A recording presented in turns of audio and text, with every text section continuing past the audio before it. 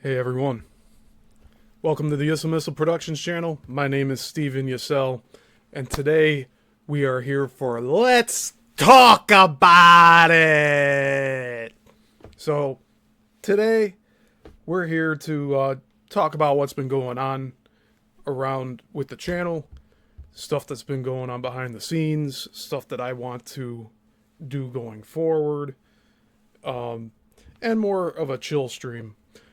But I've had multiple developments over the past week or two that I'd like to address here and go over with all of you in a very civil manner.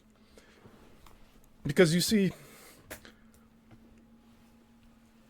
when narcissists are caught in a lie, they will do everything to avoid being pointed out as a liar. So expect Tom Althouse to go on to other shows and start trash talking me just because I tried to warn him about Penny being his handler, and now he doesn't want to speak with me anymore. I know that's what it is. But here's the thing. This show, we're on episode 3. Episode 2? Yeah, episode 2. Last week. Another host that used to host Tom Althouse showed up and watched my live stream here, where I was going over my grievances. And what does this person do after they watched my show? Well, they sent the show to Tom, which is awesome. But then they wanted me to be on their show. It's like a 700 subscriber channel. They wanted me to go on their show with Tom, and I wasn't even asked directly. They had to have their co-host go and ask me. So I agreed to this, right? It was going to be a debate between Tom and myself. I don't know why, because I'm just trying to get the information out to Tom that Penny is his handler, along with Michael Yako and a few others. But the focus here is Penny L.A. Shepard. And we're going to be getting a first-hand account that I tried my best to get Tom to hear. And he refuses to listen. He refuses to see the truth or hear the first-hand accounts. The evidence. He talks about evidence all the time. Why don't you open that script you have shown at every show you're doing? Because if you don't do that, maybe I will. Think I'm bluffing? I don't just shoot my load off here. I have multiple things I can release, Tom. Multiple things. More than 5. But you need to come to an understanding here that I'm trying to help you. And that's the whole business relationship that we had, was me helping you. You didn't pay me money to come onto my channel. I spent my own money to fly out to your house to film your documentary. And you know what you told me when I got there? No, let's write a book. And now that's not even happening. You start these projects, you never finish them. I don't know what to say. So I was invited to this show. It was supposed to be on the 17th, right? So I said, okay. But I thought Tom's probably going to get cold feet. I'm not going to say anything on my deep dives because I can't do that to my viewers here. Like, you guys show up.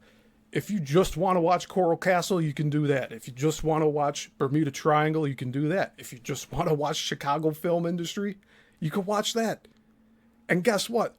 All these recent episodes, no extra talk. That's what this show's for. The extra talk. But this is important as well. So I have 2 topics to talk about today. Or I guess 2 individuals. We have Tom Althouse and we have Penny L.A. Shepard. We have the perpetual victim, and we have the professional handler. Are you getting the picture here? We also may be dealing with both of them being grifters. So, when these people can't take criticism, when they're coming out here and dishing it back to all these other people, you hear Tom talk about Hollywood. That's all he does is trash people. And if anybody questions him, he just severs ties, calls them the devil, and then goes on and tries to find new people to go and trick. Okay? So anyways, this was what, the 13th? So the 13th I was asked about that. The 15th, I was contacted again by the co-host, saying that I really should get the text out. Oh man. Because it's something. On the 15th, I was told that I wasn't like invited to that show anymore, or they weren't doing it at all. Hold on, I'll find it here. So yeah, that was Tuesday that I was told about that.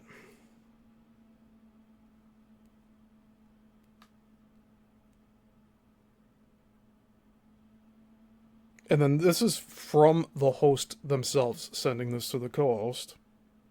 I am canceling the show with Steve. It is not worth my time. I am still healing. I can't have drama right now.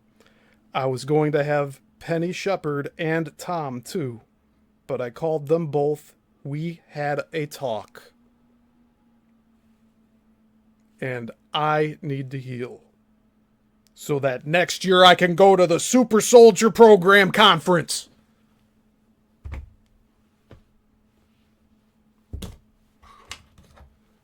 So you know what she does. So anyway, what she just said there is she's done. She's not going to do it, right? Well, 2 days later, she shows up with Tom on her show. And for 17 minutes, I guess they talked about me, without me being there to defend myself. Ain't that sweet? So I didn't watch that 17-minute interview that this person who said they had to heal all of a sudden within 2 days decided I'm not going to be on the show, and she's not doing any shows. And then 2 days after that, I'm going to just have Tom on anyway so you can talk shit about Steve. All right, man. That's the way you want to do this. I'm just trying to get you out of the handler's control, and all you're doing is pushing back and avoiding shit, and you canceled the entire work relationship that we had here on this channel. All because, I don't know, man. I still don't know what happened. I'm sitting here back in October waiting for you to enter my Zoom chat, and you said you don't have a link. What am I to do, man? That's not the reason you stopped talking to me. You don't want to hear the truth, Tom. But, yeah, it's just a shame.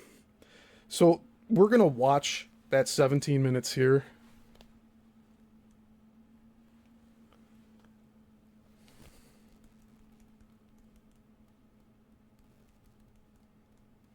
We're going to watch that 17-minute interview. And then I want to show, because I got permission to do this, the person who housed Penny Shepard for 6.5 years. Her best friend, landlord, like a sister, apparently. You wouldn't want to hear that side of the story? Or Tom just wants to hear Penny's side, that like everybody's fucking crazy and everyone's out to get her. But You don't want to hear about what Penny did and how others view Penny as she's doing her actions. I don't know what to say. I really don't. But like the utter avoid the ignorance that comes from these narcissists. Like, they don't want to accept the truth. They want to shut it out. I don't get it. I know it doesn't fit your narrative, Tom, but Penny is handling you.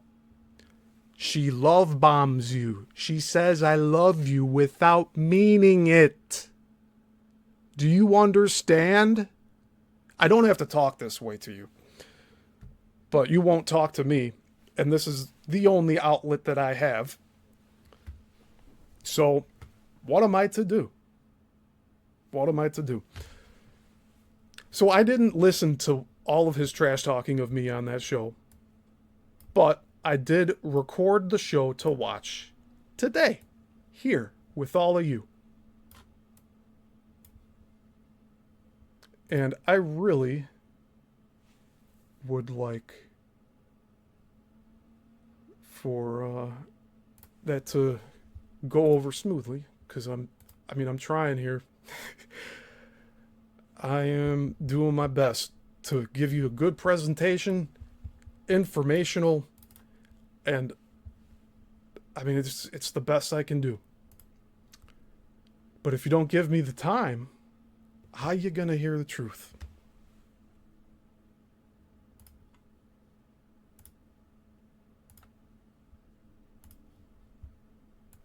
So here we go.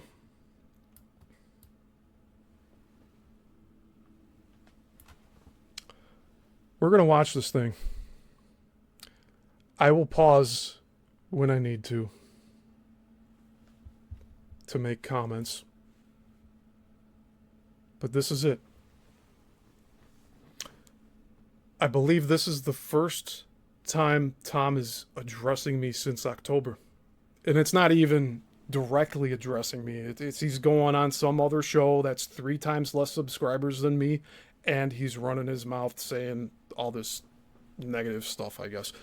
So it's not even that the stuff is negative. When I criticize people, it's to help them. And I'm not being mean, all right? You don't want to see me mean. So we'll start this now. And yeah, say something if you're in the chat here. This together, we got it in hand. It's just a matter of compiling it properly and bringing it forward with expertise. So that's what we're doing now. And I'm seeing a lot of reactions from the other side where evidence is showing up in my house, things like that. I mean, just incredible. I'm going to pause it here. This dude continually finds more and more and more evidence, but we don't ever see it. Things are being restored and returned. And I'm like, wow, that's a total sign that, they see you as a winner. He doesn't sound confident. So, yeah, we'll win this. Good. Today, we wanted to talk a little bit about how the game is played to divide and conquer. I talk about the art of war a lot here, and lately that's what's been happening. It's been happening for a while now, but it had simmered down on my end. I don't know about your end, but my end started in September. Oh, September, you say? The last time Tom interviewed with me. When a person told me about another person speaking ill about you, and I didn't want to tell you, and I didn't tell you for the longest time because I thought, I told this person it's their problem, Right. not mine. I don't want anything to do with it. But now it's Now what? It's climaxed, I guess you could say, to Did you have a climax watching my stream the other night, Veronica?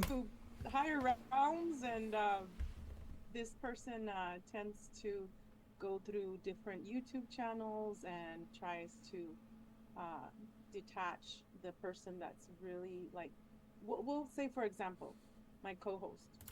Yeah, you're all good, Jason. we're just getting into this. I have not watched this yet, but this is a 17-minute interview that came to fruition because this woman on the screen that owns the channel, she was watching my stream last week on Let's Talk here, and she decided to send it to Tom and then tried to get me and Tom on her show, and then uninvited me 2 days later, and then 2 days after that, she's live with this asshole now. So, I'm just saying, I tried to warn Tom that Penny is handling him, and she does not love him like she says. She is just saying it. It's called love bombing. You do that to break down the guard of people you're trying to break down. All the things that he talks about on all of the interviews with me, and he just is completely blindsided by this bitch? Come on! Let's continue here. Right. And just whispering things in the ear and saying, hey, this person did that to me, that. And then that kind of trickles down to me like, well, what's going on? Are we being divided now? Because I don't want to be divided. I assume they're talking here about me, which is why we're watching this. And I know he is on that show now because she reached out to him because she watched my video. All right? But let the audience know if you'd like. Yes, full disclosure now. Tom decided it was the best idea to go on this woman's show and talk badly about me. Where I'm... Dude, you want me to do a read-through of the Immortals here? Because I'm about to. I'm really about to. And also blow the lid off of all the other projects you're trying to do.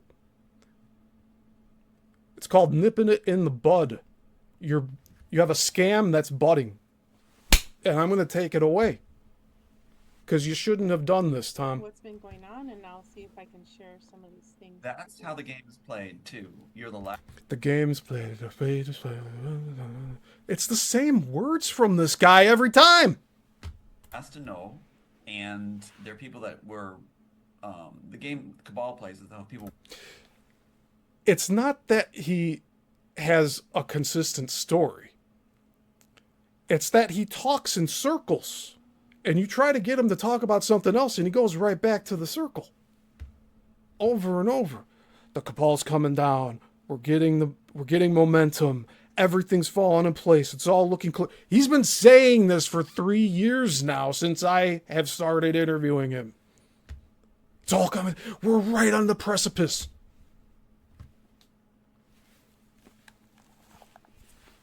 Okay, Tom, I'll wait. No, I'm not going to wait for shit. We're going to keep going. Work with you, and then they'll pull the rug on you without you knowing. And that's something that goes back to... Tom pulled the rug out of me on this channel. He no-showed 3 times in October and then said we're done. Talk about pulling the rug. You pulled the rug out on here, dude. You totally pulled the rug out on whatever you were doing here. You lost a great opportunity here. Pat Robertson's organization as a tactic they call anonymouses. And so what's interesting about this party we're discussing right now is... So I also believe that if it wasn't Penny, that someone else was reaching out to Tom, pretending to be me and talking badly to him. And pretending to be reached out anonymously and tried to make it coded to make it seem like it's me or some shit. I have not said a word to this dude since he told me to fuck off, basically. And for no reason, mind you. Steven guy. Here we go. All right, I'll go back 10 seconds. Pat Robertson's organization as a tactic they call anonymouses. And so what's interesting about this party we're discussing right now, this Steven guy, he knew when he was at my home, he knew that this was the hardest part of dealing with all this is the anonymouses and how they work. Yeah. So he heard that. He knew that. And then he employed the very same tactics. Because interesting. I will say right now that I in no way, shape, or form contacted Tom anonymously whatsoever. Ever. ever. This was the hardest part of dealing with all this is the anonymouses and how they work. Yeah, or the garden. Yeah, the hardest part of being at your place was digging up the garden that you ended up sodding back up. So he heard that. He knew that. I may have heard it, but am I gonna remember that, dude? Like, you really think I'm like implementing like this crazy idea that you say, like, oh my God, I got Pat Robertson, all these anonymouses, and they're all setting out to go and get me. Who was doing that to you, Tom? Who has multiple accounts, Tom? Penny. Go read the cadence of whatever anonymous people contacted you, because it wasn't me. It wasn't me, Tom. And then he employed the very same tactics. Unbelievable that he has the gall to sit here and talk about me like one of these other people that he says is in the industry and has ruined his life. Because he also heard they gain. They get great rewards. They get to gain. They have a D player backdoor card where, say, they can't get into a top host like John B. Wells, right? I got you on John B. Wells' show, Tom. Yeah, he's a professional victim. Absolutely, Jason. They get to gain. They have a D player backdoor card where, say, they can't get into a top host like John B. Wells, right? He was gaga about John B. Wells.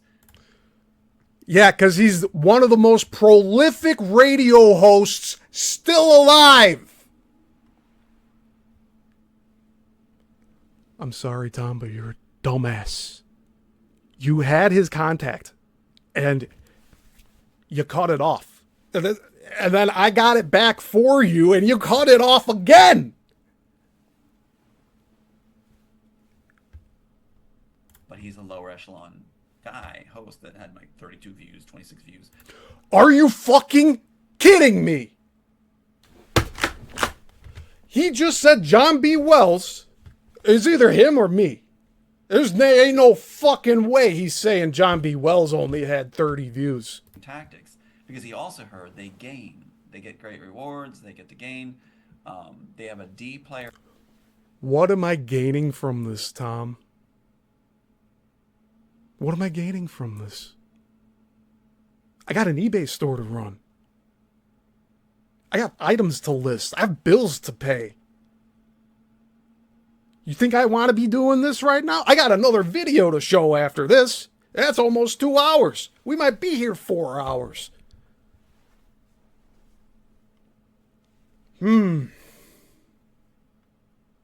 I can only assume he's talking about me, but that's not even true with the 20, 30 views bullshit, because we were getting hundreds of views. And some of these videos, thousands. There was one that went over 10,000 views. Dumbass. Backdoor card where, say, they can't get into a top host like John B. Wells, right? He was gaga about John B. Wells, but he's a lower echelon guy, host that had like 32 views, 26 views. So he wants to have access to him. Ah. So he was trying to say, I'm a lower echelon host that only has 20 to 30 views, and that I was trying to get clout by... I gave you John B. Wells' phone number, his direct cell number, Tom. I never called it. You did. He answered on the first ring. You got 2 interviews with him after that phone call, after I gave you the number. And you blew it all away, man. You haven't been back on there. I don't even think you called him back. I think it's been over a year you haven't even reached out to him. John B. Wells used to be the host on Coast to Coast AM, nationwide radio station.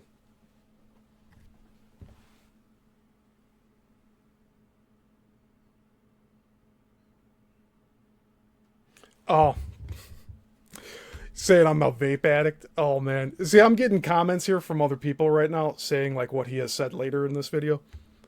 We're only 2.5 minutes in. And Jason, yeah, I really wish Zen was here. It was planned for him to be in the chat.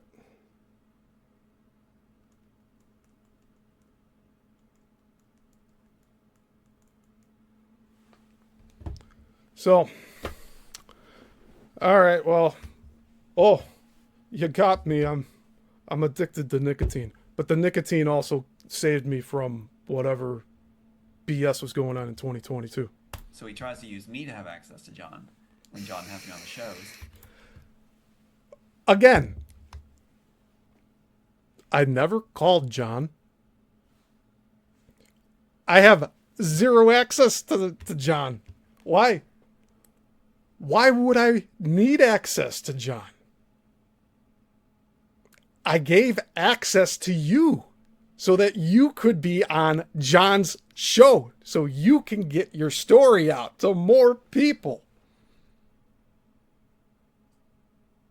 And the same thing with the other individual that helped get you onto the Roseanne show. And now you're not talking to either of us. You took our skills, our talent, and our trust, and you abused all of it. And then you left us out to hang to dry. Forgot about it. Don't worry about them. Don't worry about them. I just did 22 interviews with them over 2.5 years. Don't worry about them. The interviews are not coming down anytime soon. It's there for, what's that? Dang, it's right on the tip of my tongue. I can't say it. I don't know. It's all up online.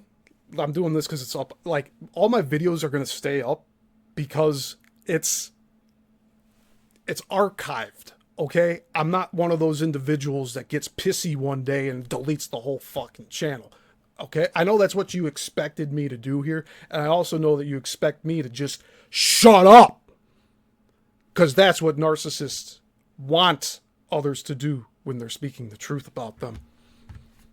You narcissist. Echelon guy, host that had like 32 views, 26 views. So he wants to have access to him. So he tries to use me to have access to John when John has me on the shows.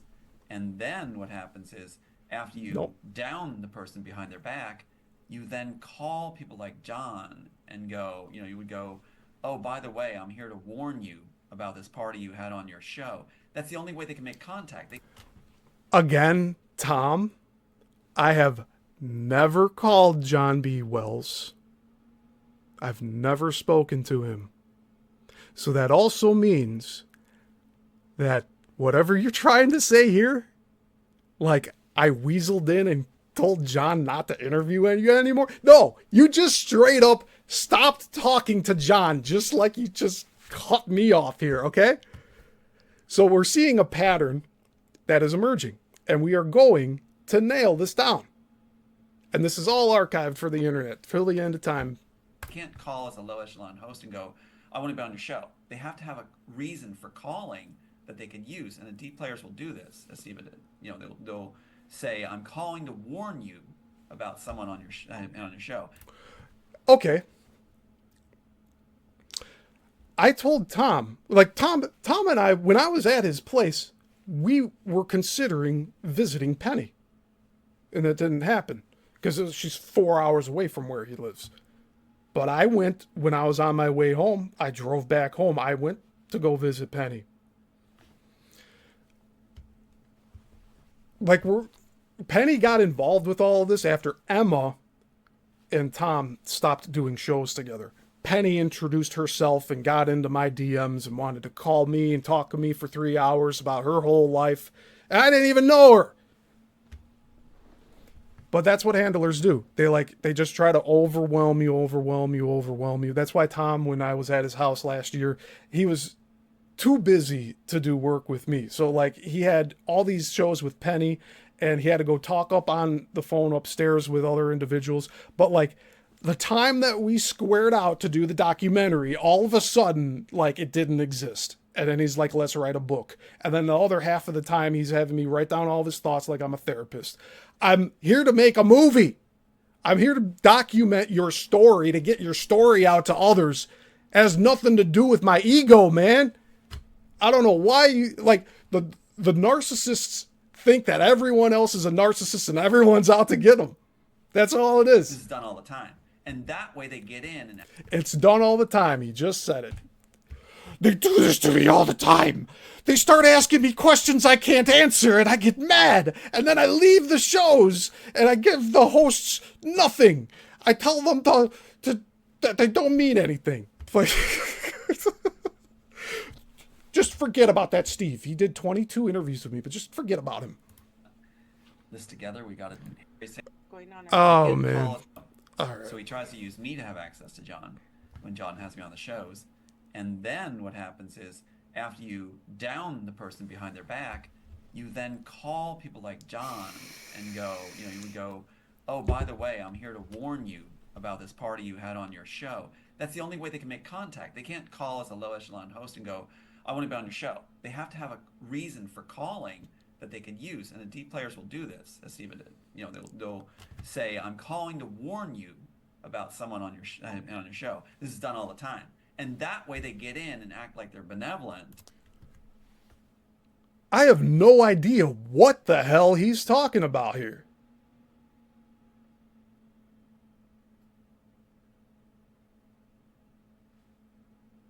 Tom had like 3 different emails. He had a phone number that I called him. I talked to him on the phone with it constantly. Texted him. He's not reached out to me at all. I tried to call him on the day that he cut things off. Like, he just straight up ignored me. So, like, how am I supposed to communicate with it? And then also, he has these handlers that are pretending to be me and these other fuckers. Like, it's just too much. Yes, as Steven did. They'll say, I'm calling to warn you. Yeah. I did call Tom to warn him about Penny. and then I had a conversation with him. He said that Penny was saying she was going around to other guests that were in her show and telling them, like, Tom's suicidal. Tom's doing this. I'm concerned for his well-being. The same tactics that Tom says has been used on him all the time. And I'm like, dude, you see it happening right in front of your eyes here. So let's talk about it later tonight with the landlord that Penny ran away from and moved, like, she ran from Texas to Georgia to get away from the landlord because she got caught in a lie.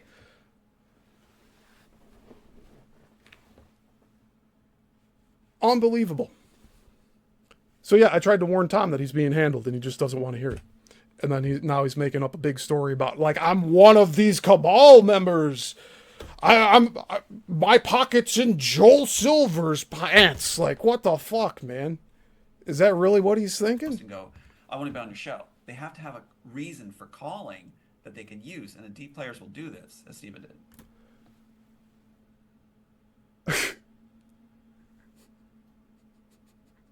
I'm a D player. No, I'm not. I don't know what the heck he's doing. He's like, he's giving me labels. He's like, okay, this guy does anonymous stuff. Dude, I don't do any of that. I haven't talked to you since I tried to have you on the show in October again for part 23. And then you think, if I don't get back to you, you think I'm ignoring you. If I do get back to you, you think I'm desperate. So make up your fucking mind, bro. They'll say, I'm calling to warn you about someone on your show. This is done all the time. And that way they get in and act like they're benevolent while they're actually doing something illegal. And excuse me? The fuck did I just hear? They can't call as a low echelon host and go, I want to be on your show. They have to have a reason for calling that they can use, and the D players will do this, as Steven did. They'll say, I'm calling to warn you about someone on your show. This is done all the time. And that way they get in and act like they're benevolent while they're actually doing something illegal and get the person's attention that way, and then they try to see if they can get. So I did get your attention, Tom. What took it away? Did Penny call you and say that I'm no good? Spreading more lies? On their program that way. It's a D-player backdoor method, and it's very effective. In fact, Robertson's organization, they were 100% effective. I have a transcript right here. This transcript is from a Darlene Graves at Pat Robertson's organization, was an adjunct professor, talking to a housemate of mine named Kirsten Leslie.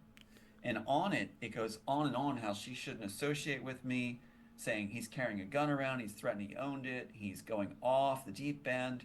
I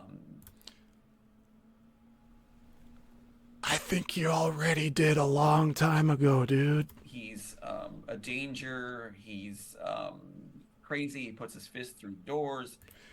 Yeah. I do believe Tom is one of those people that gets seriously pissed the fuck off and goes into another part of the house and punches the wall and makes a hole. That's why he talks about it too, by the way. Narcissists talk about themselves and repackage it as other people. He speaks Christianese, he's psychological issues, he wounded this community. I'm just reading from it, on and on and on it goes for pages. That's an anonymous approach. Now, what's interesting about the character we're dealing with, and thank God you told me, because this has been going on months, I had no idea.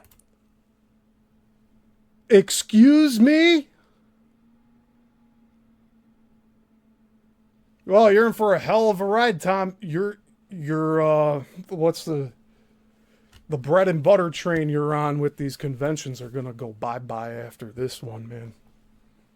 You just give me a few more weeks, and I'll make sure that you're never on another fucking show again. And you know what, man? I'm only reacting this way because, like, you're coming at me now. Like, after I explain everything, and you don't want to believe it, and then you have your handlers going and trying to say that I'm doing things that I'm not.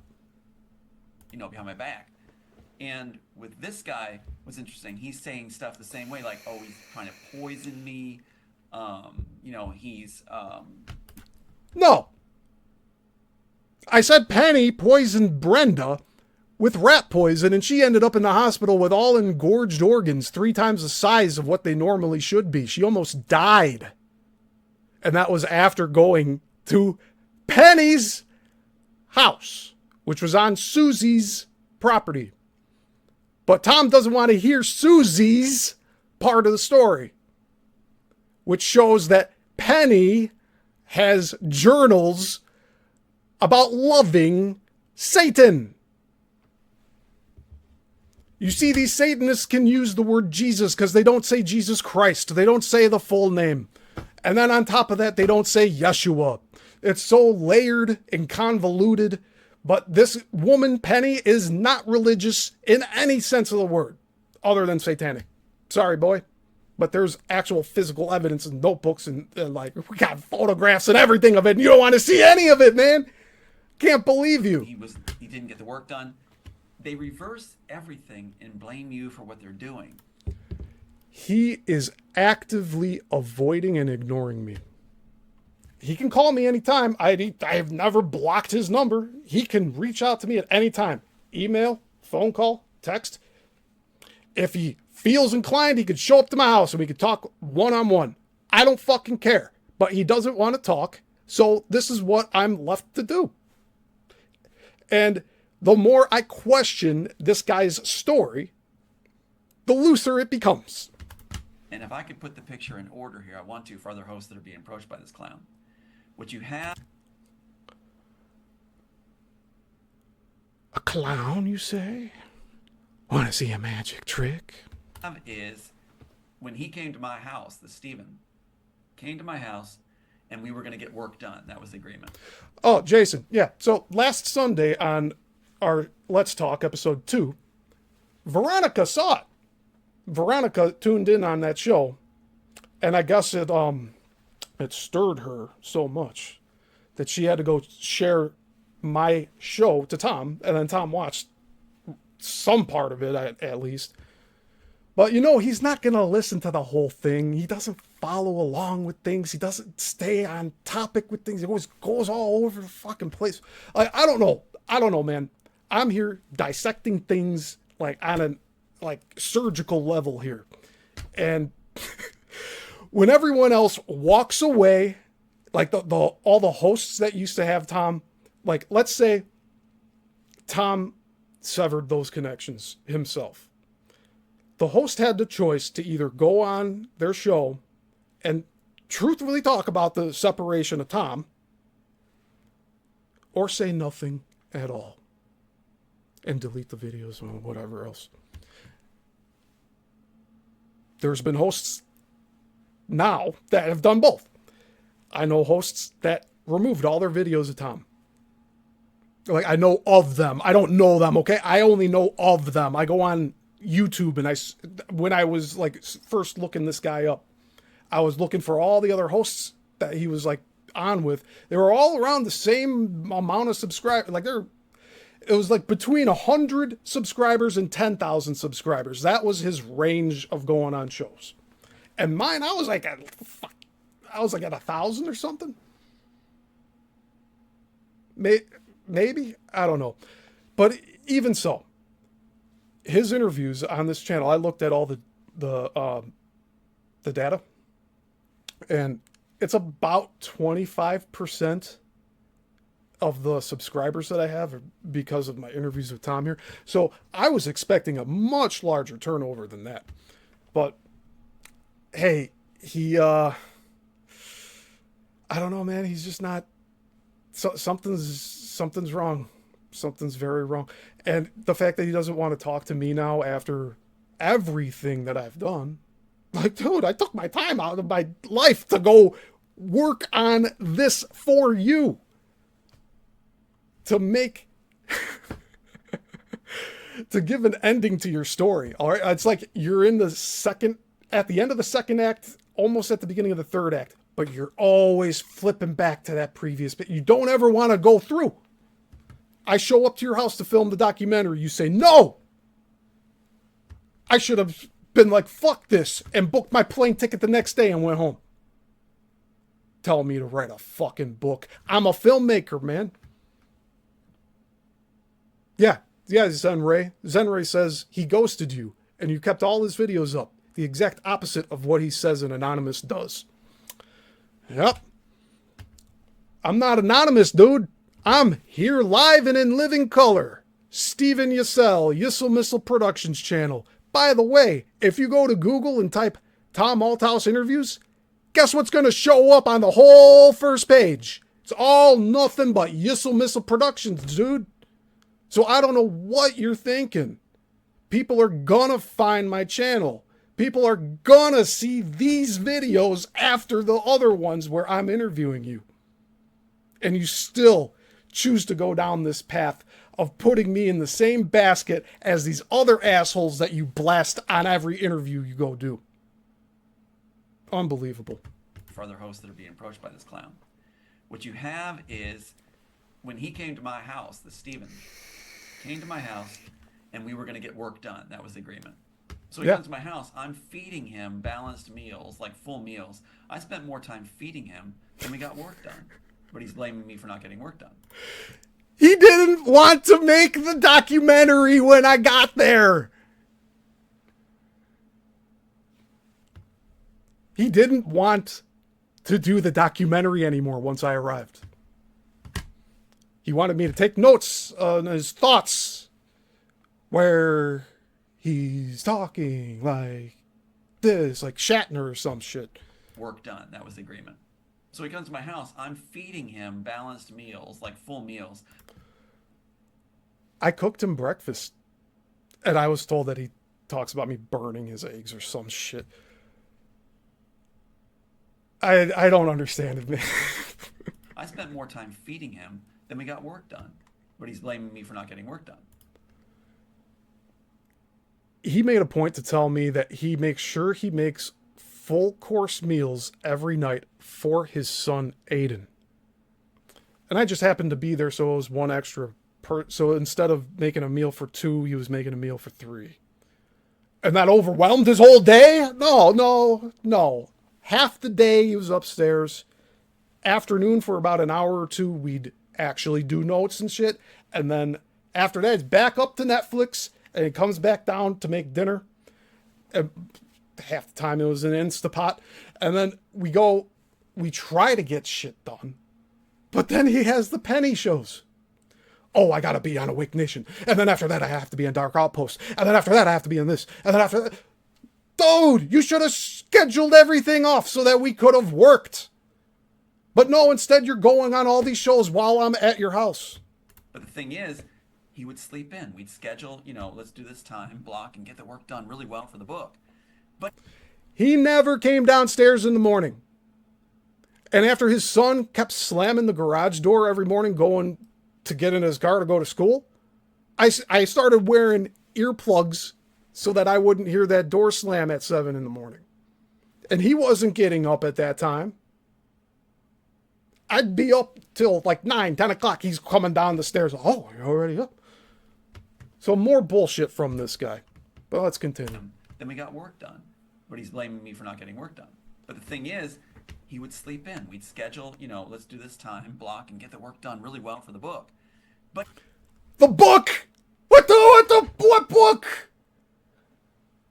That was not the plan when I showed up. Boy. He wouldn't get up. So I'd be up in the morning and I'm waiting. He'd sleep in. No response. And then he gets up and he doesn't really want to work. Holy shit. Are you guys hearing this? Are you guys hearing this?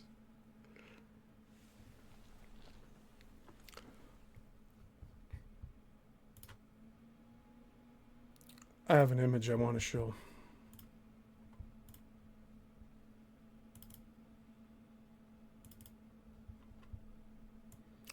I don't want to work, huh?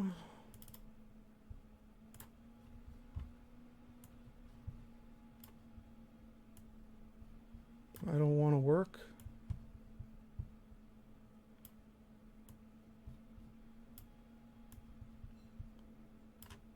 If I don't want to work,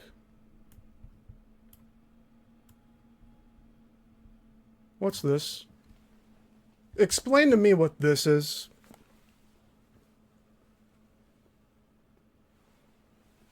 I'll tell you what this is. This is me and Tom doing work. That is now all for nothing because he doesn't want to talk anymore. Because what? I told him that Penny's his handler and he doesn't want to accept it. He doesn't want to hear the truth, so he's just going to go ahead and make me a villain. That's it. Doesn't want to work, right? Hey. This is the person he's talking here and then the screen next to me here. I don't want to work. What's this? What's this, dude? Tell me what this is. Fuck. All right. You're feeding him. He's in your house. And it's like you get maybe something done that really doesn't accomplish anything, maybe for an hour. And it's like it wasn't succeeding. Nothing was accomplished. Most of this is on Tom.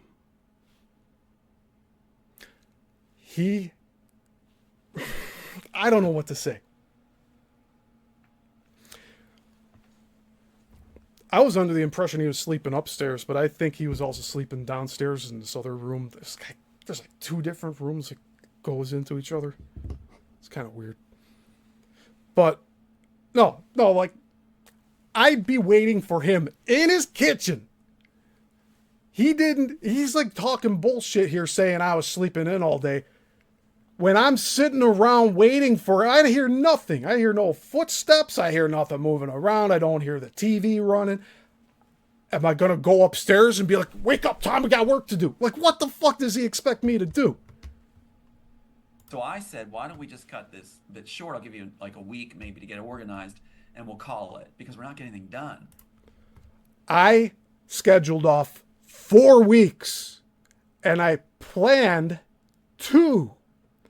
So that if I needed to be there for an extra week or 2, I could.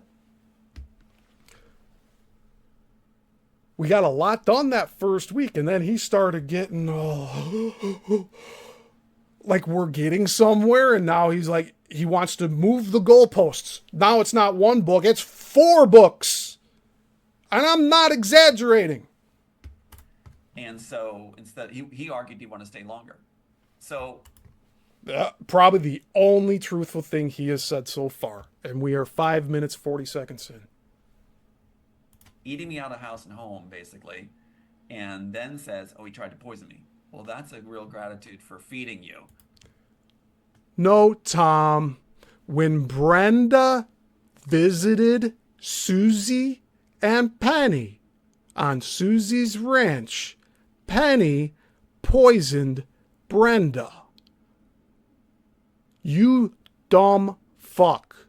I don't know how you think I said you tried to poison me with your food. This dude's way off the reservation.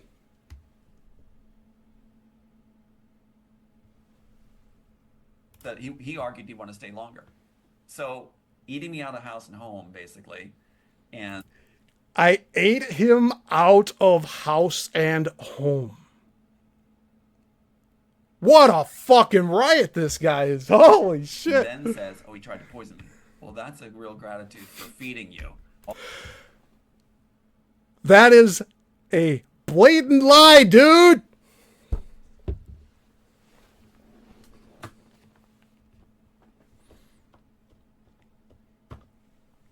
Holy shit. I never once said that Tom tried to poison me. I tried to tell Tom that Penny poisoned Brenda.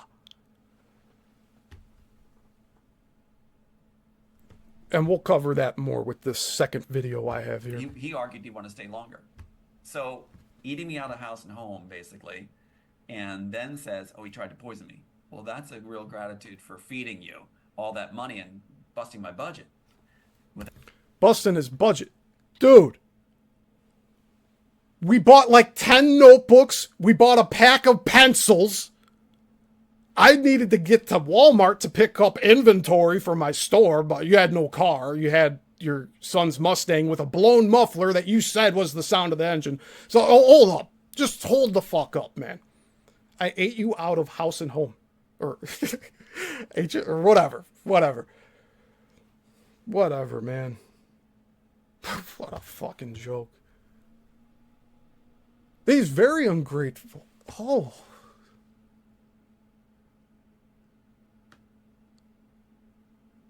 No, what's even worse, Zen, is like, why would he act like everything that he was doing in front of me was important? Just to turn around and be like, no, this Steve dude's an asshole. Ha ha ha, he flew in here and I told him we'd make the documentary and then I told him to make a book and then I told him to make 4 books and I told him to go fuck himself. Right? Like a fucking Goodfellas movie or something. Without work getting done. And then not doing the work because he's lazy. We didn't accomplish anything. Well, that's your fault. We never made the documentary because Tom wanted to change the project into a book. I'm up in the morning waiting to do it. You're not doing it. It was really irksome. All that he was having me do is transcribe his thoughts. He was going through story by story. Most of it was with the court case bullshit. And all these players involved, like the lawyer that slept with his wife and all this other bullshit. So he was working through those memories. I was transcribing it for him. He was saying it was too much for him. He's like, all right, let's stop. We do that for an hour or two. Yeah, it gets really tiring writing it. So eventually I found out how to just, the 2 thumbs, type in as he's talking. Found that out to be very efficient. And again, I'm not going to be using any of that I did. So why would I waste my time like that? Why would I go to your house and do all this stuff just to be like on the internet several months later, hey, I'm anonymous and I'm trying to tell you that Penny is a bad person. Dude, I straight up called you from my phone number. It's not blocked. Has no like anonymity to it. And I told you myself that she's not good. And that there's multiple reasons why. but you didn't want to hear it, Tom. That they can turn this around this way. In fact, when he showed up at my home, Aiden said, Dad, this guy's dark. He's scary. This is a dangerous guy. You don't want him here. Unbelievable. I do remember Tom mentioned one day, and I've told this story to other people, and they've said some pretty funny comments about it. But one day we were sitting in his kitchen at his island, and he's looking at my eyes, and he's like, "There's something about your eyes. Like, there's something about your eyes, Steve. There's something about your eyes. Like, I can't figure it out. There's something with your eyes." And I'm like, "What? You can't read me? I'm just stoic?" He said, "No, it's more like Sean Connery." And I'm like, "All right, whatever. Like, what the fuck does it matter to me?" So is that where that came from? And I really, if Aiden was saying that I was dark and that he didn't like that I was there, Tom never communicated any of this to me while I was there. And this is the first time I'm hearing about any of his like unsettled feelings of like, "Oh no, Steve's a bad person." Really irksome that they can turn this around this way. In fact, when he showed up at my home, Aiden said, Dad, this guy's dark. He's scary. This is a dangerous guy. You don't want him here. Tom, you better be scared now, because you've taken the censor off of me. Like, now I'm here. Now I'm here, and I'm going to criticize, and whether it's constructive or not, like, you're going to learn. Like, this is the truth here. Everybody else is going to see this, by the way, Tom. So I don't know why you're doing this. You're just making yourself look like a fool. See if you can get rid of him. He's not a good guy. I can tell. Aiden's really... So his son said, "See if you can get rid of him." Him being me? See if you can get rid of him. What? Aiden was like not even talking to him while I was there. Like, he'd come home from school, head down, not looking, go straight up the stairs. And I'm telling the truth with this. Come on. The kid didn't want to talk. Like, Tom had me meet him and shake his hand. And then Tom tried to say, like, "Oh, it's just because everybody that's been here and has betrayed me, he just doesn't trust anybody." He said this. Tom said this to me, like, "Aiden's just uncomfortable with you because of the other bad people that have come through." How many people have you had come through your house trying to help you make the documentary and get your work out to people? Huh? And Zen makes a good point. How would a teenager like 17 go, "Oh, he's really dark. Can you get rid of him?" Who the fuck would say that? That's why I'm saying the Tom's line here. We didn't accomplish anything. Well, that's your fault. No, it's your fault. In the morning waiting to do it. You're not. Tom, I was up in the morning. You weren't. You were upstairs doing who knows what. I assume sleeping. Doing it. It was really irksome that they can turn this around this way. In fact, no. I showed up to Tom's with the plan to make the documentary, as he says so many times. And then he changed it when I got there. When he showed up, I had all my film equipment with me. I had everything. I had my lights, I had my cameras, I had my backdrops, I had my tripods, I had my microphones. I had everything ready to go to film a one-on-one interview in his house where he's sitting down with me and he's going through every article of physical evidence that he has. And he refused to do it. At my home, Aiden said, "Dad, this guy's dark. He's scary. This is a dangerous guy. You don't want him here." Unbelievable. See if you can get rid of him. He's not a good guy. I can tell. Aiden's really good at that. So why did he Why did Tom continue talking to me from April, the moment that happened, apparently with his son, where his son is getting bad vibes about me, right? How come Tom would continue talking to me from that moment in April through October? Yeah, I had 4K.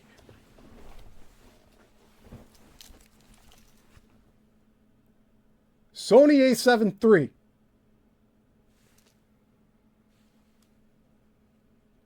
It's one of the best cameras on the market. And yet, oh, no. This is too much. Steve's going to get popular if this is successful, and I need to continue my grift with all of these hosts and just keep on rinse and repeat. Right? I was going to say rinse, wash, and repeat. I don't know. Yeah, of all the times that Tom has been like, thank you. Like, you know how many times he said that? An ass kisser from the front and an ass fucker in the back. Sorry for the language. And he's right. I had other people telling me too, this guy's dark. There's something really bad about him. He's like a Bane. Even said that. And I didn't heed it. Huh? He's talking about Bane? I can tell.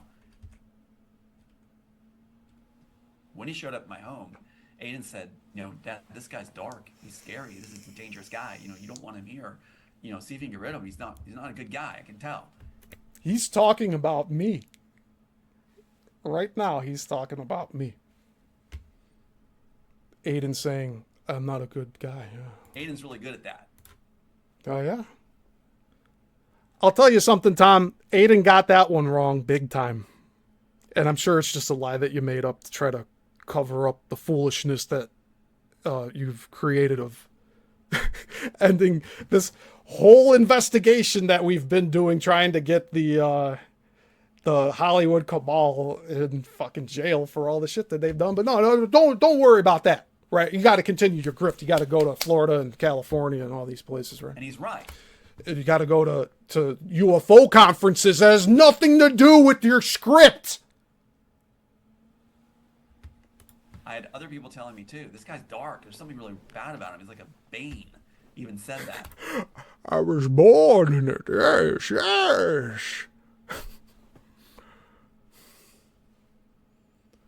All right, Steve, are we going to make the book now?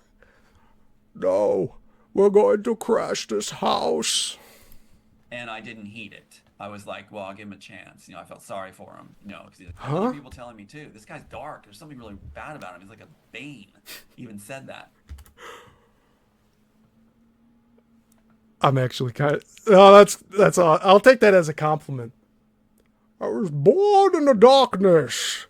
I haven't done that voice in a long time. Yeah. So which is it? Am I a clown or am I Bane? Or am I both? And I didn't heed it. I was like, well, I'll give him a chance. I felt sorry for him, because he doesn't get views and things like this. Did I just hear what I think I heard? Something really bad about him. He's like a Bane.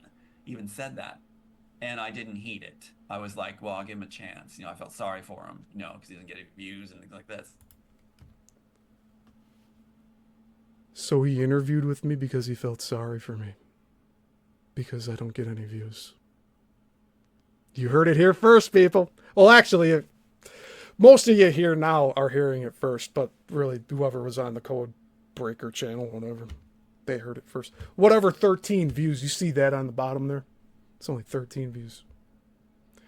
And then he's giving crap about me. So hold up here. I want to make this bigger just to show you. He's bitching about me and my channel. And look at this. Look at this. Hey, now I'm in the... Look, I can act like I'm in here with him. I'm not going to do that, though. But you see here... He's on this person's platform talking about how he did pity interviews with me, who has 3 times the amount that this host has. So she's even more pitiful. That's why he's on her show. Are you going to wake up, Veronica? Are you going to wake up, Tom? Both of you need to wake up to different things.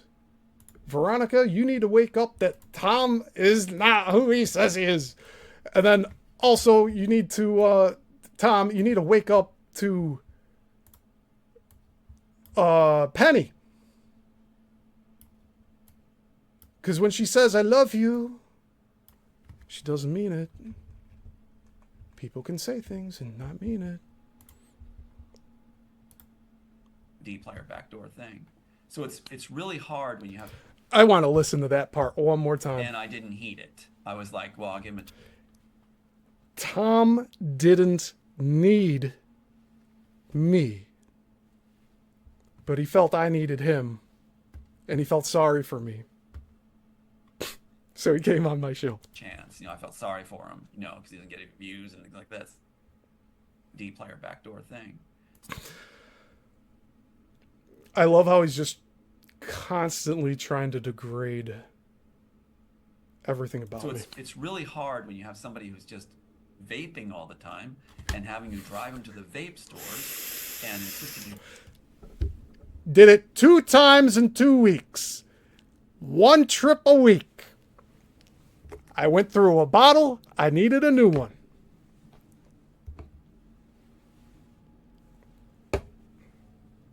This is what you call high maintenance. When very simple things like I need to go to the store turns into this bullshit that Tom's spewing out right now. He ate me out of my home.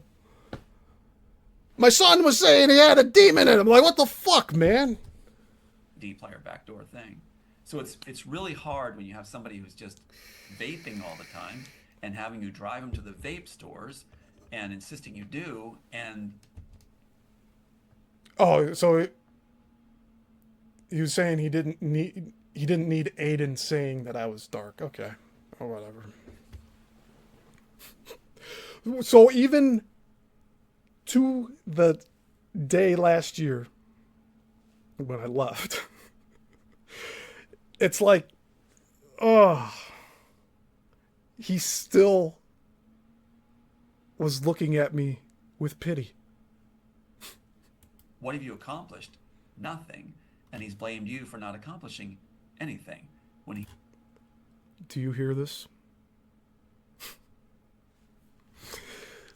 He's saying that I have accomplished nothing in life. That's beautiful right there. Having you drive them to the vape stores and insisting you do. And this dude didn't have a car. Okay? So let me frame this for you so you can understand it better, everybody. He had to ask permission to use his son's car that he bought for him. Like, he bought his son's car for his son to use. But he feels he needs to ask permission from his son to use his car. And he feels like he's doing a disservice to his son every time he needs to use it. Even though the car that the kid had previously, he wrecked it on the highway. Doing stupid shit with his friends. And this is something you won't hear from Tom. So Tom got his son a new car, a Mustang.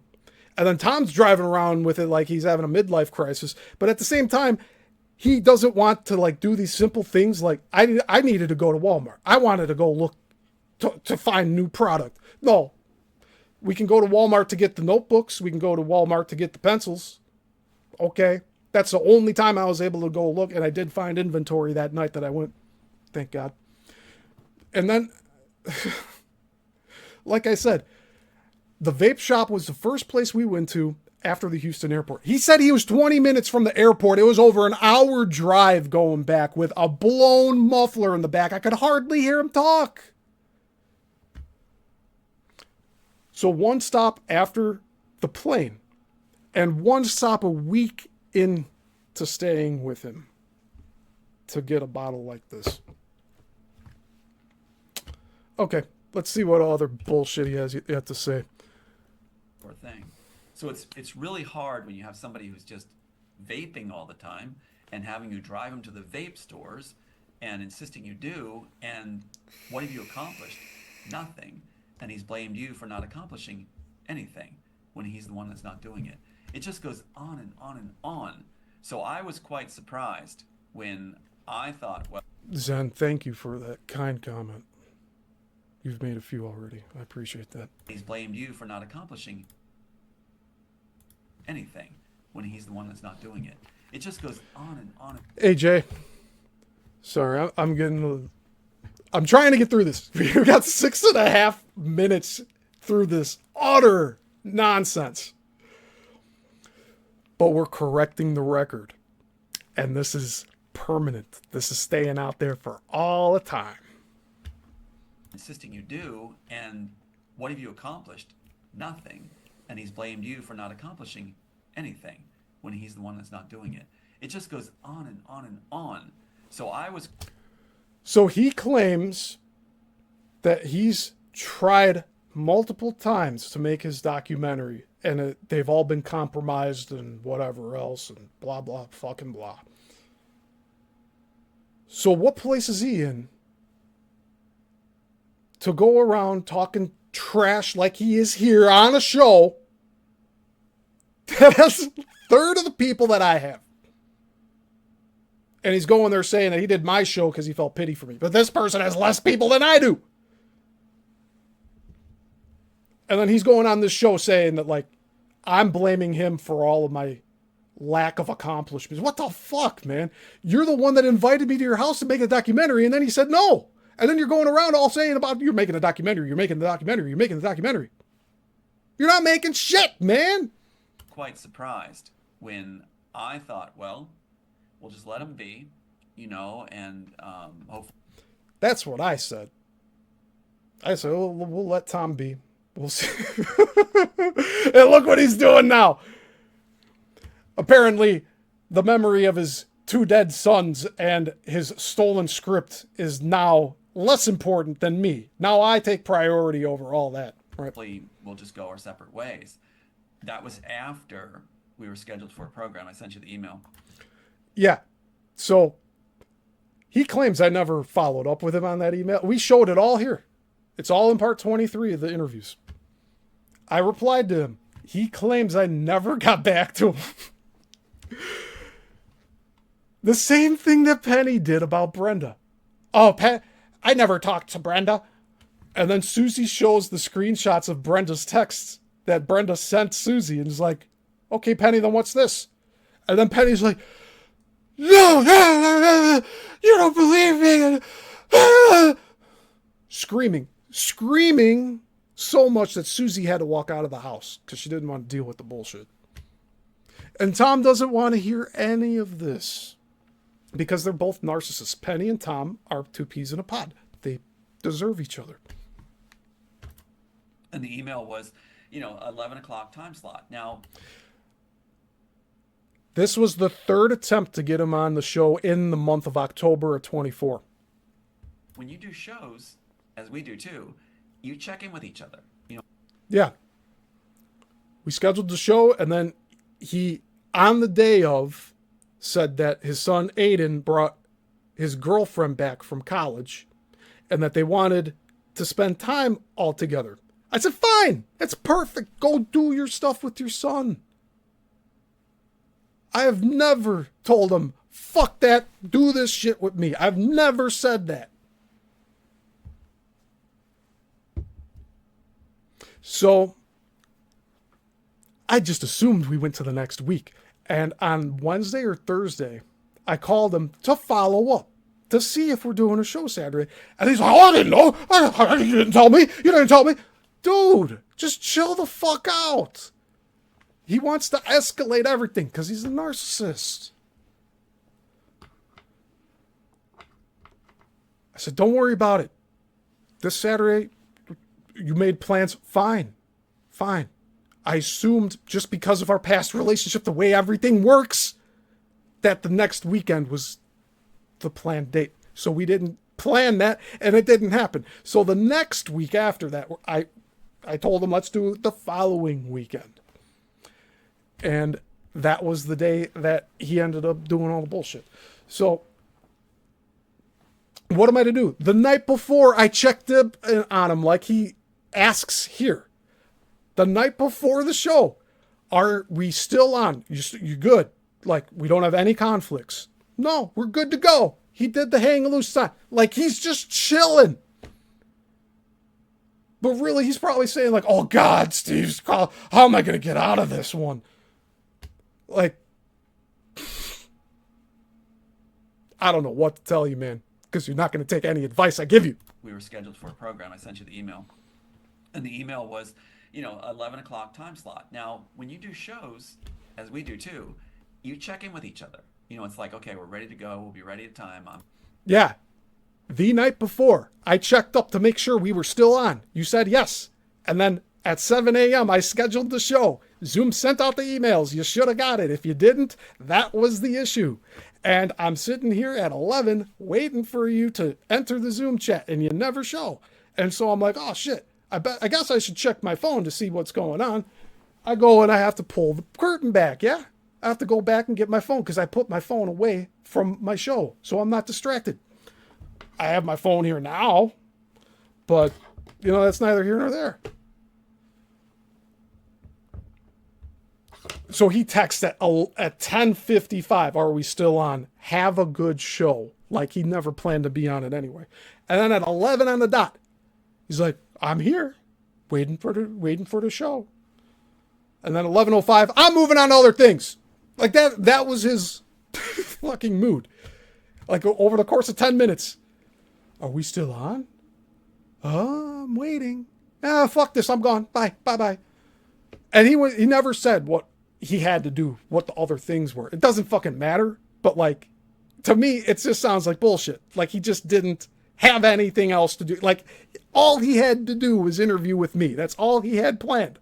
And then he gets all bent out of shape over this 5-minute window. And then he's like, oh, fuck the whole show, even though 4 hours we go sometimes. So just fuck it.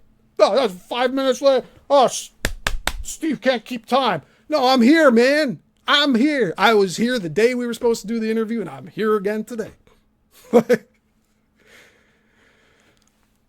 That's why I say there's a lot more going on in this than we all realize. But for the context here, I was trying to get Tom's story out to everybody. And I even offered to do the documentary. I flew out to his house, stayed with him for 2 weeks, and then he stopped all documentary work. Like, he didn't want anything to do with the documentary. He's like, no. We need to do a book. Dude, what are you doing? Said, we do that. We did that today. In this case, it was odd. There was no word that day. It was like 11. I texted him at 8 p.m. Hold on a second. I might still have the texts. Hey, Norma, I see you there.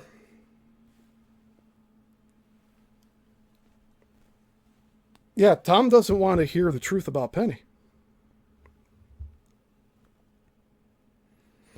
All right, let's see where he's at. October 26th.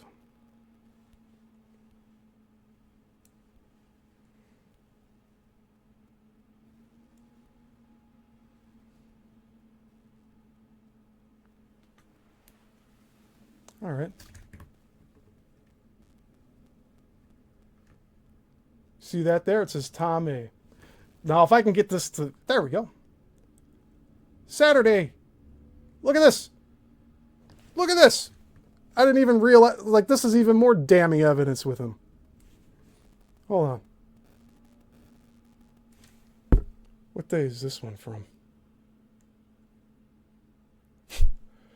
Friday, October 11th. We're just going to go through this here, just so you see how much of a hypocrite this asshole is.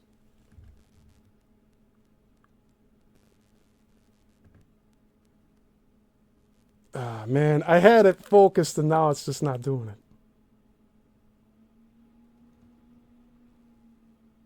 Friday, October 11th.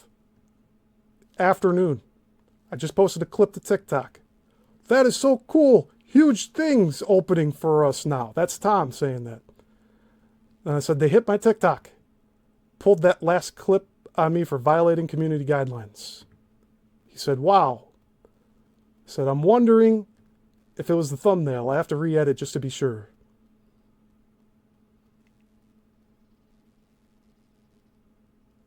It's time to end the satanic New World Order.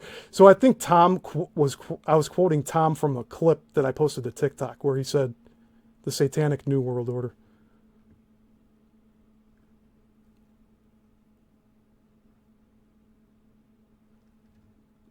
Then he's asking me about some podcast. Saying I reposted the banned clip. Then I asked him, there's the first interview for October on the 12th, the 11th, the night before. I asked, still good for 11 tomorrow?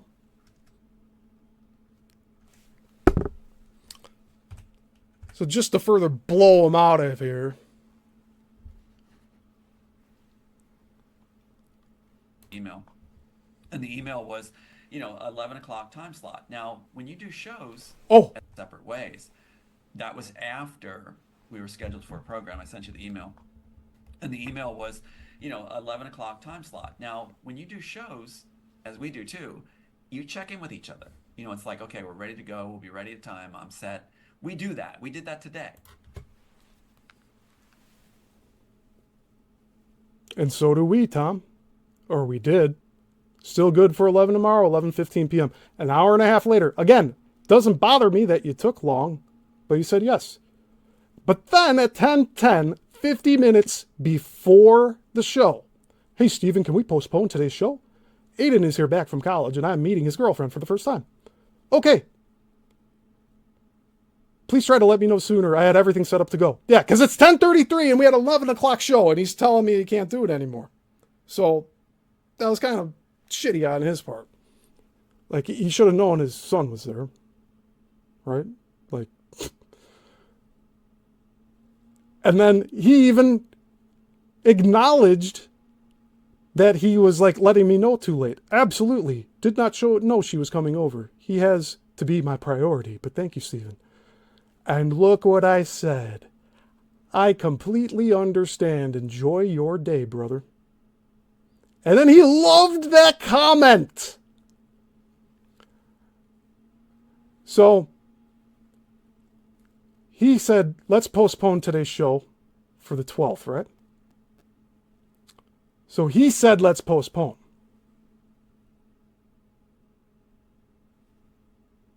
And then I'm showing him some like praise he got on a comment on my YouTube channel. Then October 19th, Saturday, he texts me in the morning. He's like, oh, thank you for sharing that with me, and sent hearts. And I think I called him before the 19th, I called him, and that's when he's like, no, I have other things going on. So that day we were able to still text even though he was busy. Friday, October 26th, 7:12. I say, tomorrow at 11 a.m., just checking in with you. We're still on. 9:52, he says, we are on. That's exactly what he was talking about in this clip. That we check up on each other. When we're hosting a guest, we check up on each other. Yes, this is exactly what we were doing. He's trying to say here in this video next to me that I wasn't doing any of this. Saturday, October 26th, 10:55. He's like ready for the link. The first text I saw from him on this phone was that one. Okay, I am moving on to other tasks. We can reschedule if you like. Have a great day. And then the cool sunglasses I don't know what he's trying to do. And then this I showed on part 23. Ready for the link? Have a great show. 11. Are we still on for today? It's okay if something came up for you. I will use the time for sure. And that's the thing where he's like being passive aggressive. He thinks I'm wasting his time. And that's why he's saying he will use the time. And then at 11:05, he didn't even give me 5 minutes. He's like, okay, I'm moving on to other tasks. Can we reschedule it? We can reschedule if you like. Have a great day. And look at this. I got back to him a minute later. Yes, we are still on. I emailed you link at 7 a.m. Let me resend. I resent it to him. He never opened it. And then I asked, you left after 5 minutes? All right, I guess we'll reschedule. My subs were looking forward to hearing from you. Not sure what's going on. Have a good weekend, brother. And he said, it's all good. I had no word from you. I was all set up. Communicated, ready to go before start time, and with no replies. Yes, I went on to other things. I cannot believe you. You see, he just goes into this he just sets himself off. That's all he does. In this case, it was odd. There was no word that day. It was like 11 a.m. is going to roll around. I'm sending messages on text saying, okay, I'm ready to go. 5 minutes in the studio. I get 5 minutes before showtime. Tom, be a little more accurate with what you're saying. Yeah. All right, let's read these comments here. Norma says, Steve, as I said before, when Tom went on Roseanne's podcast, it was crystal clear he acted as if he reached a higher status, kissing Roseanne's ass. And I absolutely agree, Norma, even though I haven't even watched that whole thing. I watched like the first 6 minutes of it, and I'm like, what did Tom do with his hair? That was the first question I had. Like, I don't know what he's doing. And then Jay says, if he is lying about this, he's probably lying throughout your 22 interviews. And you know what, Jay? You're probably right. And that's why I say there's truth in everything. Because most of those interviews are probably lies from him. But there's some truth in there. Where's the truth? I don't know. We have to reconfirm everything, right? To reconfirm the truth. on the link, ready to go, in the studio. 8 minutes go by of no contact on my phone calls, my messages. So then he takes 2 minutes to write a wall text? My emails. Now that's alarming. That just doesn't happen. It's very unprofessional.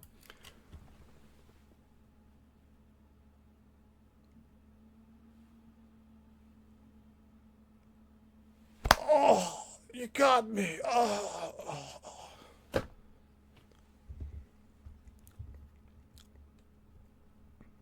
Imagine if you were name called by other people and you just accepted that name. Be really fucking shitty life. So, got this here. Got this microphone here. Get this little camera right here. I guess, suit's a few years old. Yeah, I guess it's unprofessional, right? I don't know what is going through this guy's head.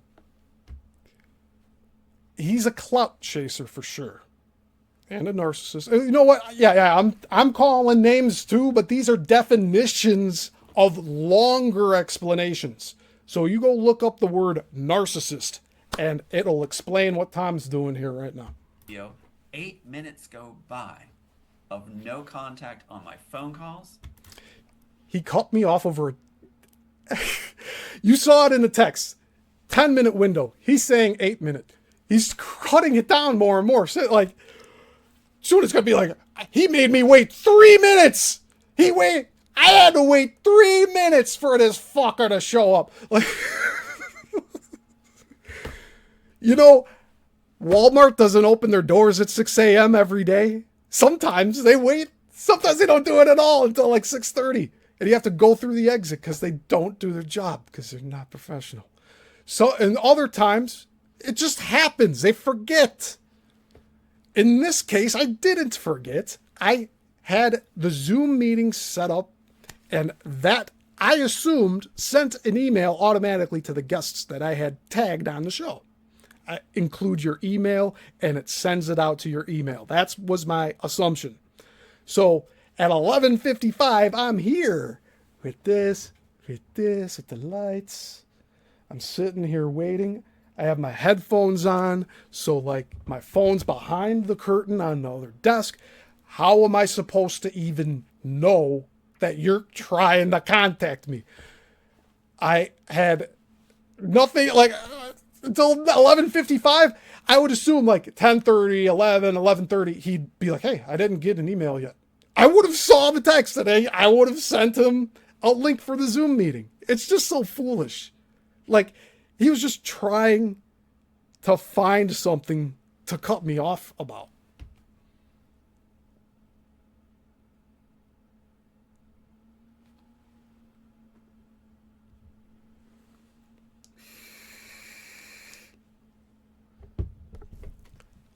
Jay,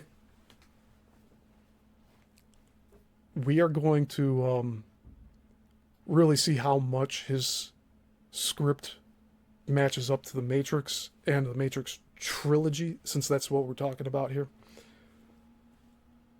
All of these matchups, it all goes out the window when you can't match up page by page. And you could stretch it like pretty far. You could say that like this line was lifted, these characters were like reconstructed and turned into the, like, he says this about the whole thing, but like all of his characters don't have any relation names to any of the characters in the Matrix. They're all different names.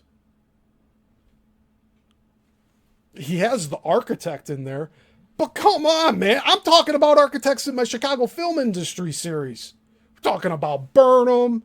We're talking about this. Now we're not talking about fictional characters in a movie. And then you bring up architect. I'm saying this because, like, the architect before Matrix Reloaded was a generic name, just like The Man. When I wrote the short film The Man, I had no title for it. I started the characters off. I didn't have a name for the characters. I named the guy The Man. I eventually gave him the name Randy.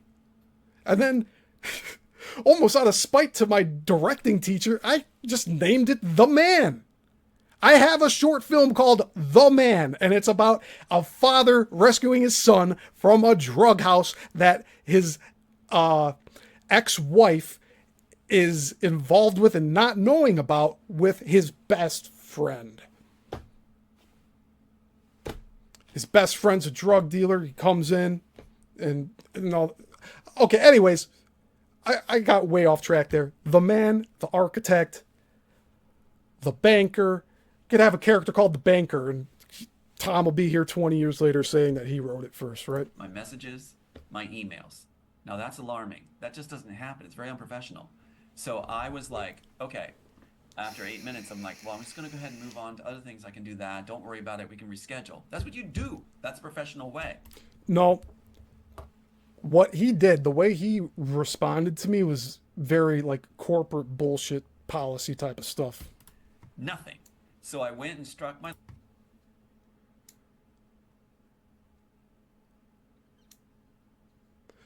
Yeah, Jay. We're gonna really... We have to. We're gonna see what's true and what's not. That's it. That's just it. Like, I'm sorry. Like, I held off so long. Like, I've been sitting on stuff for over a year now. It's been 2.5. No, it's been 3 years since I started interviewing this guy. You know the amount of material I have on him? All the physical notes I have? All the photographs I have from all the stuff he wanted me to document at his house? All the notes we took, I took photographs of those. Like, lights, got off, he wasn't no showing his own link, went and did something else, and I get an email at 11:08 that says, here's the link. No explanation, no apology, nothing. I've already set up. So, it was brevity to accelerate you getting onto the show with me live. Here's the link. It's very straightforward, dude. I don't know why you're looking into this like ass backwards. I moved on. And then what I get is a call. And the call... Yeah, that you didn't answer. Call was, you let my live audience down. You didn't, you go, you know, I'm just like... I left him a voicemail saying, hey, man, we can reschedule. But I told my YouTube channel that you were coming on here today. And that we've told them before that you're coming on here. So it's starting to become a pattern, basically. I don't know, man. I don't know what, like, no one's good enough for him. I moved on. And then what I get is a call. And the call was, you let my live audience down. You didn't this, you ghost, this like, you have a live program, you're not there for 8 minutes, I'm sitting there by myself and there's no one showing and there's no message returns. Yeah. I'm here at 11 waiting for you to show up in the Zoom chat so that we can go live. And we're not live because you're not on. Because every show we're on, you go and look at all 22 interviews, and it's always the two of us at the very beginning. It's never just me.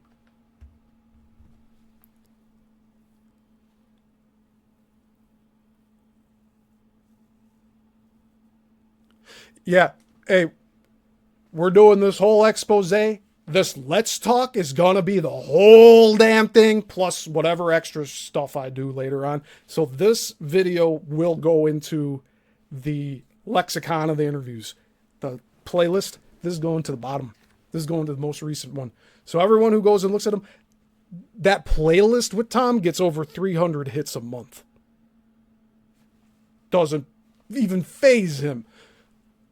To this day, it still gets 300 hits a month. That's just people clicking on the playlist. So imagine what another 300 people will do when they see this interview and they've been following you for how long? You're not smart, Tom. You may want to tell yourself you're smart, but you're a very foolish individual. You certainly let people know if you're not going to be a no-show. You let people know if you're running late or why. That's what you do. He is so caught up over this one principle that he has about time. But the first interview I did with him, I had to wait over an hour for him to show up, only for him to come back and say, the Secret Service must have fucked up my internet or something.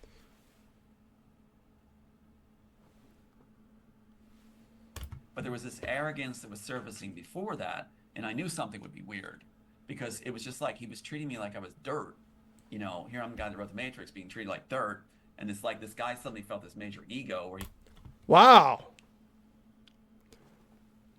So his ego was bruised because he felt I was taking advantage of his time and that he only waited 10 minutes and only 5 minutes past going live or scheduled to go live.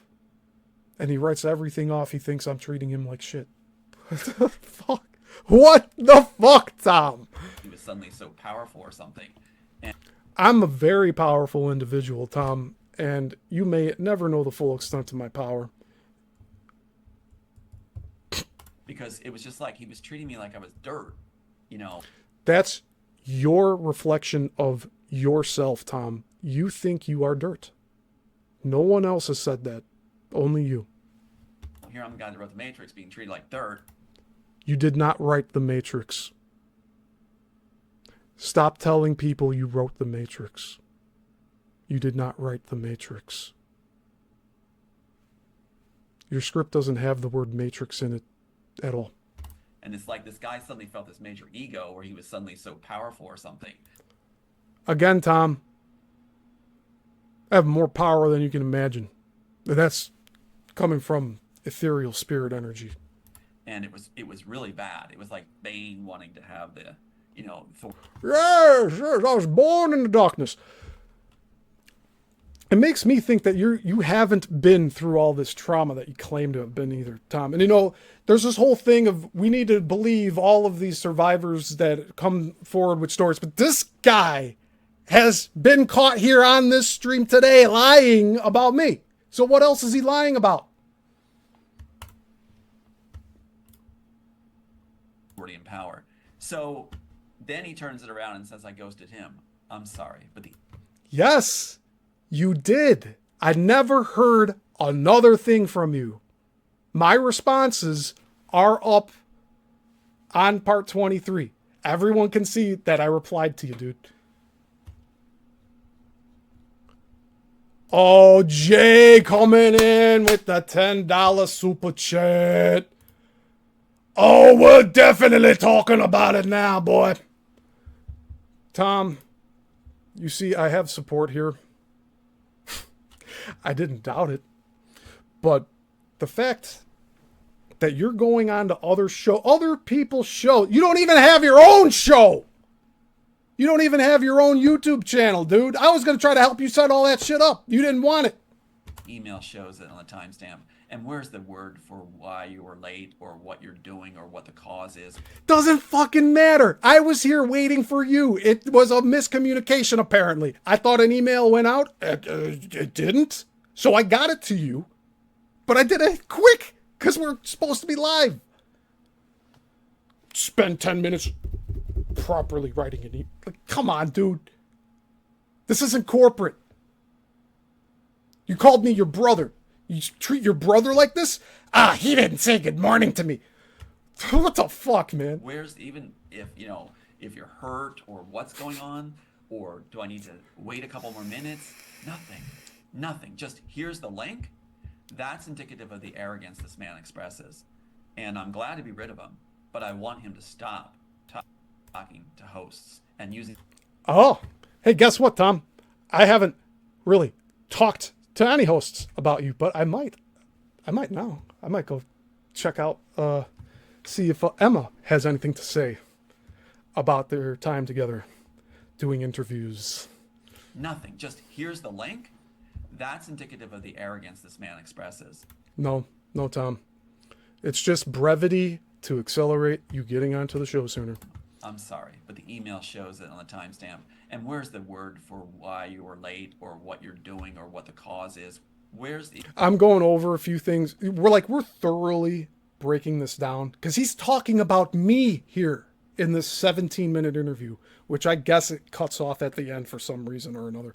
He's talking about unprofessionalism, yet he does this stuff where he's saying he feels pity for Mr. 2000 subscriber here, and he's on the 700 subscriber channel saying how he had pity for me, so that's why he went onto my channel.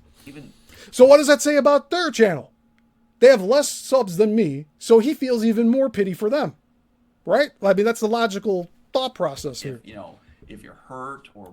He does not care one bit about Veronica here. He's just happy to be live. He just wants people to see his face and hear his endless rants and breaking down of other people's characters for no reason and without people being there. Like, I could have been there that day, but Veronica called me off from going on. You understand that? She didn't want me there defending myself. She didn't want this to be her most successful video, because I'm sure it would have been either it would have gone viral and blown up, or she would have just eventually deleted it because she would have gotten a few bullies that are saying, like, take this down. Probably like Penny on her 15 fucking social media accounts going like, you should take this down. Steve is a bad person. Tom doesn't deserve what's this. Going on? Or do I need to wait a couple more minutes? Nothing. Just here's the link. Yeah. It's called being straightforward and to the point. And this lets me know that you do not have any male friends your age. That's indicative of the arrogance this man expresses. And I'm glad to be rid of him, but I want him to stop. You hear that? He's glad to be rid of me, but he wants me to stop talking to hosts.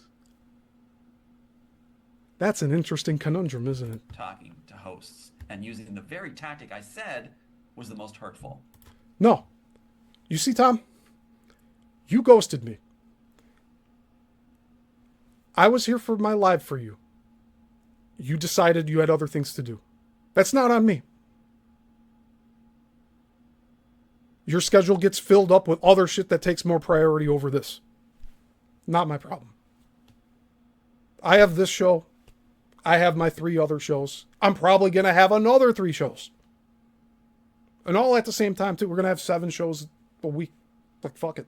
Like, I want to get content out to people. We're learning things here. We're doing stuff. No, I haven't had any other I want to get hosts on this channel that have interviewed Tom and have been cut off. And we go and it's like a fucking AA meeting. TAA. Tom Althouse Anonymous. And that's what really gets me too. But the poisoning, he had gone after Penny Shepard, good friend of mine. Penny poisoned Brenda. Brenda ended up in the hospital and almost died. And said that, she says that she poisoned people. Wanted me to get on the air and talk. So why would he say at the beginning of this, within the past 10 minutes, that I said he was trying to poison me with his food? And now he's saying the correct thing. You see how jumbled his thoughts are? He cannot coherently string together his case, which is why he lost in court. Hurtful. And that's what really gets me too. But I don't say anything to be hurtful. I'm very blunt with what I say.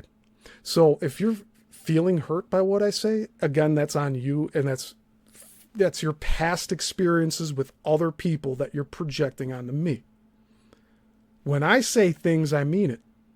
And I also joke around like half the time, too. Get rid of him, but I want him to stop talking to hosts and using the very tactic I said was the most hurtful.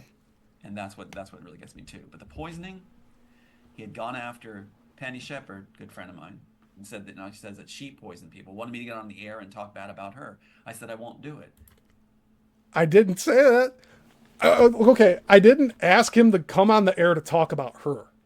Okay, but that last interview where he did come on, I tried to talk about her. And he didn't want to go further with it, so I just moved on to another topic. You could look for it in the interview somewhere. I subheaded that interview, Narcissists and Giant Egos, and look what he's doing now. I called out Penny for being a narcissist with a giant ego, and now he's showing his narcissism and his giant ego.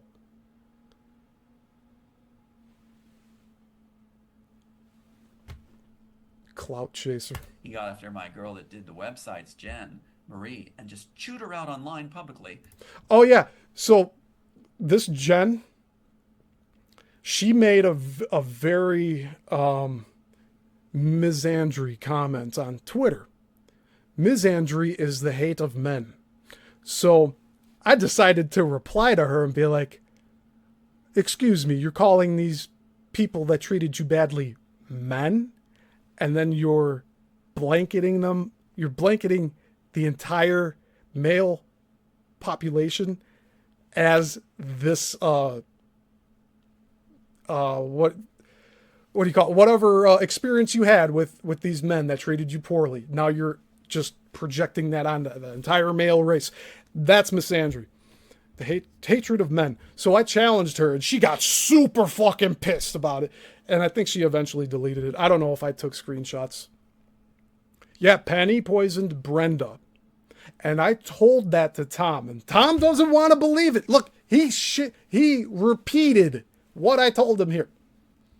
But he's saying here too, I can't accept it. That's how he is. He just doesn't want to accept it. And she didn't do anything wrong. Dude, you're going to hear about a lot of shit she did wrong in the next video I'm going to show after this. Misunderstood what she was talking about and choose her out. That didn't go over well. Guess what, dude?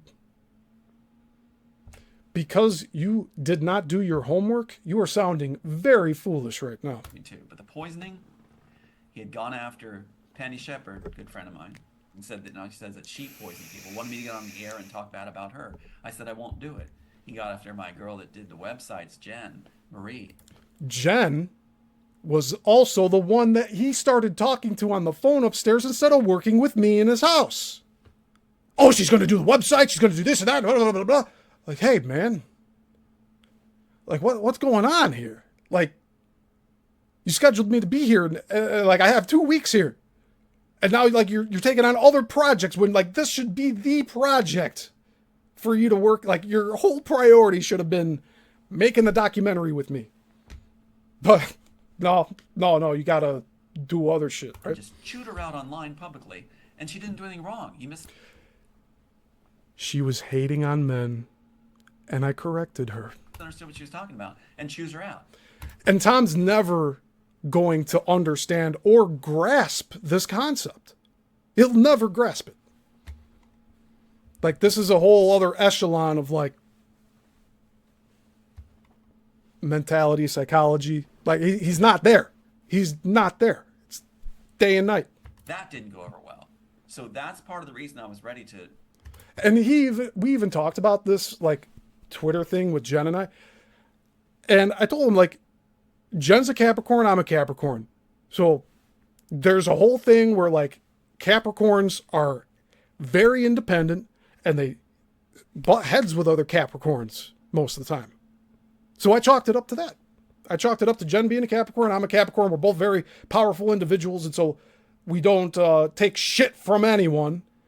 And we will go into the trenches and fucking fight for other people that we don't even fucking get care for back from.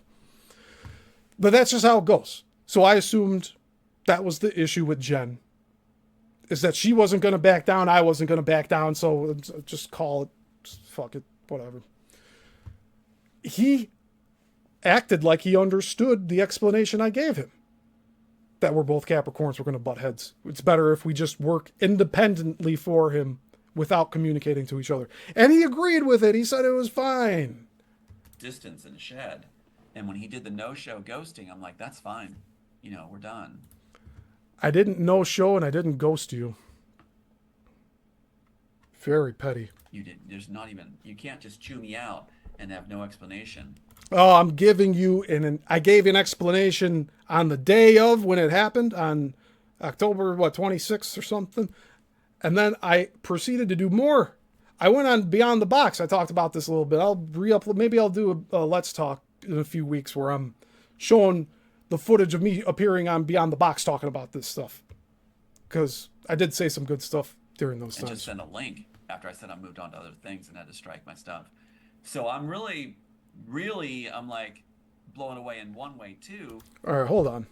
And have no explanation. And just send a link after I said I moved on to other things and had to strike my stuff. So I'm really, I'm like blown away in one way too, because the screenplay, The Immortals, right here. In The Immortals, here's his the prop. main character. There's his prop. Never reads it through in its entirety to everyone so they understand it. He's guarding it. But there's no point anymore now, Tom. Borrowed time at the conventions for sure. Really, I'm like blown away in one way too, because the screenplay, The Immortals. Notice Veronica has not said a single word. Right here. She's probably thinking, what the fuck did I get myself into? Look at her just sitting there in her spaceship. Immortals. If you're watching now, Veronica, I hope you know how foolish this was to bring Tom on to talk shit about me when you first scheduled this to be the three of us, and then you cut me out of the equation, and I can't even defend myself on air, and you don't even go for a half hour? Holy moly. The moly. character is named Steven. So the main character is named Steven. Huh? Because the screenplay, The Immortals, right here. In The Immortals, the main character is named Steven. The Bane character in The Immortals is named Steven, huh? Is it with a V or a PH? See, even I don't know. Oh, we'll know. We'll know soon enough. Don't worry about that. So the Bane character is named Steven. Why is there a Bane character in your fucking script, dude? Bane character. Get the fuck out of here. Bringing Nolan into this. And that's prophetic. Because he fulfilled his part. I fulfilled my destiny, Batman. What is he? Does he think he's Batman? You know? So I do hope hosts won't respond to this guy, this Yissilmissil guy, whatever. Or whatever. Ha! That, you know, if he calls you, he's just trying to backdoor it in. And it's all lies. It's just complete all lies. It's all lies. You hear that? That's a good one. To this guy, this Yissilmissil guy, whatever, that, you know, if he calls you.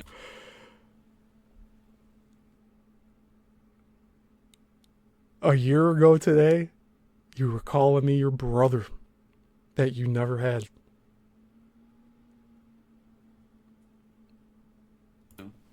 He's just, you know. So I do hope hosts won't respond to this. So I do hope hosts won't respond to Steven, because I cannot have my image ruined, and I need to continue on these convention tours that I'm doing, and going to get these yachts with these little starlets, and talking to dignitaries, and spreading world peace, and getting my immortal script made. No, he's not doing any of that shit. But he might still try to go after the starlets. I mean, he tried to go after him, right? Guy, this Yissilmissil guy, whatever, that, you know, if he calls you. Oh, Tom's cooked. He's cooked after today.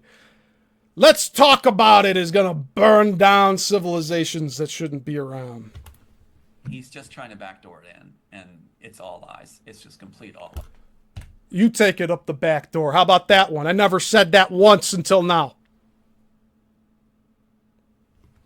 No, I don't even care. I don't even care. Even if he was, I don't even care.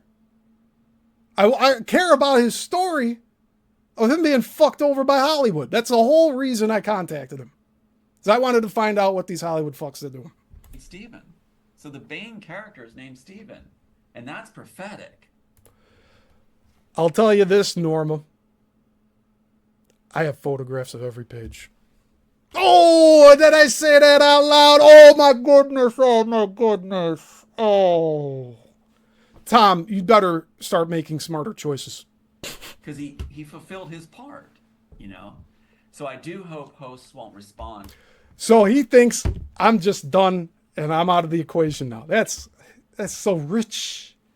It's like a cheesecake, like a chocolate cheesecake. There's Nate Steven.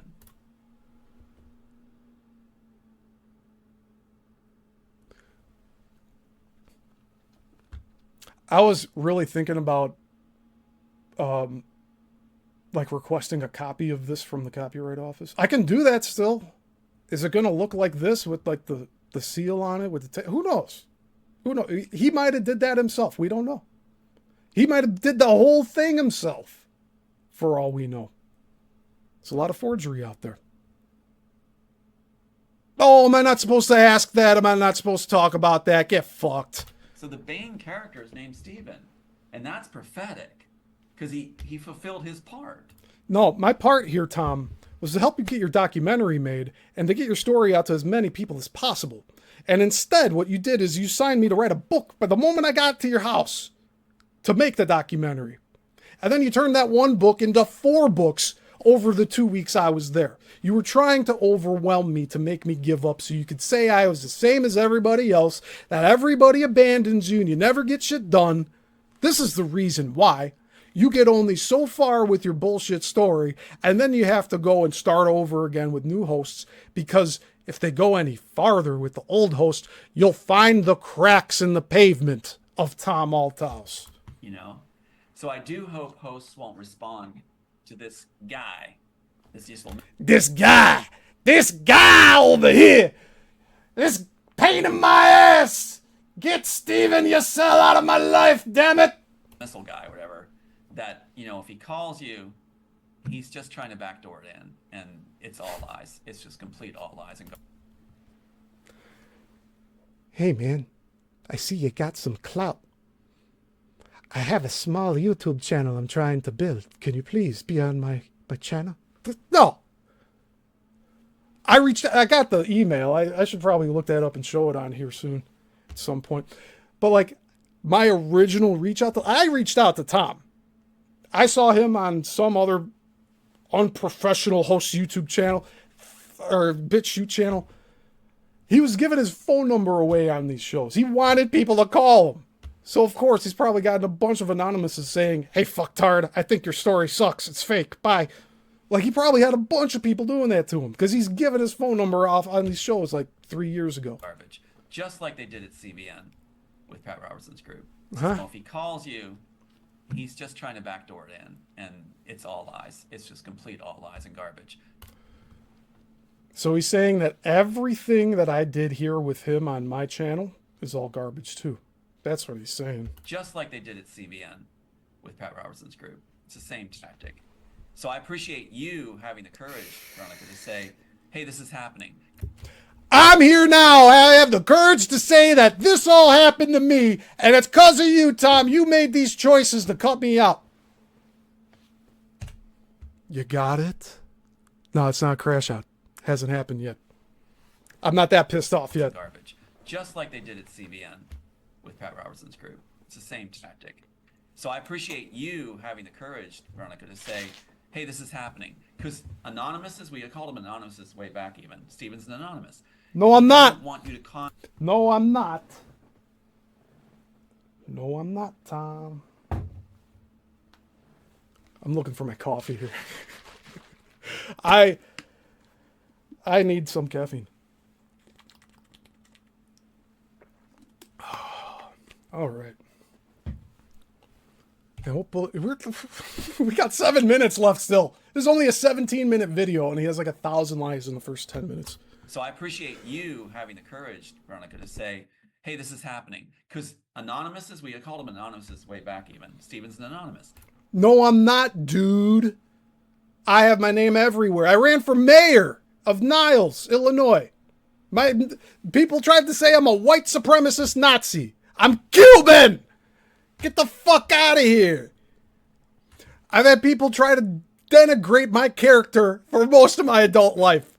What you're doing here is nothing. This is a walk in the fucking park for me because I can just prove that you're lying this whole fucking time. It is so foolish what you're doing here.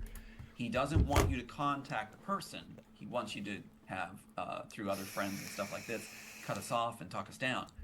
And no. In the next video that I have to show, it's Susie talking about how Penny was cutting off all of Susie's friends so that she'd have nobody but Penny. That they'd only be together on that ranch and cut off from all other contact. They tried to do that with Brenda. Penny tried to cut Brenda out of Susie's life. Literally tried to fucking kill her. What are we doing? Like, we got the evidence here, man. The rat poison you can't prove because there's no test. There's no way to like physically prove with evidence that the rat poison was there unless there was an empty bottle with like her nail polish or some shit on it. I don't know. But the thing is, like, I take Brenda's word and Susie's word to heart because I know they're not lying. Because I've done my research on this. I talked to Susie, Brenda, I talked to Penny. Not about all their bullshit, but like I've talked to Penny enough where like, shit. It's like a family member almost. It's fucked up. This Penny is not a good person. And I'm not just randomly saying that. She got caught in a lie and left the property she was living on for free practically for 6.5 years. And she's like in her 60s. What is she doing?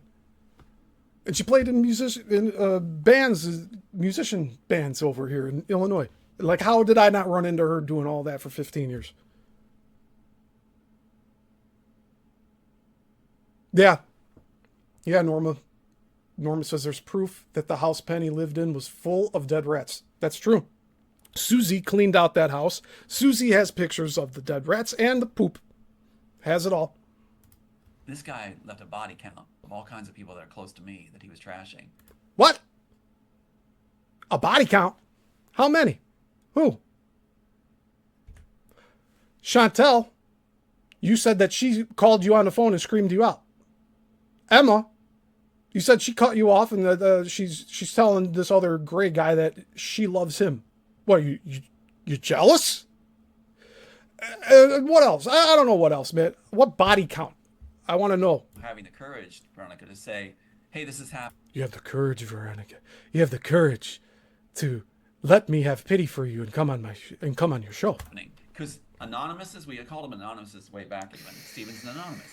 He doesn't want you to contact the person. He wants you to have, through other friends and stuff like this, cut us off and talk us down. And no, what he explained here is exactly what Penny is doing. So, again, a narcissist repackaging things either they're doing or other fellow narcissists are doing, and they're projecting it on other people. This guy left a body count of all kinds of people that are close to me. Name names, motherfucker! That he was trashing. This guy was notorious for naming names, and he has not named anyone else besides Penny and Jen for this body count of individuals that I tried to cut off from him. What the fuck? I've never done that. Have through other friends and stuff like this cut us off and talk us down, and this guy left a body count of all kinds of people that are close to me that he was trashing. The body count of viewership that you are about to experience will be unfathomable to you, Tom. The views will drop away. Hosts will not want to have you anymore if you continue down this path. Just come clean and say you're lying about me, man. Because, like, I just already proved here that, like, you just spew out like someone put Mentos inside of a Coke bottle. And that's got to stop. I won't stand for it. And this is the first time I found cut us off and talk us down. And this guy left a body count of all kinds of people that are close to me that he was trashing. And that's got to stop. No, again, no names except for Jen and Penny. Penny being his handler. And Jen's probably also another handler in a sense. Like, she's both of them are controlling too. What the fuck? I won't stand for it. And this is the first time I found out. It's been going on, since September? It's incredible that this has gone on behind my back that long. Behind my back that long. When I was letting him go, feeling sorry for him. The vaping problem, the lateness problem, the laziness problem. Dude, I don't do drugs. I don't drink alcohol. It's fucking psycho. Incredible that this has gone on behind my back that long. Behind my back that long. See how that... He's starting to pick up the Texas slang there. He's from Pennsylvania. He shouldn't be talking like that. When I was letting him go, feeling sorry for him. The vaping problem, the lateness problem, the laziness problem, he doesn't get work done. And when we're trying to do important work, he's just small talking.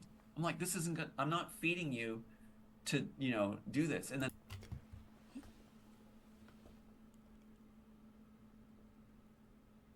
can you believe what he just said?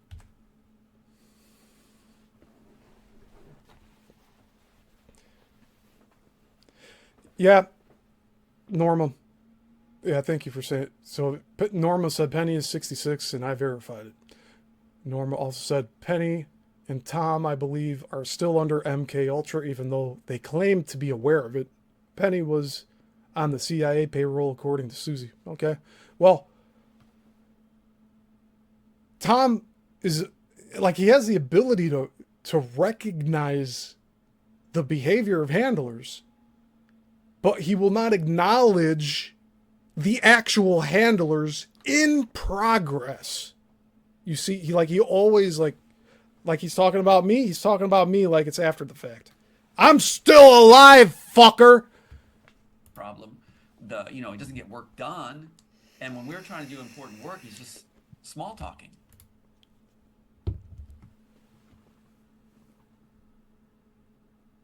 What a load of shit.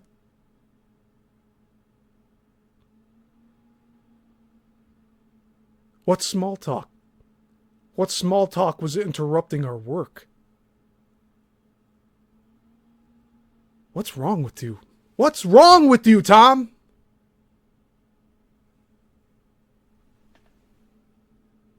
Maybe if I look hard enough into this camera, I could see your stupid face. I'm like, this isn't good. I'm not feeding you to, do this, and then to take all that food. Sorry for the negative aura and vibe here right now.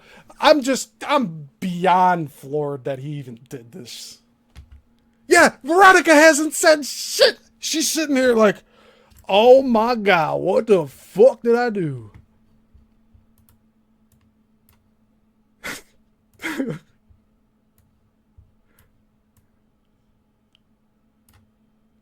You see that, Veronica? You should have never brought him on the show. He was gone the same amount of time that he's not talked to me.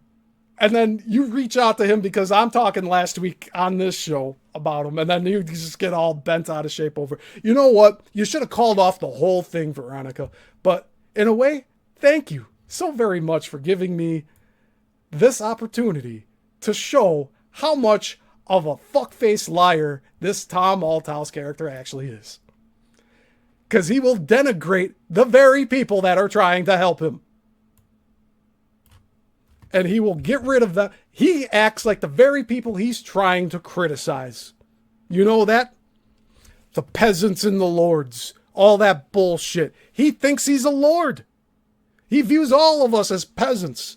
He deserves his $1 billion from Miramax. Like, what the fuck, man? Get the fuck out of here. It's probably what everybody's told him that's fucking come through his course of life. And claim you're poisoned.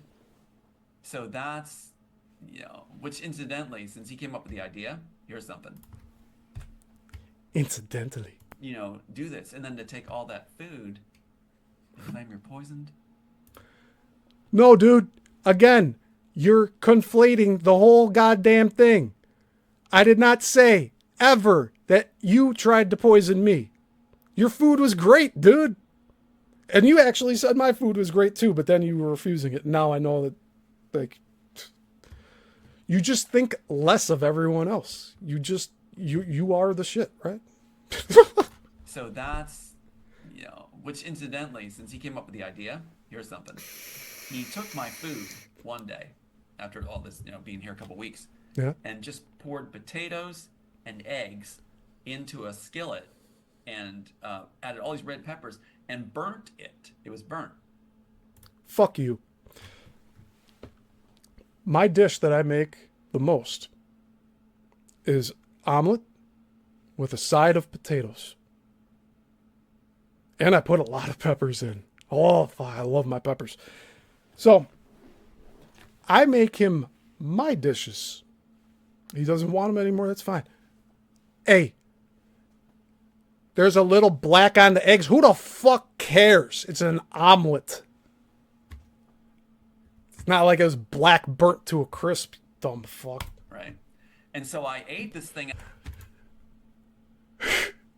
I'm just going to stay quiet because I feel like I can get really, really pissed off right now. And eggs into a skillet and added all these red peppers and burnt it. It was burnt. Right. And so I ate this thing out of courtesy. Guess what, Veronica? You publicized yet another lie from Tom Althouse. I tried to eat it, but that's my food being wasted in bulk. It was like he's feeding an army. Just poured it on a skillet. And I got sick afterwards. Oh, did you?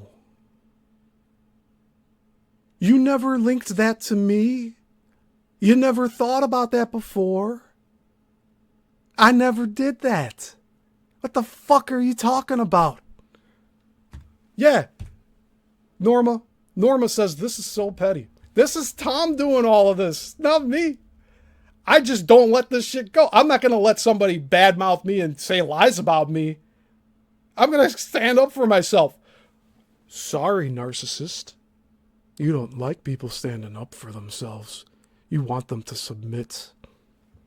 You won't get that here, asshole. Right. And so I ate this thing out of...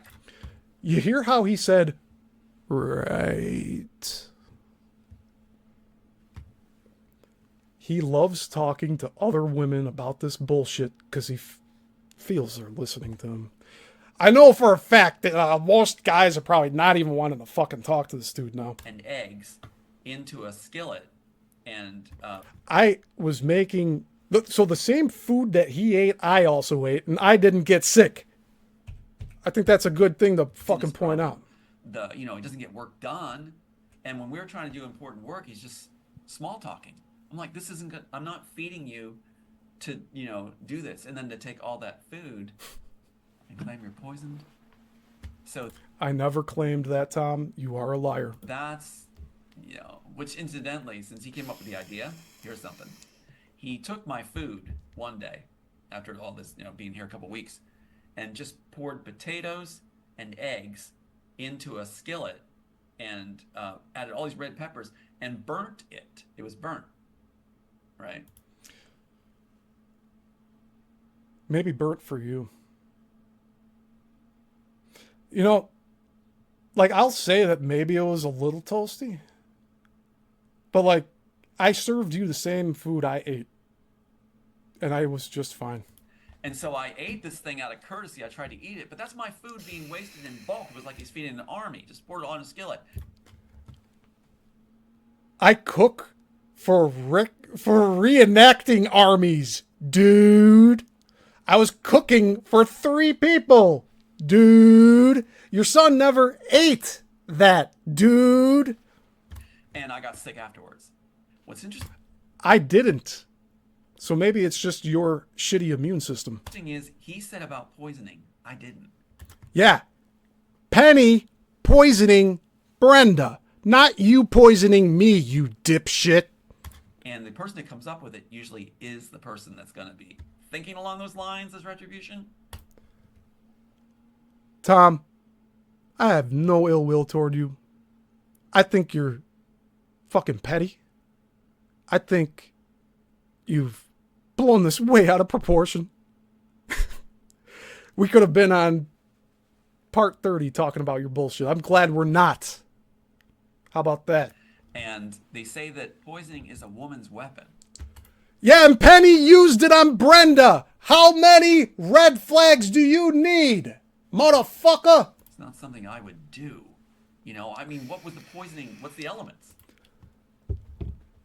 You're so scatterbrained that you cannot differentiate me saying Penny Brenda Susie.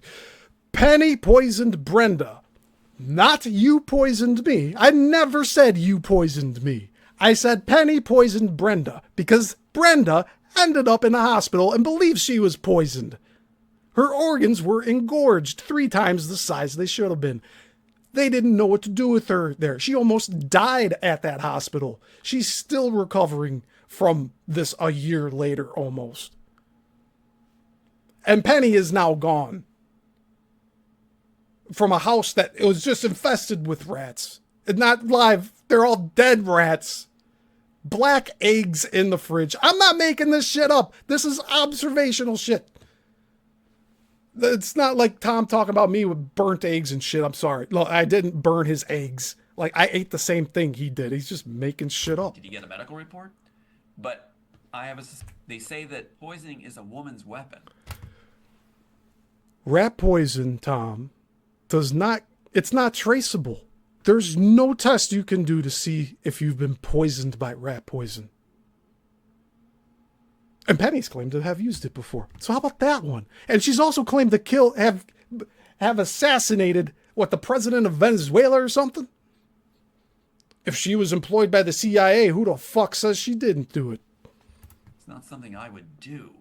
You know, I mean, what was the poisoning? What's the elements? Did you get The element is you are refusing to acknowledge what I am saying about Penny, L.A. Shepard, and you are refusing to acknowledge what Brenda and Susie are saying. That's 3 first-hand accounts that you are completely throwing to the wayside because you want to believe in your own little box that the little girl that's 66 years old is telling you I love you every day is the one that's telling you the truth. Take the blinders off, you'll see that they're handling. You'll see the hands and arms all over you, man. If you just open your fucking eyes. medical report? But I have a suspicion about his character that he would do a female approach. You know, so now he's under the impression that I would be someone that would poison someone. Wake up, Tom. You're living in a dream world. Nothing you're talking about is real. Dipshit. I kind of felt very awkward when he was at my house. Very This is also the first time I'm hearing that he felt awkward. awkward. But there was something more going on than a man working with a man. It was like, there was something definitely going on that was like a weird vibe of Is he saying he was attracted to me? eerie, gross. I did not want to associate with him. That's very interesting. His sexy feeling towards men is ewy and gross. Like, there was something definitely going on that was like a weird vibe of eerie, gross. I did not want to associate with him. Just like Aiden Edborn too. There was something strange in his demeanor. Besides that, make any sense? Anyway, that's something strange in my demeanor. You know, I believe I'm candid here. Yeah, the guys are all freaking the fuck out in the chat and laughing. Yeah, this dude's a fucking... He called me a clown. And Bane. So am I Joker Bane? Let me show you a magic trick. Ta-da! It's just like it's all twisted back. They'll take everything that's lies and twist it on you. Everything they did wrong, they blame you for, I guess, to distance themselves from. I'm going to be laughing about this later, but like, we're correcting the record here because the amount of bullshit this guy's spewing right now. Yeah, we'll listen to that part one more time because that's the impression I'm getting. Like he was going to explain like he got this feeling when he was near me. Like he was attracted to me. And, no, ew. What the fuck? Very awkward. But there was something more going on than a man working with a man. It was like, there was something definitely going on that was like a weird vibe of, What, were you waiting for me to dominate you, Tom? Like that was never going to happen. very gross. I did not want to associate with him. Were you waiting for me to make the first move, Tom? Oh. It's like Aiden then Warren, too. There was something strange. Love is in the air, but not from me. A weird vibe of eerie, gross. I did not want to Well, I got one letter right. associate with him. Just like Aiden then Warren, too. There was something strange. Yeah, he's probably like, why are you inviting this dude into your house, Dad? Are you dating him?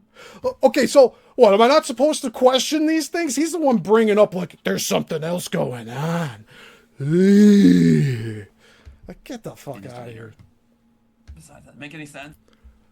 Do I look like a person that has an ulterior motive here? Shit. Anyway, it's just like it's all twisted back. They'll take everything that's lies and twist it on you. Everything they did wrong, they blame you for. That's the narcissist. The narcissist takes everything that they have done themselves and blame it on others. It was because of you. It was because of them. It was because of him. It was because of her. It was because of them. It was because of them.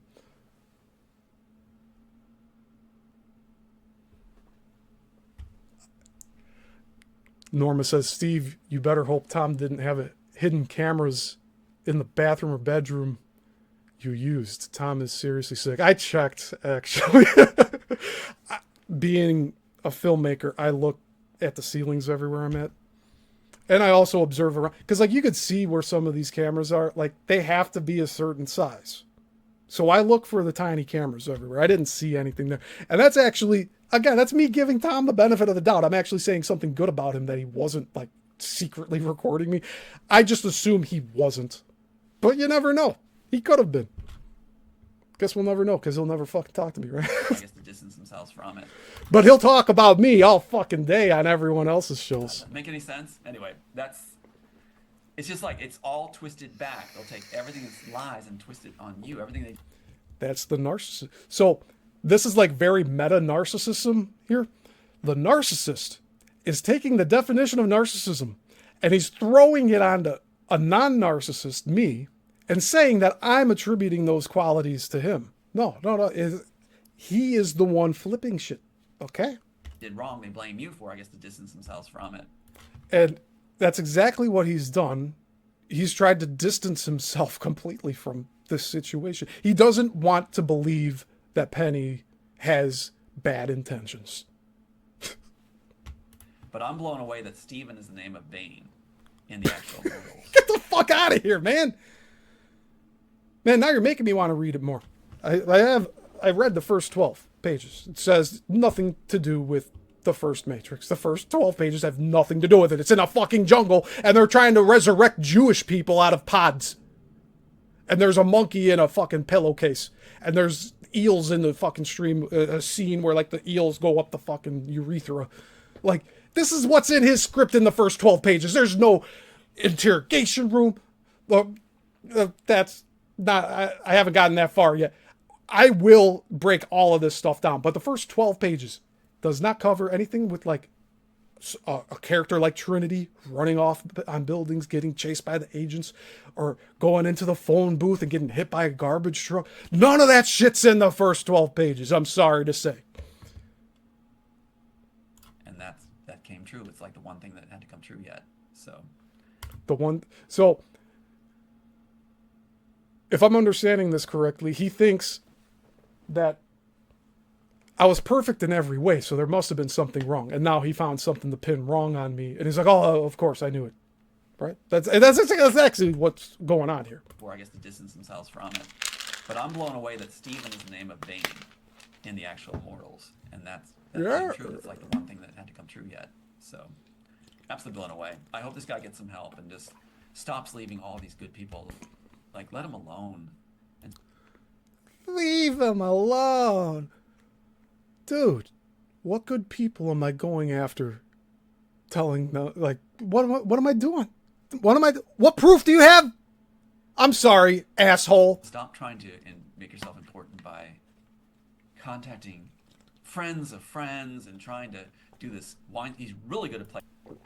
No, I'm going to stop him right there again. So when I was at his house, I said this before.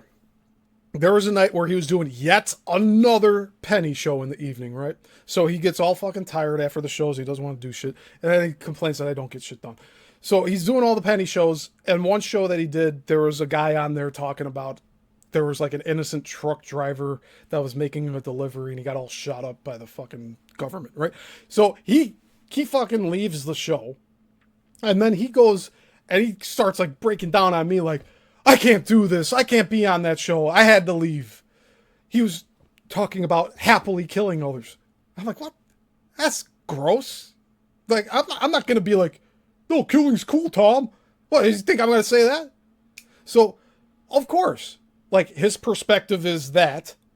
So I'm like, okay, well, I don't agree with killing people, and I don't agree with people being happy killing people, so what do you want me to do? So you can take my spot on the show.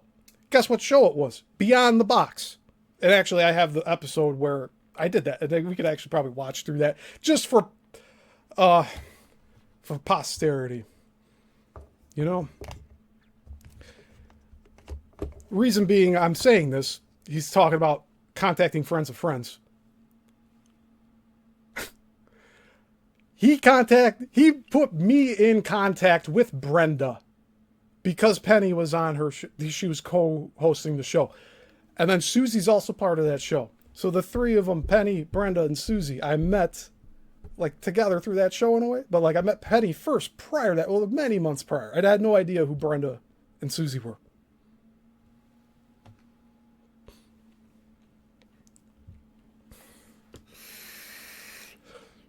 He's trying to look like Keanu Reeves. The Mr. Anderson. Yeah. All right, let's continue. I can't believe that it's taken us 2.5 hours to get through 13 minutes of video. But I have to address this. I can't let this go by the way. So imagine if I didn't do a live for part 23 documenting the texts he sent, the texts I sent, the emails he sent, and the emails that I sent. If I didn't record all of that, then he's out here saying I didn't reply to any of it. I just showed you on here earlier in the stream. I showed you all the texts. I didn't even get to the emails yet, but that enough was alone. He's saying that I wasn't contacting him prior to the show to make sure it was still on. I did that all that month, that whole month. And that's not even counting the other months. Like, let him alone. And stop trying to make yourself important by... Oh my gosh. I honestly, I have to listen to this in bits and pieces because it's... The amount of bullshit that's coming out from this is unreal. Absolutely blown away. I hope this guy gets some help. I'm also blown away. I also hope you get some help. And just stops leaving all these... Oh, actually, no. You've gotten plenty of help, but you've turned it all away, you moron. These good people, like, let him alone. And stop trying to make yourself important by contacting friends of friends and trying to do this. He's really good at playing the victim. Is that right? The professional victim, the perpetual professional victim, is claiming that I'm good at playing a victim. That only tells me that the narcissist knows he's wrong and he's feeling guilty, and so he's just dumping it off onto me. That's what's happening here. Very good. And stop trying to make yourself important by... There were certain things that I said. So there was a day where I was talking with him in his house, and he said it's the certain way that you say certain things that are like daggers. And I'm like, what do you mean? And I think he just generally went on to say, like, I'm like very blunt with what I don't have a filter. Sorry, I'm not going to put a filter on.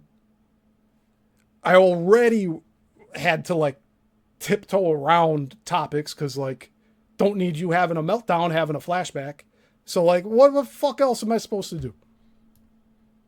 You are the perpetual professional victim because you want to be in the same state of not getting your movie made, always being a victim of Hollywood having used your script up until this day, but you still like still have no solid proof that they're even using it. Contacting friends of friends and trying to do this. He's really good at playing the victim. Almost wanted to say, it sounded like he was saying I was whining. Very good. And he's also good at instigating others to get in battle, like he did that with me. I'm supposed to take charge on these other people. I'm supposed to think they're bad. He gave me... So are you saying that I'm a leader, Tom? Because I am a leader. all these pictures and stuff saying they're bad, you need to talk them down. I don't need that negativity or that low vibration.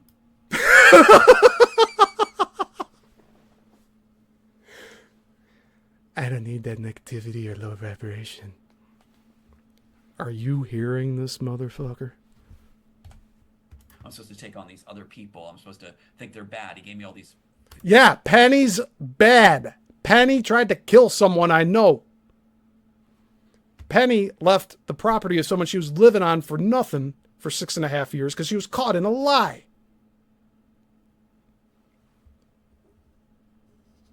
That just tells me that there was more lies. There were more lies to unravel that she didn't want unraveling, and that's why she fled Susie's property and is now living in Georgia and pretending like nothing ever happened. And so, like, she got kicked out. No, she left on her own accord because she got caught in the lie. And Tom's probably gonna move to fucking Mexico after this, just because he's not gonna be able to show his fucking face anywhere.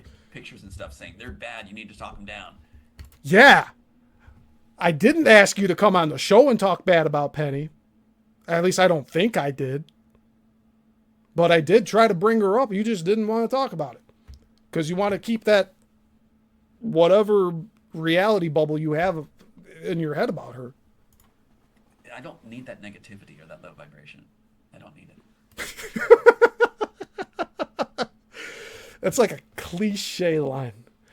I don't need that type of negativity or vibration. Hey, Brenda. You are late to the party, but you are early because we have not gotten to your footage yet. We're still obliterating Tom's lies here. So I hope people catch on and he can have his little side corner there, but don't use me to try to elevate yourself. No, Tom. You offered out of pity to be on my channel. And my channel was already doing well with board meeting videos. Still responsible for over 60% of my subscribers. But no, that's messed up. I'm very passionate about the film industry, and I studied The Matrix for nearly 20 years. So it just seemed natural to reach out to this guy 3 years ago. I didn't think he'd be pulling this type of shit 3 years later. I don't need it. Awesome, Brenda. All right. We're almost through this. So I hope people catch on and he can have his little side corner there, but don't use me to try to elevate yourself because I'm doing this for the kids. And Oh, are you? No, Tom, you're doing this for yourself. You're doing this for yourself. What kids have you saved? You're not out there on the field. the memory of my sons, he knows that very well. He knows very well what the evidence is here. What the evidence of your two dead sons? The one article that's like very generic, and the other one where like he drowned in a military pool. I don't know what to believe anymore, dude. You didn't even have any pictures of the said dead sons in your house. Side corner there, but don't use me to try to elevate yourself. This, I can recognize from walking through the house that this is upstairs on the second floor, and you could see that there's nothing on any of the walls. He has no pictures whatsoever. Because I'm doing this for the kids and the memory of my sons. He knows that very well. He knows it. It's like he's living in a prop house. Because like you've seen his living room area. There's nothing there. Maybe he got a couch. I don't know. Very well what the evidence is here.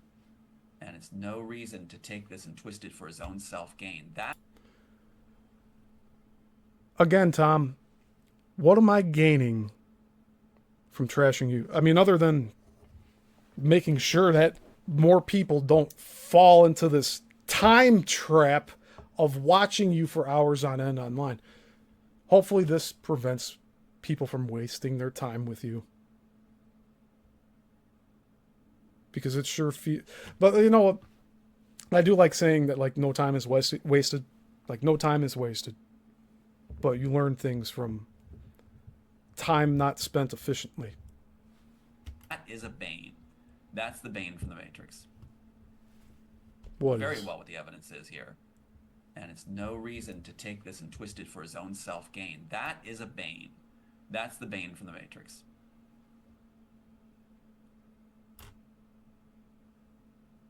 Oh, the Bane from the Matrix. What the fuck am I supposed to do here?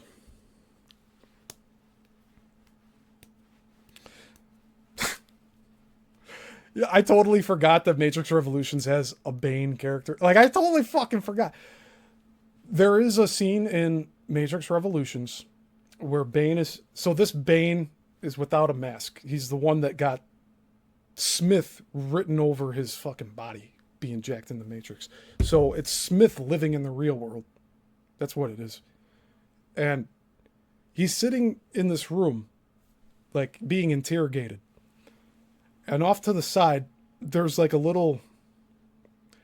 It looks like bat wings are drawn on the wall behind him. And I linked that to Dark Knight Rises, because they were drawing bat wings with chalk all over the city in that movie. And then here we have Matrix Revolutions, where there's a character called Bane, and there's bat wings drawn on the wall behind him. So I thought that was an interesting connection. I don't know. My mind is on Bane of the... I was going to say the Matrix? Of Batman.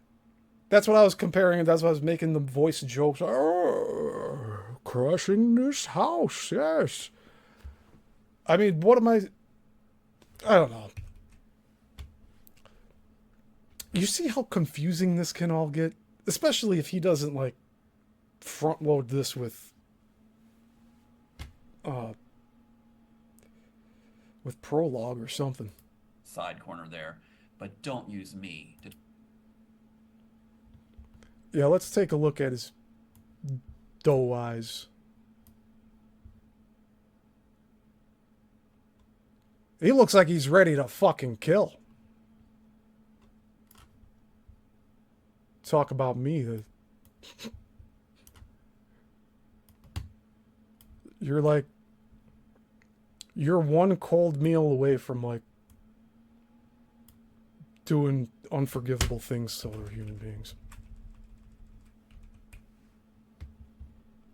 If you're this nitpicky about people that help you, like...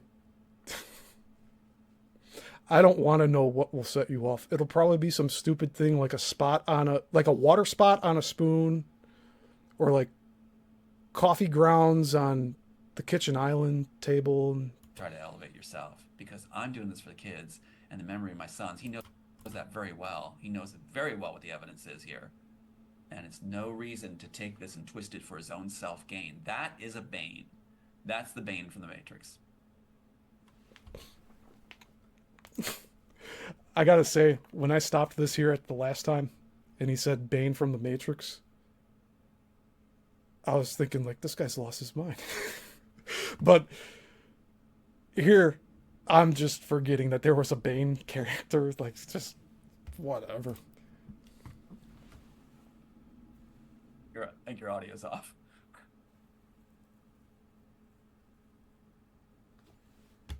Oh, did you call this So, again, he went on this poor girl's channel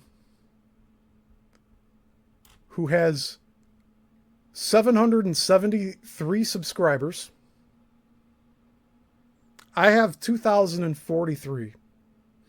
He goes on to this channel and says that he did interviews with me because he felt pity for me and how low viewer counts I had, how little subscriptions I had. But he's going on a smaller channel to bitch about me. Make it make sense.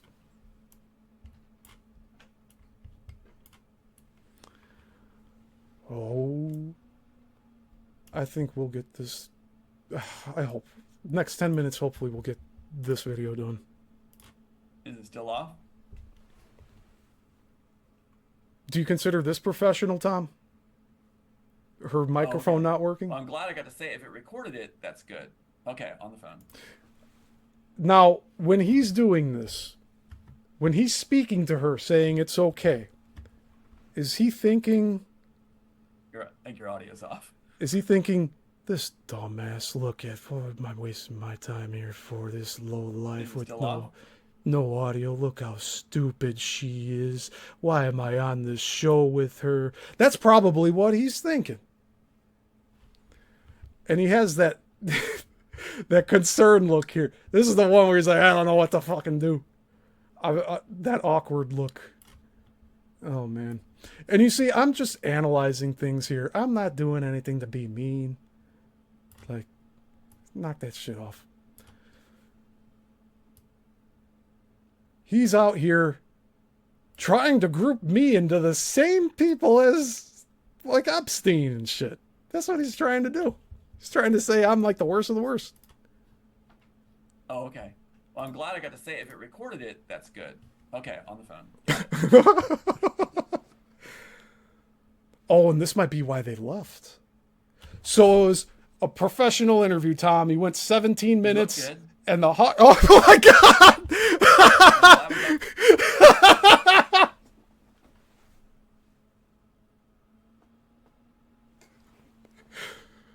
Hey, host, your audio's off, but at least you look good. What's the word for that? What's the word for that? That's very demeaning of him.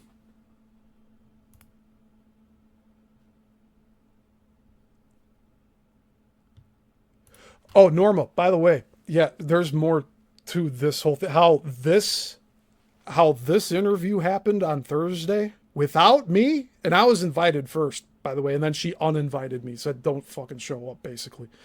And so I didn't even get told by her. Like, I had to be told by somebody else. Like, whatever.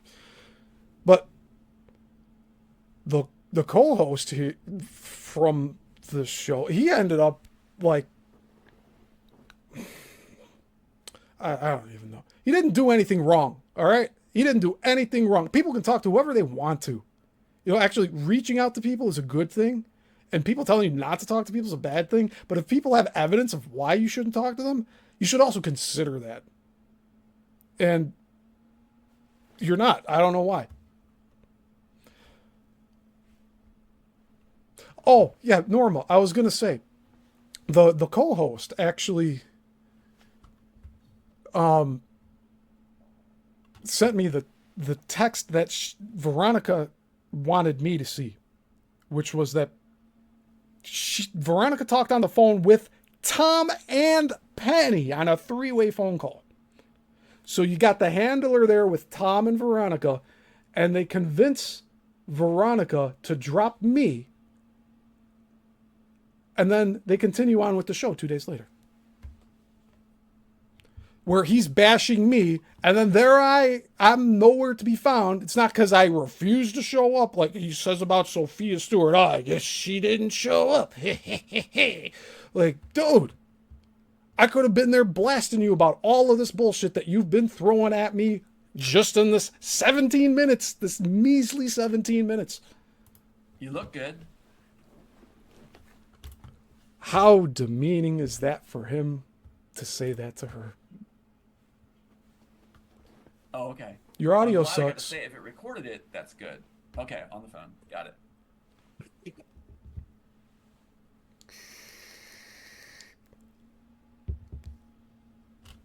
This is the professionalism You he look wants. good. At least you look good. And I'm glad we got that on record. That's good to have. So, yeah. I can hear you.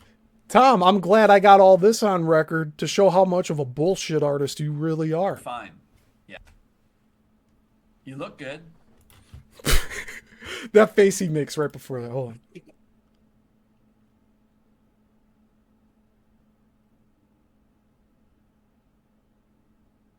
You look. It's like you wanted to say, you dumb bitch. And then he's like, well, at least you look good. You're so unorganized, but at least you look good. You can't function your microphone. At least you look good. Good. And I'm glad we got that on record. That's good to have. Hey, at least we talked. At least we talked. Hey. So, yeah. I can hear you fine. Yeah. I mean, I can't hear you, but I can see you. This is the professionalism he left me for. I wouldn't be surprised. And sorry, Veronica, you're like getting thrown under the bus in this, but you're to blame for even bringing him on here to talk about this shit. So you deserve getting chewed out for not having your microphone on. I've had the same issue. I've gone live. I've been muted. At least I've had my viewers tell me in comments that I'm muted, and I catch it 2 minutes in. It's not like it's a whole problem still 15 minutes into the show like we are here. This is interrupted. Yeah, I wouldn't be surprised.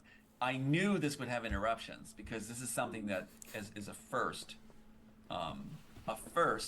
that has ever occurred where someone's actually stood up and said, I'm not going to buy into this anonymous tactics. Don't worry about it. We got this done. We got it on there. And what we can do is... What does he mean by that? Tell me in the comments what you think he means by that. Up and said, I'm not going to buy into this anonymous person. Yeah, I wouldn't be surprised. I knew this would have interruptions because this is something that is a first. What, you think I'm interrupting? First that has ever occurred where someone's actually stood up and said, I'm not going to buy into this anonymous tactics. Is Tom saying that he is the first to stand up to anonymous bullying? Of which I did none of to him? Fucking idiot. Don't worry about it. We got this done. We got it on there. And we got it up. It's full of blatant lies, but at least we got it up online. What we can do is... That's what he's saying. He's saying, at least we got it up. I was able to spew all my bullshit and talk bad about Steve and say all these lies about him that's not true. And Tom can run his mouth all fucking day. We saw the truth here. Schedule another time and we can go over it when we have audio. Someone's actually stood up. This is how the show ends for her. This is the last 2 minutes of doom. And said, I'm not going to buy this anonymous tactics. Yeah, I hear him. We got this done. Now I hear you. I hear you now. Schedule another time. Go over when we have audio. Someone's actually stood up. Professional as all hell, Tom. It's recording. Yeah, it's reverting. It's reverberating. It's repeating. Ha ha ha. Fucking fix it. That's too funny.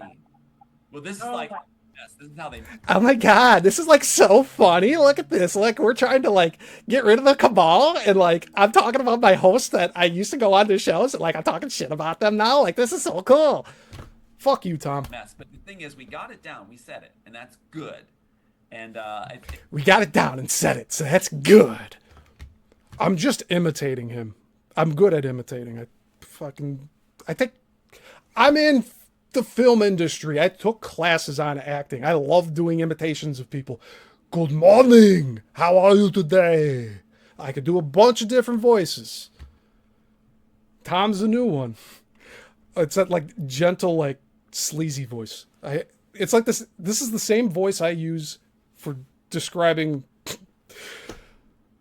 I'm sorry to say it, but it was a gay cripple pedophile that was working at the museum, and they got caught doing shit, taking money from businesses, claiming to be from the village, and they were from the museum.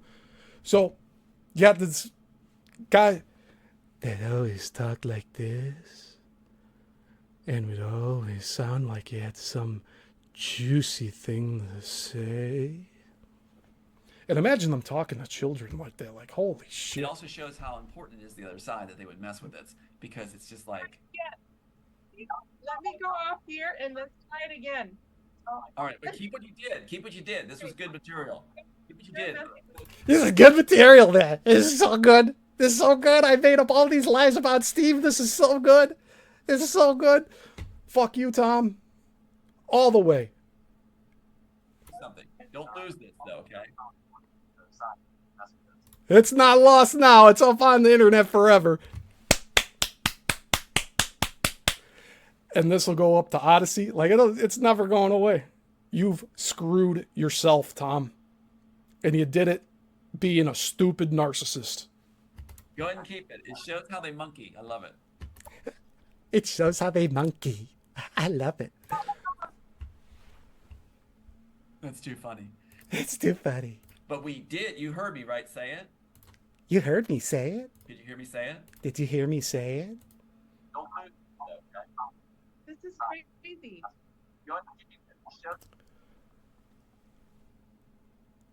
Do you see how much of a train wreck this show is? Veronica, take time off. Like, you said you needed to heal, and then you're going up doing this bullshit 2 days later. Just take the fucking time off and take your health. Like, get it in order. And if you're doing it just to be into Super Soldier Conference with this asshole, then, like, you have your priorities way out of fucking whack. I already can see that they're way out of whack because it looks like you have done cosmetic surgery on yourself. You're a pretty girl. You didn't need to do all that. That's high up. I wonder if the audience can hear that it's being doubled. I'm hearing it too. I'm hearing it too. Yes, it's good. Don't lose it. Keep it. Keep it. Keep it. It's kept forever now, Tom.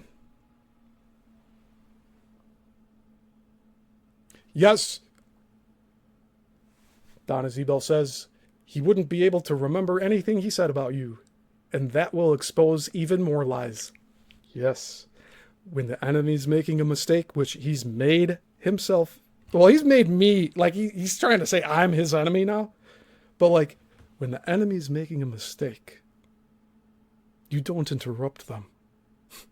So I hope that since this interview, he's thought about or already done more interviews trying to tarnish me. He's taking his time that he says is so fucking precious, and he's using it to do this in memory of his 2 dead sons, right? I think it's great. This is what happens on the phone all the time. He says he thinks this technical difficulties is great.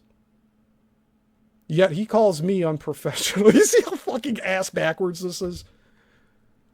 Just a big kiss ass. Because he wants clout. He wants just to have more eyeballs on him. Fucking attention whore Tom Althouse. When they're concerned. When the other side's concerned, like the agencies, they do this all the time. Don't lose it. Keep it. Yeah, see? Okay.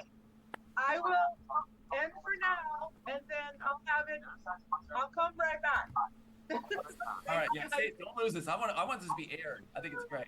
It's great. It's everywhere now, Tom. Congratulations. Oh, that's the end. Look at that. Yeah, see, look, there's Veronica there. She's doing fucking live streams from her hospital bed. Like, take time off, girl.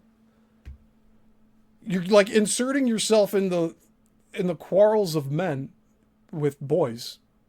Like, don't do that. Let the man take care of it. This is my situation. You inserted yourself into this.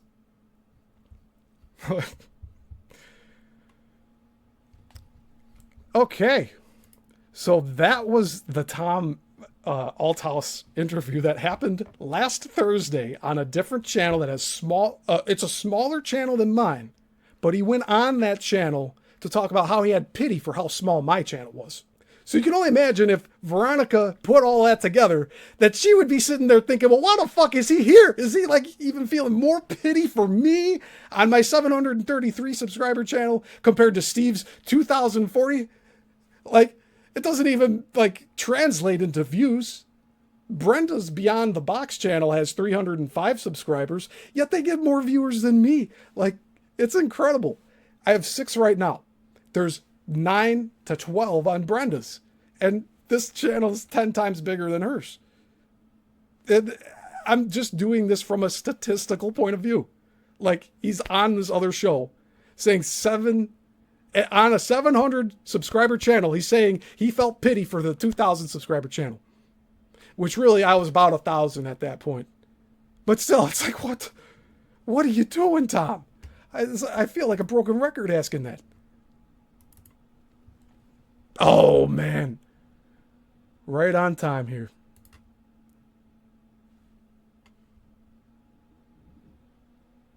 This is my thoughts, Tom. Pardon my French, but you're an asshole. Asshole. Got that? Tonight, Susie and we're going to have a discussion about trust, about scandalous people, and we are both going to be as civil as possible. So before I continue on with this clip, so this is actually, I edited 20 minutes of this hour and 50-minute show that Brenda and Susie did, where Susie is going into detail about what happened with Penny and the fallout from it. This is the exact conversation that I wanted Tom to hear that he refused to do. He refused to even listen. Like, he doesn't have to accept it, but like, he didn't even want to listen to Susie speak about Penny and her actions and her choices, like her behavior. This is all we're talking about, is the behavior of others. So this happened months late. This interview that Brenda and Susie did happened months after I asked Tom to like get on the phone with the three of us and get caught up with what Penny's up to. So this is the first 20 minutes here it's all edited so that you could actually follow along better, because there's a lot of ums and stuff. So I went in there, I cut 20 minutes of that stuff out and sidetrack conversations, stuff that didn't pertain to Penny or anything. So that took like nearly 3 hours to do the 20 minutes. I'm not kidding. So you can imagine if I went and like edited that for any of the shows with Tom, like, think of all the editing I did for the reels. Think of all the time I put into the reels.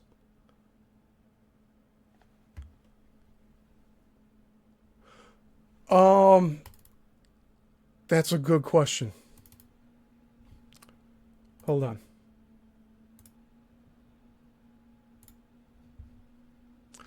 The title, hold on.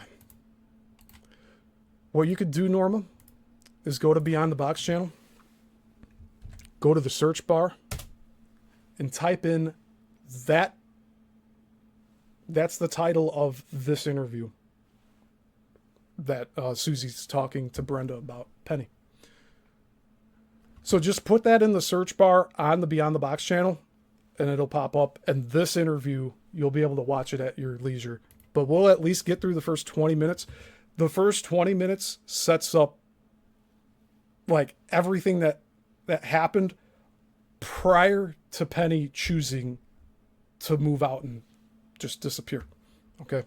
Bringing up this discussion. So I did a video the other night on an individual that I was having some issues with, and a lot of people were having issues with. Some of you know of her and some of you may not, but there are a lot of things going around about Susie and I that were started by this person. So we need to clean the slate, basically. Because exactly what I'm doing here today, what I did with that 17-minute Tom interview.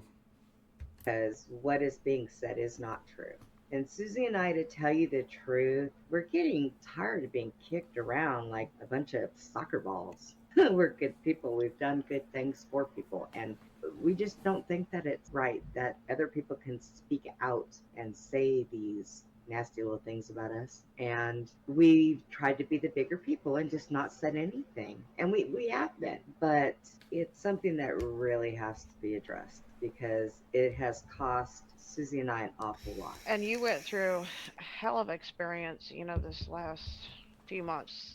Miracle that you came through like you did. But you had a special visitor in your hospital room that came to you and started telling you She had spiritual visitors in her hospital room. She asked who walked in the room, who left the room, and the nurse that walked in said, "There's no one here. I've been outside the room for 20 minutes." So Brenda was being visited by other spirits while she was in the hospital because she was probably really close to the veil of dying, okay? Like she was about ready to fucking pass because of what Penny did to her. Again, the symptoms match up with rat poisoning, which is undetectable. things that they knew about a lot of things that we were having problems with and said that we were going to be okay. I asked the Father in Jesus' name to give us the green light to say what we need to say. And if there's something that we're not supposed to say, that, he gives us that, we don't go down that road or whatever, because really what our goal is to help other people, survivors, and people who have been through a lot of this stuff and get people's voice out, get people's story out. And most of the people that we encounter have had some really traumatic experiences in their life, so they understand the attack, they understand the trauma, they get it, and I'm sure many. See, I think Tom's issue here is that I do think that he's being handled right now, but he was handled in the past. He had handler wives. Like, he should know better is what I'm saying. He should know a lot better. And he's actually able to recognize the behavior patterns, but he doesn't want to confirm the behavior by matching it up with yes, it's a handler that's doing this stuff. People are trying to figure out the whole picture, the whole picture. And so I just ask that whatever comes. Again, yes, the whole picture. You have the whole picture here with Susie's story. Without Susie's story, you just have Penny.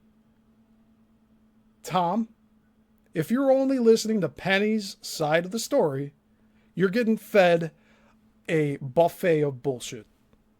Of this, that it is beneficial and helpful and not harmful to anybody, in Jesus' name. This is something. I think these girls took an excellent approach at this, asking God the Father to guide this conversation where it needs to go, and no ill will. That's kind of been long coming. We're going to stay graceful in this. This is not a mean attack, although it's been happening to us, and it's all right. We're big people, we can handle it. But we are in the community of truth telling, and when that comes under attack, or when there is somebody who is playing the game for their own benefit, playing the game for their own benefit. Penny. And now apparently Tom too. I don't want to stand and witness because it could eventually cause harm to people. I mean, there are people that have been trying to get out and tell their story that have gone to certain people and they've said, oh, yeah, I'll put you on a show. And then they never get a call back and they need to speak or they're looking for answers. And so that I think is what we're going to take an approach with tonight and try to settle a couple of things. And the one thing that I want to say for myself is by under no means and no circumstances am I on anything other than prescription medications. This girl ain't on drugs, hasn't been in probably 35 years, and it was because I was younger. I experimented with stuff. Nothing too hard, but still, now, no, I am not. So, well, Susie. So, so with that, I guess we're going to be discussing is Penny L.A. Shepard. Yes. So that's our subject matter, and Here we go. this is a difficult one because I spent 6.5 years of my life with this person. That fact right there has me believing Susie in what she's saying. She lived with Penny L.A. Shepard every day for 6.5 years. She trusted her for that long, and then she saw who she really was, and then Penny decided to leave on her own accord. Day. And a very, very close in my home, became very close to this person. Like Tom essentially is writing off Susie's entire account. Her personal account on what's happened here and Brenda's. Tom is completely just saying, no, it didn't happen. Do you want me to be questioning things happened or not with you, Tom? a sister and, allowed this person into my home with my family and stuff like that. Now, the reason that we're talking about this was because some people know Penny Shepard, some people don't know Penny Shepard, but Penny Shepard is also on a podcast. She's also speaking to a lot of the people that we talk to. And so there's a lot of, in this community of people who want disclosure, like you were saying, Brenda, there's a lot of people who wanted to get their story out and, maybe you can't. And there's a lot of different agencies, say like Gaia and those things that they're supposed to be out there to help people, or there's different shows that people go on to try to get their story out and stuff like that. So with that, we're in this community, we're all interacting with the same type of people. That's what we had a little issue with Rocco the other day. And so you reached out and said, don't want to participate with somebody that hasn't got their life in the right track yet. And so that's kind of what happened. So with that, we have made a decision, Brenda and I had made a decision to just really not say anything. But a lot of people have, I'm sure asked you, Brenda, a lot of people have come to me and said, what happened? I want to know. So with that, I just wanted to give my side of the story. There's always two sides to everything. And Brenda and I became really close friends back. It started with Grizzly. Grizzly came on the Awake Nation. Grizzly was doing shows and stuff on the Awake Nation with Penny and Dave. And then Grizzly... By the way, Awake Nation and Dark Outpost, those were shows Penny ran. Those are shows that took up Tom's time while I was visiting him to get work done. Was going to do some remote viewing or some stuff about a person who came up missing. And so Penny recommended me to them, that because I see things and stuff like that. And so she recommended me to go on that show. Hey, Norma, Tom already admitted it. Tom already admitted that that it's being handled. He just doesn't, I don't know how to explain it. The two brain cells are there. They can't connect it. Handler, narcissist Penny L.A. Shepard, and lifetime friend / lover, I don't know, Penny L.A. Shepard. This is the fictional view of Penny that Tom has, and then this one is the real one. And Tom wants to throw this one away. Even though we're here talking about it, he doesn't want it.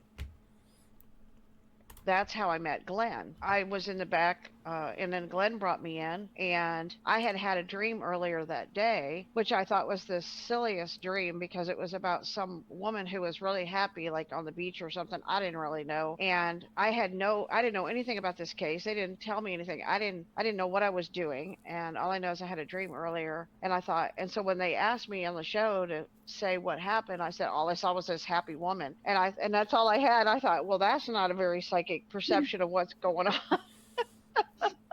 And I'm like, oh, that's just gonna sound stupid, but that's all I had. So they were like, well, that's kind of weird. And because weren't we talking about how his wife was happy and did this big thing because she found his backpack that washed in on the beach, and it was the only evidence of him backpack. And so I was like, I was a little concerned that I had, oh Lord, I had come on, Dreams don't fail me now.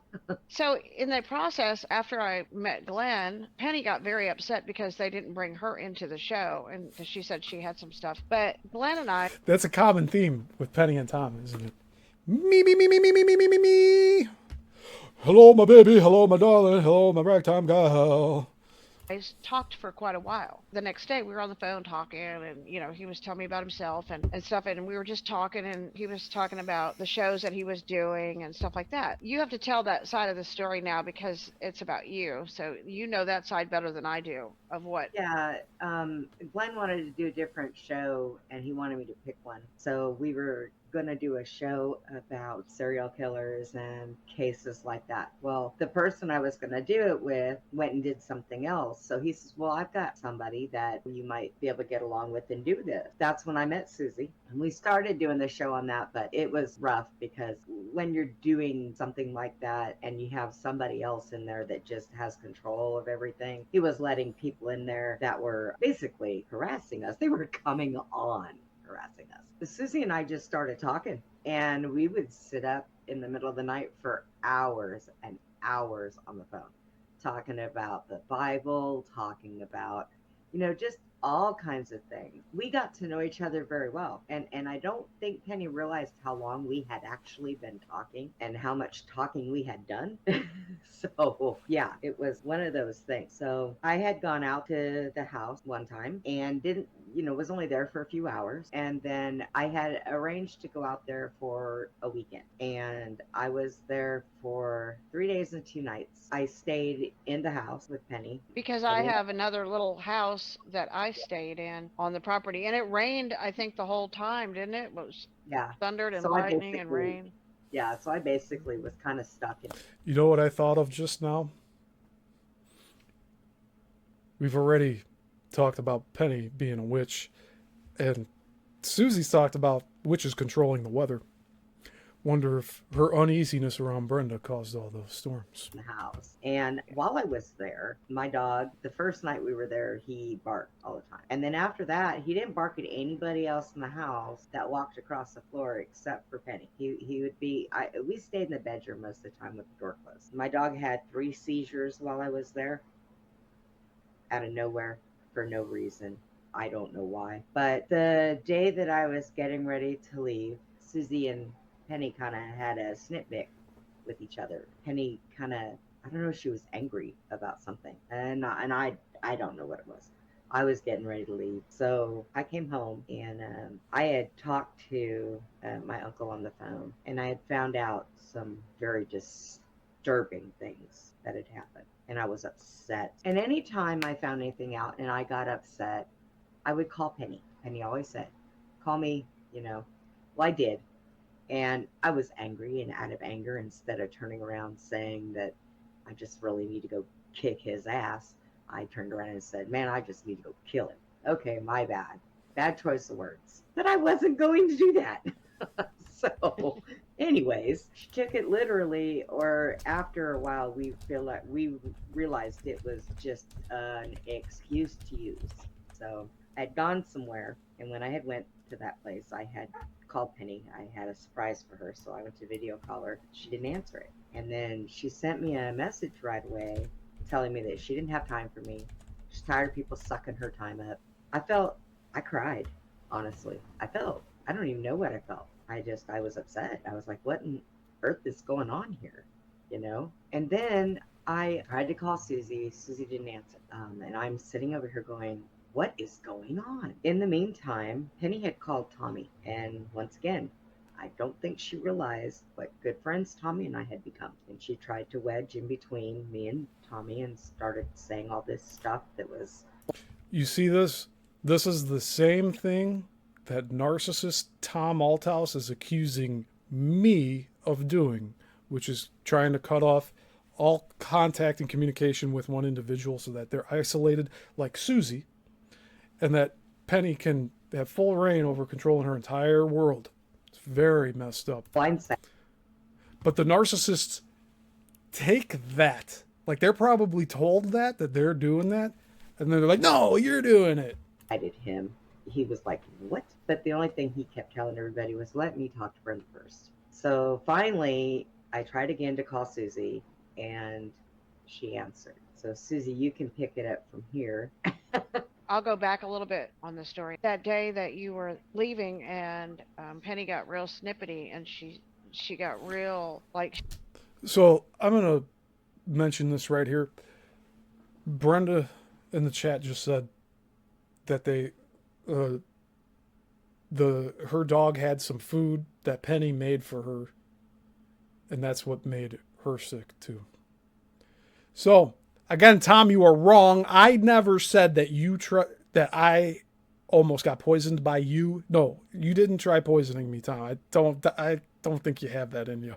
But Penny did in fact try to kill Brenda with rat poison. I mean, come on here. This is what we're talking about here. This is the logical conclusion of what possibly happened. But Brenda almost died. And it was after visiting and eating food at Penny's. Sorry. I never said that Tom tried to poison me while I was at his house. That's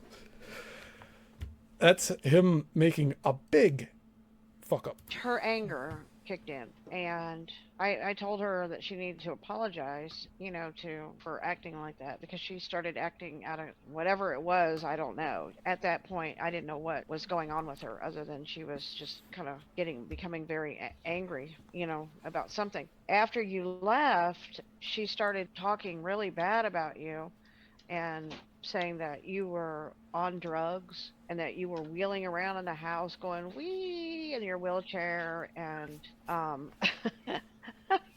know, I was like, what? Because I'm like, I didn't see any of that, so I was like, well, I don't know what she's talking about, and so she just started talking, just really angry, real negative stuff about you. And she had told me about the conversation that you had about your uncle. Now, this is the funny part. I guess I can laugh about this part of it, because being a conspiracy person, we are always going, I wonder if, and I'm sure many people have done that, could this mean? Yeah, right. We are here seeking the truth. So part of seeking the truth is asking, is Tom Althouse legit? That's part of truth seeking. And my consensus right now is no, he's not legit. Mean this, or could that mean that, or could that person be that person, or we start to like. Mind you, I said that I went somewhere. Okay. So that's what she's getting at. Where did she go? What is she doing? Oh my God, she went to go kill him. Oh. And that's Penny jumping to conclusions, getting caught up in the rush of juicy news.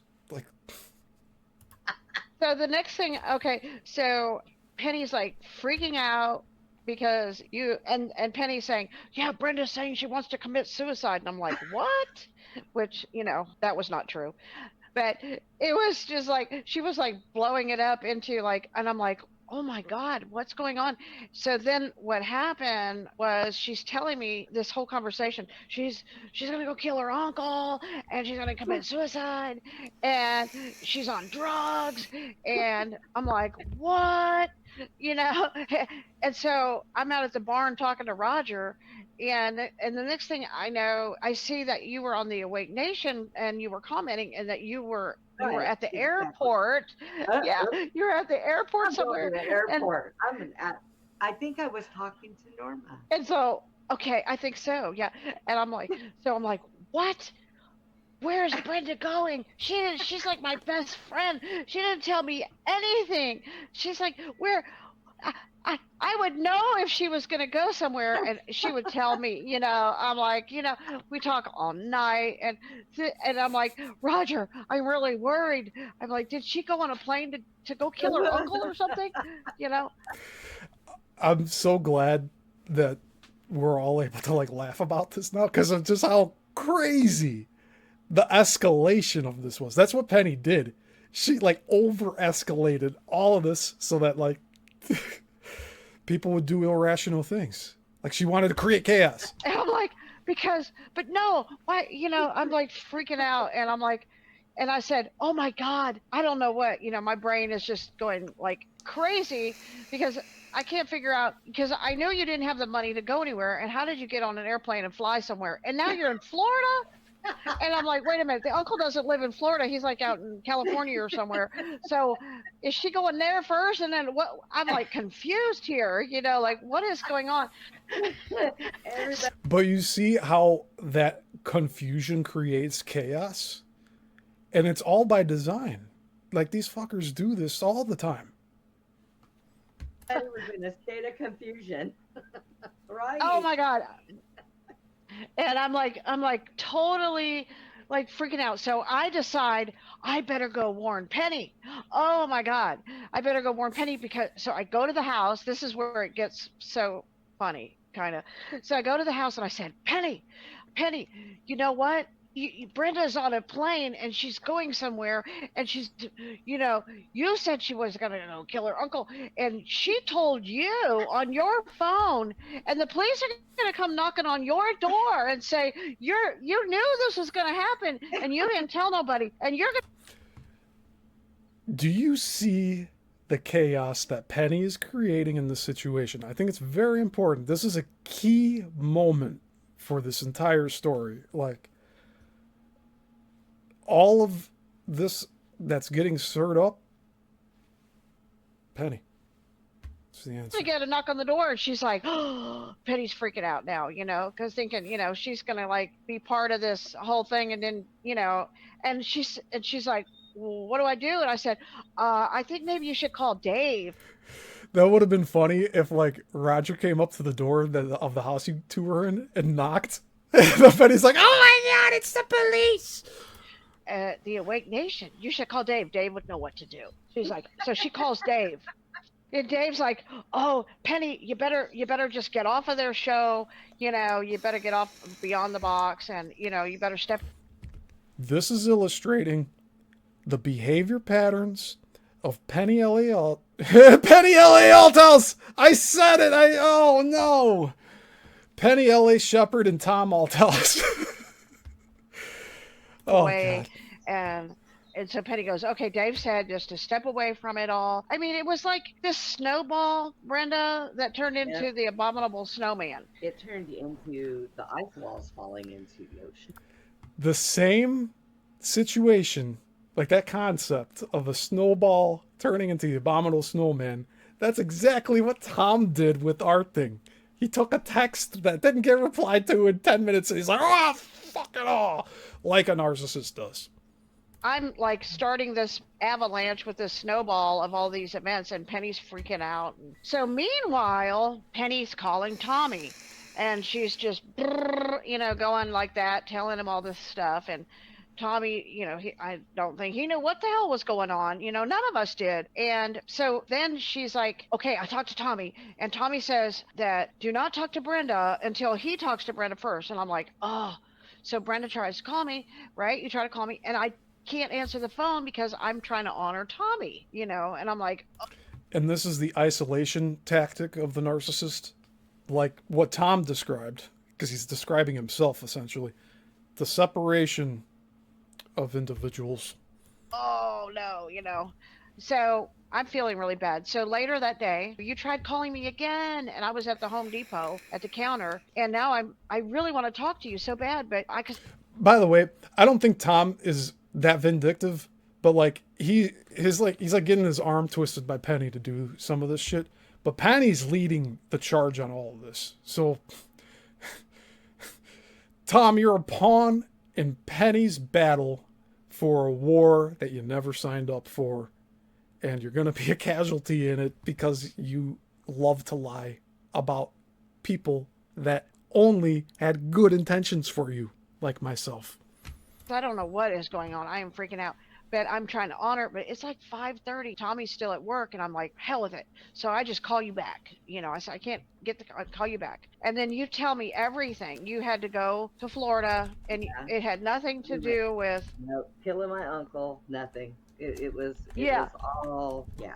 So anyways, in this whole thing, I get a message saying I'm leaving the show. I said, okay, why? And she said, I don't have time. I just can't be involved in this, all this stuff. Now I'm confused. I was really confused. And I'm upset because I entrusted her with everything and no explanation, no nothing. So I finally get to talk to Susie, and Susie explains everything to me.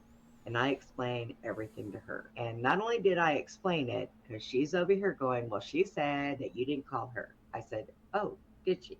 Hang on. So I went in and I screenshotted the conversation and the phone call, and I sent it to Susie, and I said, Susie, why would I lie that I tried to call her and she didn't answer? So here it is. So Susie goes over there to talk to her, show her what I sent her. She was telling Susie, what was she telling you? It's okay, I'll start a show for you. And The way it kind of came to that moment is after you sent me the screenshot of the missed call to her on Messenger, and then her texting you telling This is important. you that you were sucking her energy and she didn't have time for that. And yeah. And Can you believe that? Penny said to Brenda that she was sucking her energy away and she doesn't have time for her. After telling Brenda that she could call Penny for anything. the missed call to her on Messenger, and then her texting you telling you that that you were sucking her energy and she didn't have time for that. And yeah. And when I asked her, I said, Brenda said she tried to call you, and she said she never called me. And I said, well, you had a conversation with her and told her she was sucking your energy. She goes, I never had a conversation with her. So Brenda went ahead and screenshotted it and sent it to me. So I walked over to the house and I showed it to Penny. Here's where it says missed call, a messenger, and here's the text. And instead of saying, I lied or I'm sorry, she blew up and started screaming at me. And she started saying, now I'm the enemy. I'm the enemy. And You see, Penny at that point had already accepted her fuck up, and so she just tried to get herself in a winning position by placing herself as the victim and saying like, oh no, now y'all think I'm evil, blah blah blah blah. screaming it. So I had to walk out of the house because I am not going to engage with anybody who starts screaming and yelling and denial and lying about something. All she had to do was say, hey, I made a mistake, whatever it was, and make it right. But no, A narcissist will never do that. she just blew up and got angry. Or if they want something from you, they'll apologize. But they want it to be reciprocal. Like, I gave you an apology, you better give me like 2 weeks of solid attention or I'm going to go back to ignoring you, that type of stuff. So I walked away and I went back to the house and called you. And I think at that point, I was a little bit shocked that when confronted with the evidence to Penny, she blew up and started screaming at me. Because I always had been told by Penny that she was somebody who tells the truth. And clearly, she was not telling the truth. Prophetic.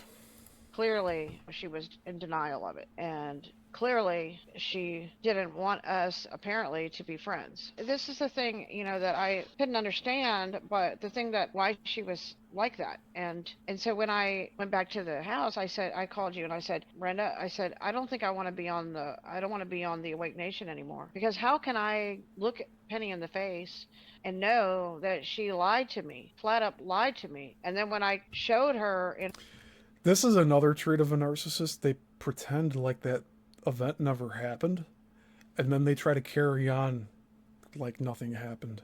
So Susie's going to explain here in the next minute or two, like, Penny kept asking her, like, are you going to show up tonight on the show? her face, her lie, she's screaming and yelling at me. Okay. So I'm like, am I going to be sitting there on a show with her and looking her in the face and knowing what I know? And I said, you know what? I don't think so. I think we'll just do our show, and I'm going to step away from her show. And so I told Penny in a very polite way that I just didn't want to do the Awake Nation anymore. Well, first they had me on for 30 minutes, and then she would do the introduction, and I maybe had 15 minutes to tell my story, and I couldn't do it in 15 minutes. And then I got on the Dark Outpost for an hour after that, and then there was maybe 30 to 60 views on the whole thing, and you had to pay to get into it. You see the very numbers that Tom was discriminating me about. Penny's shows get the same amount of views. And that wasn't even a truth that Tom was saying. Ours got hundreds, sometimes thousands of views. But Susie's here saying that the Awake Nation was getting 30 to 60 views. Tom is just spewing it. And then I was like doing all that on Fridays, and then our show on Friday night, and it was just too much for me anyway. And you see how that takes up time? And then once you're done with the show, like, you just want to relax for a little bit. So that also explains why Tom didn't want to do any work in the evening, like it's too late, or like the inspiration left. Or I had the message from God and now it left because you took too long, Steve. You suck. Like, that's the type of shit I was dealing with. I have a farm, and it was like a relief not to have to do that many shows in one day, right? Because it just seemed non-productive what I was doing there. Anyway, so at that point, I just made that decision. Penny was like, okay, at first, and then she's like, well, I hope you come back to our show, and I will help you and Brenda as much as I can. She offered to help our stuff and everything, and I just said, that's okay, I'm just gonna just do our show. So at that point, I was a little bit shocked because Penny had been living with me for 6.5 years, and I had been around Penny all the time. And so there was never like it's a triangle where you have three people, like you and me and Brent and Penny. So whenever like Penny and I were around each other.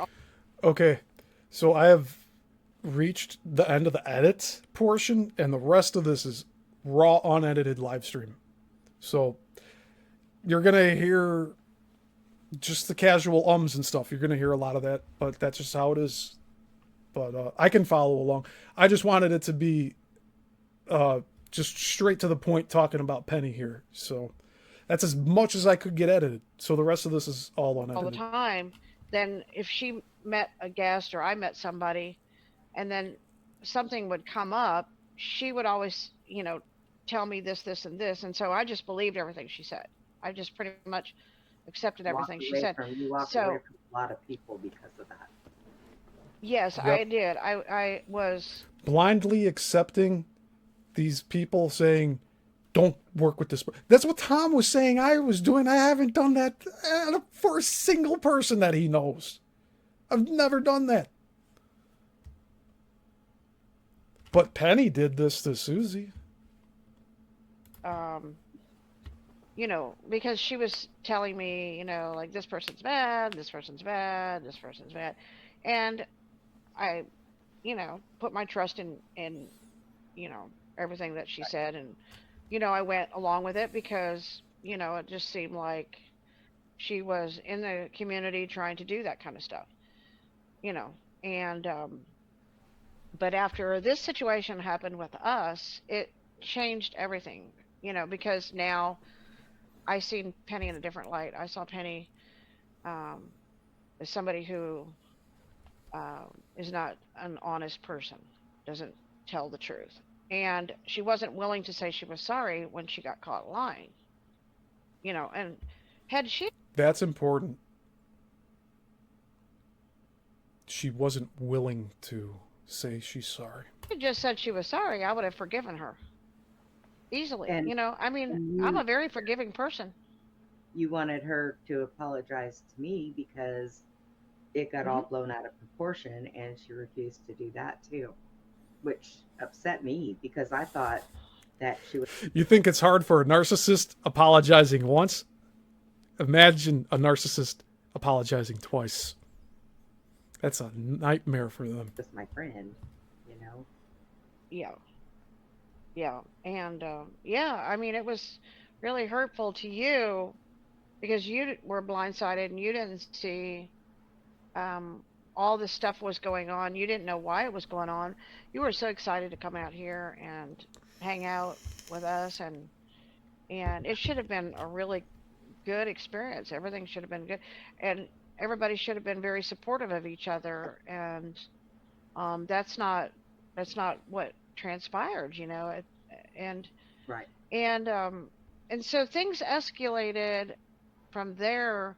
I kept my peace and I stayed calm throughout the whole thing, and I talked with you quite a bit during this whole episode, and I just kind of stayed away from Penny at this point, and Penny kept telling me that she had invited a woman out to the house that was from North Carolina, and that this woman was coming to buy a horse, a very expensive horse, from me, and that would I be able to sell this horse to her? And I said, sure, um, so this woman uh, apparently flew in, took a car, drove about an hour to get here, and when she got here, Penny walked her over to my house. I never thought of this until now, but what Penny did with this other woman here is very similar to like Tom inviting me to his house, and I'm like, because you're gonna find out here that this woman that showed up at Susie's ranch on behalf of Penny wasn't there for what Penny said she was there for. And you know, when she got here, she said, "I have my Bible," and she brought her Bible with her, and um, and I said, "Okay," and so I thought with what was going on that I would not. I didn't know what Penny was up to, and I didn't know what this was about, and so I decided not to mention because Penny had told me it was about a horse. Now Roger said when she got here, she got out of the car and he said, "Are you here to buy the horse?" She goes, "Oh no, I'm not here to buy the horse. I'm here to stay." And How wild is that? Penny invited this chick to move onto the property and did not tell Susie, the landowner. And Penny was living on that property for like just a couple $100 a month. Maybe less. Susie was saying even less some months. but he didn't tell me that Yeah, Norma. Yeah, maybe she was there to perform a ritual. Very true. until later because Penny brought her over to my house right away. And then the lady came in, we sat down and we started talking. And she told me that her parents work for the Pat Robertson or no, Tammy Faye Baker and the Bakers in North Carolina. Yeah.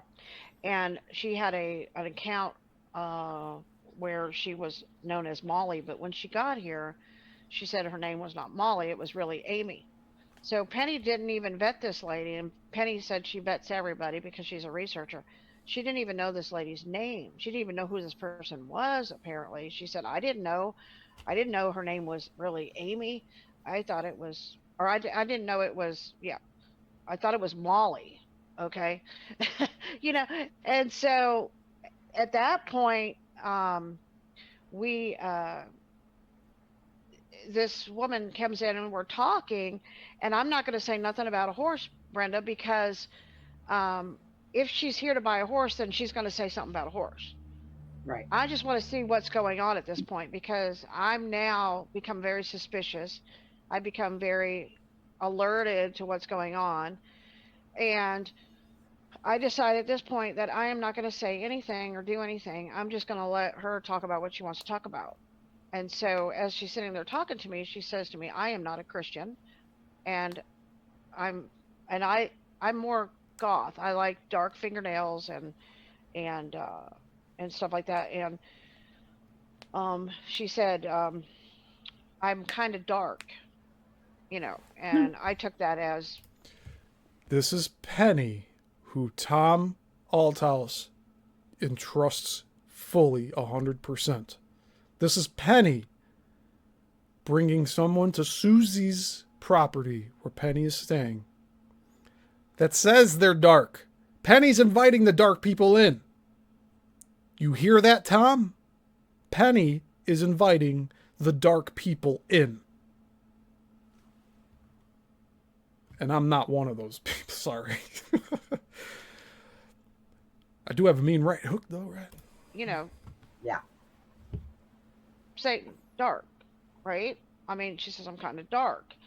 And I said, oh, like you're in a cave, dark? Because I don't want to, say anything. I'm just listening. And That's like a dumb politician response. What? Dark? Like you're in a room with no lights? she said, yeah, like in a cave, dark. And I said, oh. So then I said, well, I changed the subject. How did you meet Penny? And she says, I didn't meet Penny. Penny found me. And then she shows me on Twitter where Penny contacted her. And I had just did a big show about Loki's daughter, Hel. And that daughter of Hel is known in the charismatic churches like the Baker's Church and all that as a spirit of Emma, who did the revivals and stuff like that. So I had just done this whole thing about the religious demonic spirit of Hel that was like coming like an angel, okay, in the churches under the name of Emma. But so Hel looks like, in the Mexican culture, looks like Santa Marta, same being. So this is all relevant because I had just done this thing, and then I had just called out the whole thing about the churches, and and the Awake Nation and Penny had just done this big show about Micah Miller, the little girl whose husband was a preacher in North Carolina, and he was sex trafficking his wife. And then the next thing you know, she's trying to divorce him, and then she ends up dead out in a park. And so Penny reached out to Micah Miller's dad and brought him on the Awake Nation. Okay, so this is all relevant. Okay, so this woman pulls out her phone and shows me on Twitter a picture of Hel, Santa Marta. And it's the woman with the mask and all that, like death, the spirit, I am death, the spirit of death, whatever, right? And in it, she texted on Twitter, if I was to go out into public and wear a mask, what would I look like every day? This is what I would look like. She would look like the spirit of death. Okay? And so Penny had responded to that on the text, and that's how she met this woman. You never hear me describing myself as the spirit of death. The comparison Tom makes, said like, I'm so dark. I don't even know if that story's even true. It could have probably never even happened, and he just materialized it out of the Matrix. Like, oh, my son said that Stephen was dark, and I should stay away from him. Blah, blah, blah, blah. Cool story, bro. Now, I had just did the show about this, and now Penny's reaching out to a woman who said that she would be this person, okay? And then Penny invites this person to my home. Okay? Penny invited this person to Susie's home to live there permanently. She said, I'm staying, to the landowner. Oh, I'm staying. So Penny probably said that was her place and invited this rando chick from fucking Facebook to come to the house. Insane. And when I went, and Brenda and I went on to Truth Finder, and we went into her site, well, on this woman's site, I found a half nude picture of Micah Miller on this site, and this woman, Molly, was sex traffickingly showing pictures like of naked type tattooed women in that area, in the church area, that North Carolina area. And the dead Micah Miller was on her page. So I thought, what the hell? Okay, like this woman, was she the madam of, because their family worked with this religious organization, and then this girl's pictures on her deal. Yeah, that's a good guess on that. And now this girl's dead. So, and then Penny is talking to this girl's father and saying, we're going to help you, we're going to do all this stuff, or, and I'm like, okay, this is really creeping me out, like this whole scenario. So I said, okay, I'm not going to say anything, I'm just going to keep to myself and just see where this goes. And so I took them out to dinner, and when we went out to dinner, Penny says, we're sitting there at the table, and Penny says to the woman, I love you. Oh, does that sound familiar, Tom? I love you so much. You're just such a nice, kind person, and I just love you so much. And I was like, sounds like a non-exclusive saying that Penny says to everyone she's trying to control. I took them out to dinner, and when we went out to dinner, Penny says, we're sitting there at the table, and Penny says to the woman, I love you. I love you so much. You're just such a nice, kind person. That's exactly what Penny L.A. Shepard is saying to Tom Althouse, I'd say on a daily basis, just to keep him under her arm. I just love you so much. And I was like, oh my God, Brenda, she's love bombing this woman. Love bombing her. And she says I love you to Tom quite often. I know that for a fact. I'm like, oh my God, that's what love bombing is. I'm like, she doesn't even know this woman. And I'm like, what is she doing? And complete stranger. And Penny is saying this to the complete stranger. So how does that add value to her saying that to you, Tom, if she also says it the same way to a complete stranger? And then the woman looks across the table and she goes, I love you too. And she looks at me and it's like a spell. A verbal spell. I love you. The Satanist saying that to lower your guard. I love you. And I was like, I didn't know what to say. And I'm like, even Susie didn't know what to do because it was so awkward and out of place. The woman looks across the table and she goes, I love you too. And she looks at me and she said, I love you. And I was like, I didn't know what to say. And I'm like, I love you. Yeah. Like I'm a little freaked out. Right. And then the waitress comes, right? Then the waitress comes with the bill and she gives me a bill from like me and Penny and my son and gives her a bill. And the lady, signs it and then the waitress takes it off. And Penny had taken her money out and put it on the table next to our receipt, and she put like 3 5s and 3 1s for her food. And then when she did that, she put it there, and then she saw the girl gave the ticket to the waitress, and Penny goes, "Oh my God, I can't believe you did that. It was so nice of you to do that." And the lady goes, "Oh, do you want me to pay your bill?" And I went, "No." Top tier IQ from Susie here doing that. Fucking love it. Give these fucking scammers. Penny was trying to get this stranger to pay for her meal by manipulating her by saying that, "Oh, I believe you're paying for me, thank you." And she's like, "Oh, I didn't know I was. Should I pay?" And then Susie speaks up and is like, "No, damn it. She's manipulating you." Did that. It was so nice of you to do that. And the lady goes, "Oh, do you want me to pay your bill?" And I went, "No." Top tier. Susie. Too good.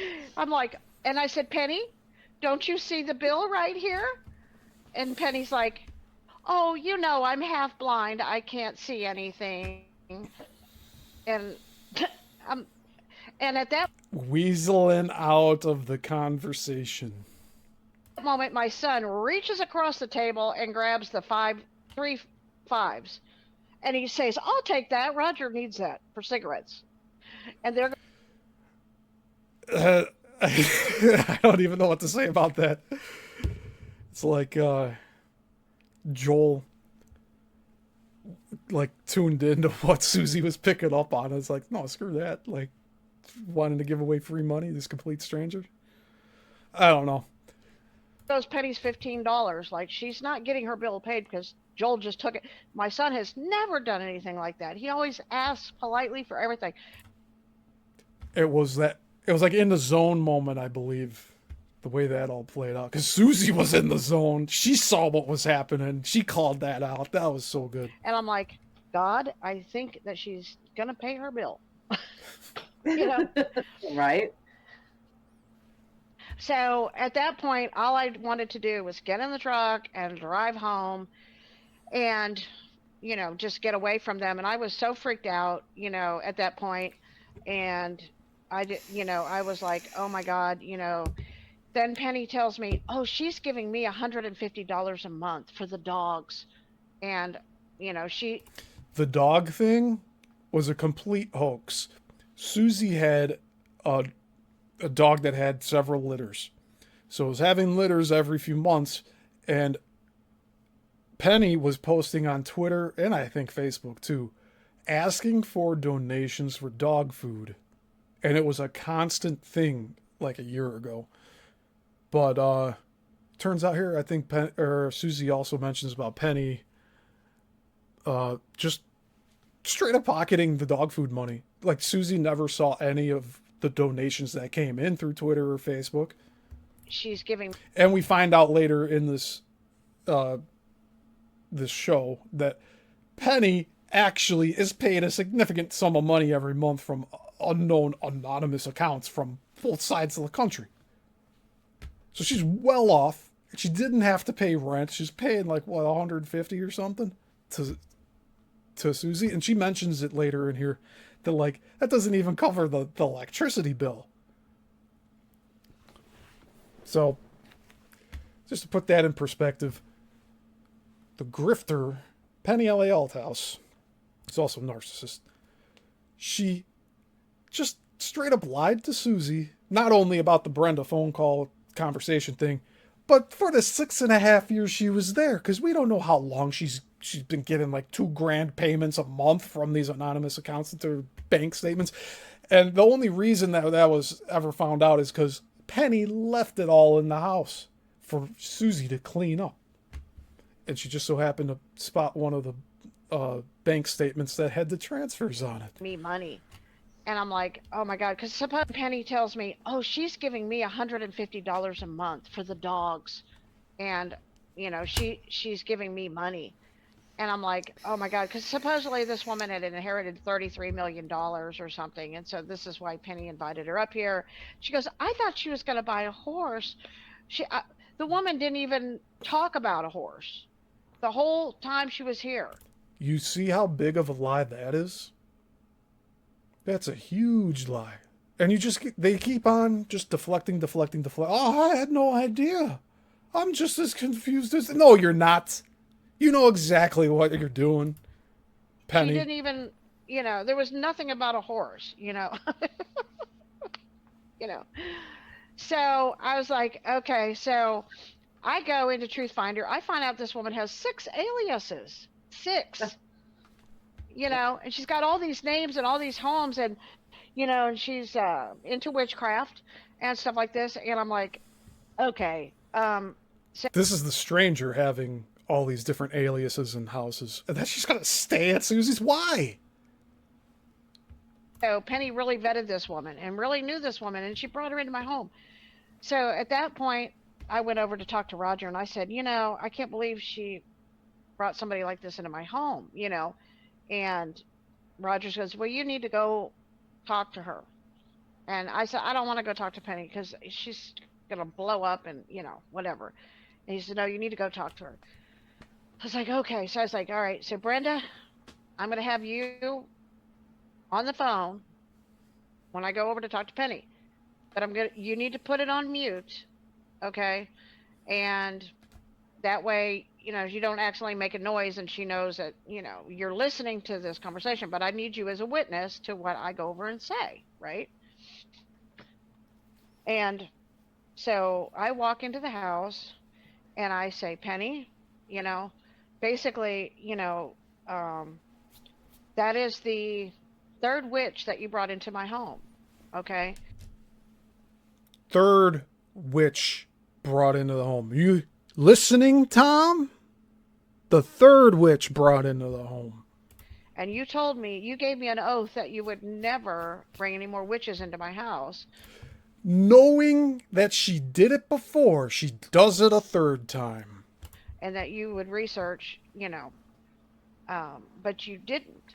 And I said, most people, if they want to hang out with people, they will tell them to get a hotel room, and then you can go, if you want to do that, then you go to town and you hang out with that person.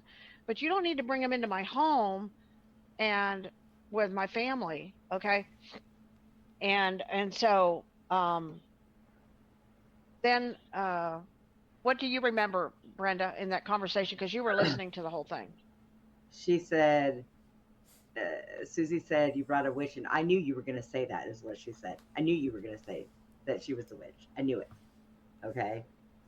And then Susie just wanted Penny to apologize to me because we were all talking about moving together and being on the same property.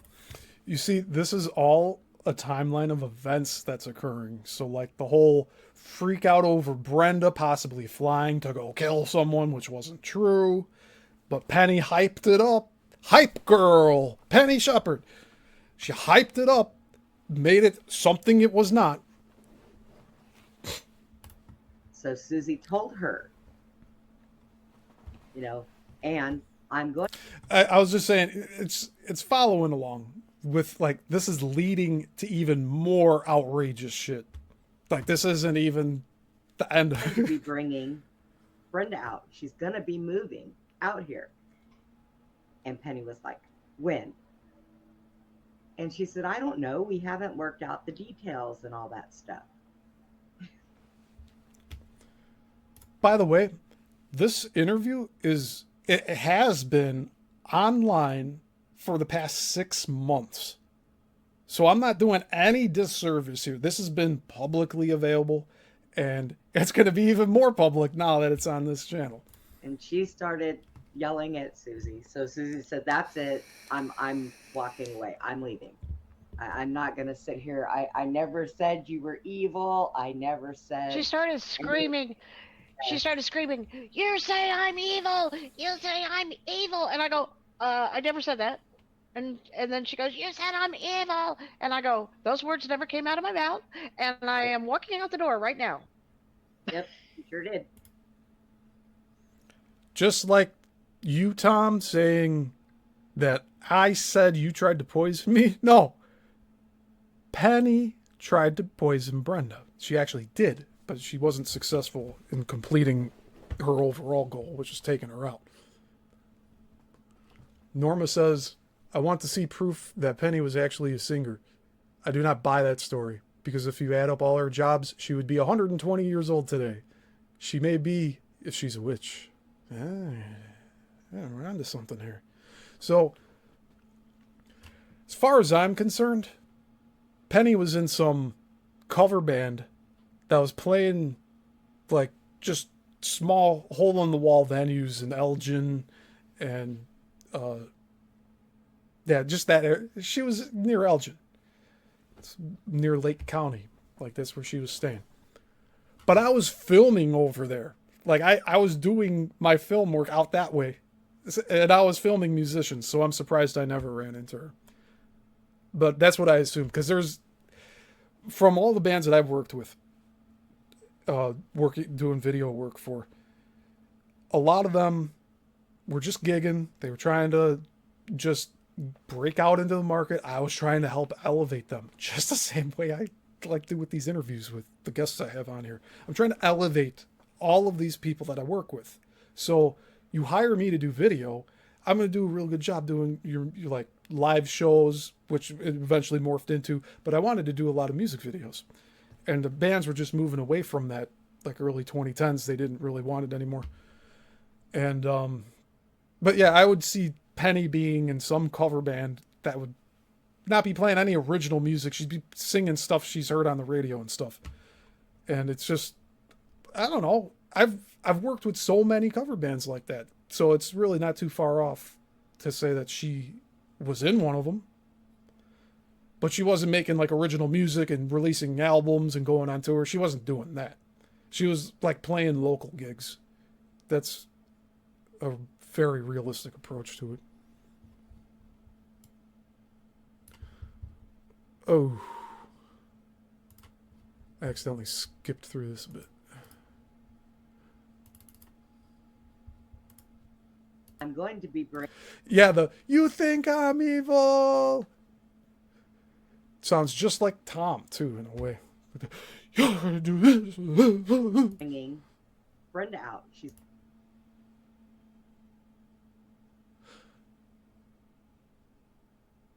Norma, what don't you recall? So I have a reference point. I'll reply once I get a response from you. I'll play a video. being together and being on the same property. So Susie told her, you know, and I'm going to be bringing Brenda out. She's going to be moving out here. And Penny was like, when? And she said, I don't know. We haven't worked out the details and all that stuff.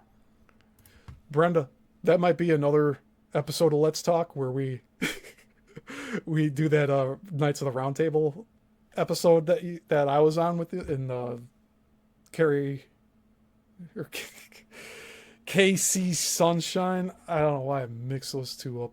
Okay. And she started yelling at Susie. So Susie said, that's it. So like anytime a narcissist's plans change and it's not that they're liking, they get all bent out of shape and stuff. So that explains how Tom's a narcissist when I said I could stay longer to get more work done. And he started flipping out and almost having nervous breakdown, just trying to figure out if I can get a plane ticket or not. And I ended up getting the rental vehicle, so that didn't fucking mean anything. He got all jacked out of shape for nothing. And then with Penny, you have Penny here who starts screaming and shit. And just they get all flustered. It's like very similar to someone that is on the spectrum of autism, where like if everything's not perfectly aligned. And Tom has said like he's like on the spectrum, but like come on, dude. Like it really doesn't seem like it. Like I don't know. But the narcissist part really plays into that. In the not wanting to accept changes to the environment and stuff. Haven't worked out the details and all that stuff. And she's... Oh yeah, Norma. So yeah, John is the one that Penny wants to be with forever. So he wants nothing to do with her, but she talks about him all the time, how she's going to end up with him. It's written in all her journals too, along with the Satanism stuff and Tom Althouse. Tom Althouse is in those journals along with Satan. Okay. Like Penny's writing about all the. Did she know Tom before she met him? Like, did she research him and write down about him before she met him? It's a desktop notification. No worries. Started yelling at Susie. So Susie said, "That's it. I'm walking away. I'm leaving. I'm not gonna sit here. I never said you were evil. I never said." She started screaming. She started screaming, "You say I'm evil! You say I'm evil!" And I go, I never said that. And then she goes, "You said I'm evil!" And I go, "Those words never came out of my mouth." And I am walking out the door right now. Yep, she sure did. And she locked herself in the house. And I So- never spoke. Wasn't John a band member of Penny's, if I recall correctly? Like the singer or something? I feel like that's where it's connected to, is with the band. No, John's not her brother. And John wants nothing to do with her. I'm amazed that Brenda got in contact with this dude, because that just added to this whole, what would you call this? Well, it's like a debrief. Okay, he was the manager of the band. Okay. Yeah, then that makes sense to me too. To Penny again. From that moment, that was my. Yep, she sure did. And she locked herself in the house. And I So- never spoke to Penny again. From that moment, that was my last conversation with Penny. You believe that? This bitch left her house. Didn't say a word. I walked over to my house, and at that point, I blocked Penny on Facebook. And I kind of said, you know what, you know, that's the second blow up already, and this is really getting out of hand. She's bringing this, you know, I mean, the whole thing was out of hand, and so I'm just stepping away from it, and then the next thing I know, I get a text on my phone, and Penny says, it was that evening, right? It was like a little bit later that Yeah. evening. She texts me and says that she would be moving out, and on Monday after the show. I did not. That was it. Just no formal goodbye, just texts. I'm moving out. Bye. 6.5 years of a relationship, like living together and shit and being friends and like sisters, and now it's just, I'm leaving, bye. Respond to her text. I didn't answer. I didn't say anything. And so then so I told Roger and Joel that Penny would be leaving on Monday, and they said, we'll help her load her stuff or whatever she needs, you know. I said, okay.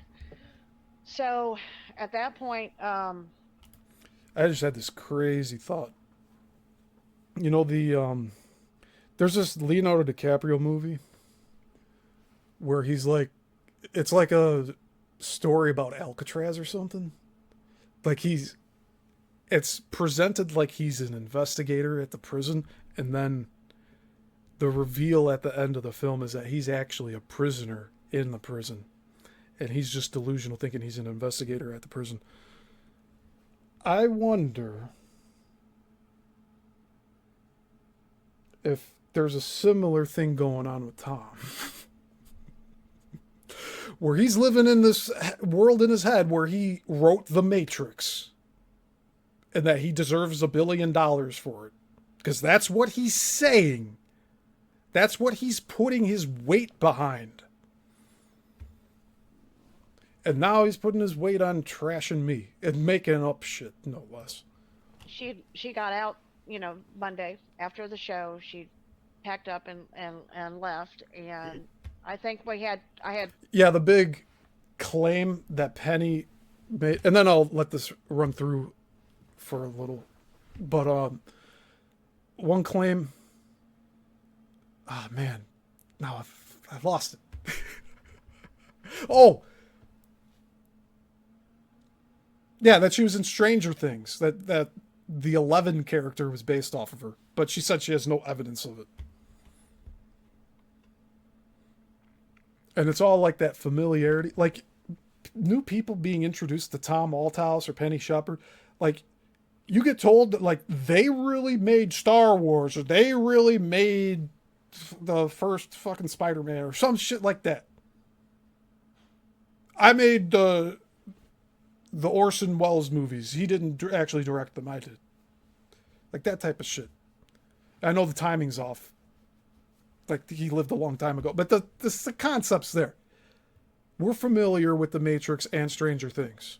That's the connection that's being made between the individual claiming that the stuff is stolen or based off of them. And especially with the people with no evidence like Penny, it's like, yeah, you just have to either blindly accept it or whatever. Because it's all in her head. Right, she got out, Monday after the show. She packed up and left, and I think I had 28 bags of trash that she left in the house.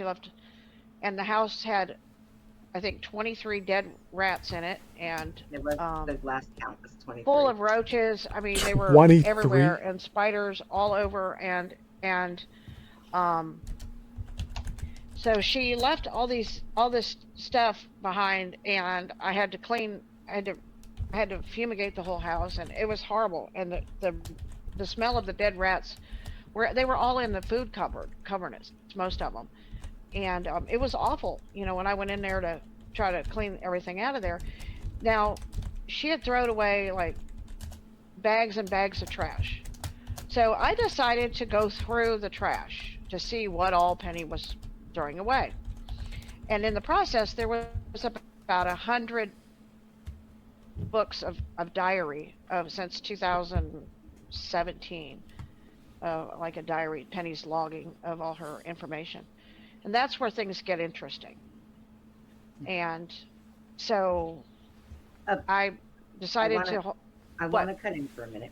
So on that note, it has been going around that Susie betrayed Penny, and that Penny made her leave.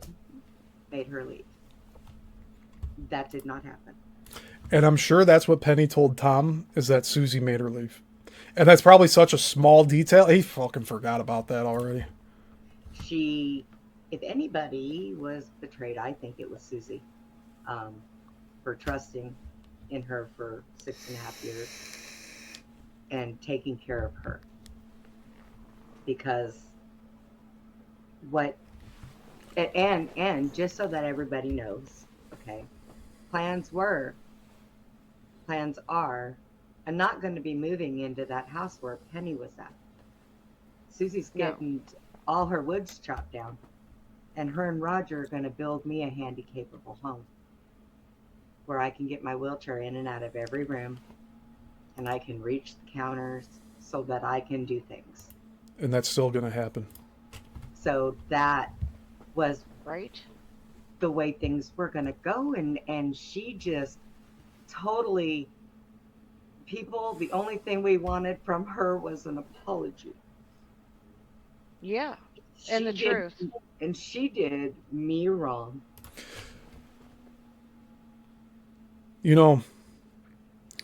I really think Tom wants to see me cry. And that's why he's saying I have this vibe like I'm so dark and everything. No, you're not going to get it from me, Tom. And I don't think I've ever shed a tear for you, to be honest. And then went around and told everybody I was on drugs. But you see this? Penny hurt my friend Brenda here and tried to kill her. And Tom doesn't want to hear it. He thinks I'm trying to separate him from his friends. That's not your friend, Tom. Penny's your handler. She's saying all the right things to you so that you won't suspect a thing. And then only for later for you to be, I should have known, like what you're saying about me, which is totally unfounded. So if you must know, I'm on Medicaid in the state of Texas. If I was on drugs, I wouldn't be covered. And they take my blood all the time. And see, Penny would say here she still doesn't believe you. That you're probably smoking shit. I'm on my medication. I think I know what the wheelchair wee thing was. Putin was bored, and I was trying to get him to stop barking at Lily. So I put him on the footboard of my chair, and I was going around in little circles with him so he would have something to do, because the dog, that's where he rides when I go places. He loves sitting on that and going for a ride. He stands up like he's captain of the ship and leans forward as I'm driving him on the bottom of my chair. So, But not only that, Brenda, she lied about your friendship with Tommy. You and Tommy had become very close, and she said that wasn't true, that you and Tommy were not good friends. That also became a key issue with how Tom was involved with hearing this story. Tom was told by Penny about this whole Brenda and Tommy friendship and how they were close, all right? Like, who cares? But Penny cared. Well, why? Who cares? Penny cares. And, yeah. you know, But that was like Tom's whole thing where he was like, oh, I don't want to get into it because it had something to do with sexting and blah, blah, blah. I don't believe it was sexting. You can confirm that, Brenda. It doesn't matter. It doesn't matter to me because, like, it's all your personal stuff. Penny shouldn't even be concerned whatsoever about it. And she took and that you had made all that up. Yeah. She Mhm. took everybody from the show. She took. You hear that? Penny took all of the people from Brenda's show. Tom is accusing me of taking people from it. I took nobody from Tom. All I'm doing is saying what's happened to me. Just like he's saying what happened to him, but he's lying, obviously, because he's lied about me. Just this past Thursday. Brian and Tom Althouse tried to take Susie, but Susie told her she wasn't leaving me because Penny said that this was her show. Penny's the one separating everybody here in this situation. Susie and I started this show back in January. Okay. Penny helped us do some artwork and intro music and get some guests. But when we first started this show, it was me, Susie, and Andy would sit in with us. And I paid for a year for the platform. Well, somehow, after I gave her access to be able to log in as me so she could do some stuff, when all this blew up, I was locked out of my platform. And the Yeah, we forgot to tell that part of it. You know why she was locked out of a platform? I'll spoil it here. Penny changed all the passwords and took the account from Brenda that Brenda paid for a year. So she stole 1 year of live streaming from Brenda. Story. The stuff was changed. My passwords were changed. She's a thief! And your money was taken and it was Yeah. put into somebody else's account named Shepard. That's straight up theft right there. You dumb bitch, Penny. Well, She they said they sabotaged our show. I have the IP address Yeah. traced, and they told me they couldn't tell me exactly where it was coming from, but they could give me 2 of the cities, and the cities were in between by Louisiana. We were in between the Dallas, cities. Yeah, Texas. and it was from a cell phone that a carrier that she used. Yeah. But we already knew it because she's the only person. I didn't even have any access to any of it. And you gave her sole access into this stuff. And these narcissists that behave like this, they think they've done nothing wrong whatsoever. Like, oh no, that was my account. I changed the password because I'm not talking to you anymore. Completely negates the fact that she didn't even pay for the service, but she took over control of it and blocked Brenda out of it, even though Brenda's the one that paid for it. And then she deleted the show and took the money from the account. So I have now, thank Susie ended up giving me money to help pay for some of the stuff because now I have to pay for it month to month for a little while. And after paying for it for a year, God, we still had almost 7 months left on that thing. And Penny stole it all. So, but I'm going to tell you, people, I was never angry even after all of this. Right. Me I was neither. never angry at Penny.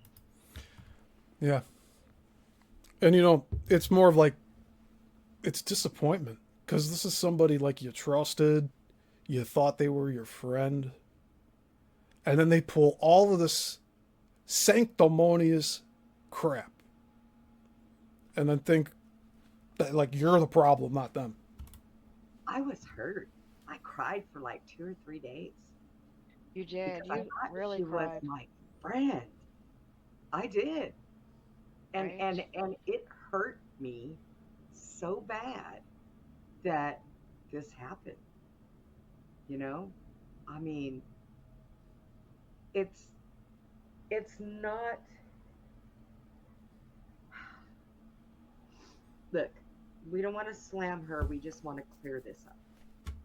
And there was But Penny did, she took all of these actions which hurt these two ladies. And it didn't even have to be physically. I mean, this is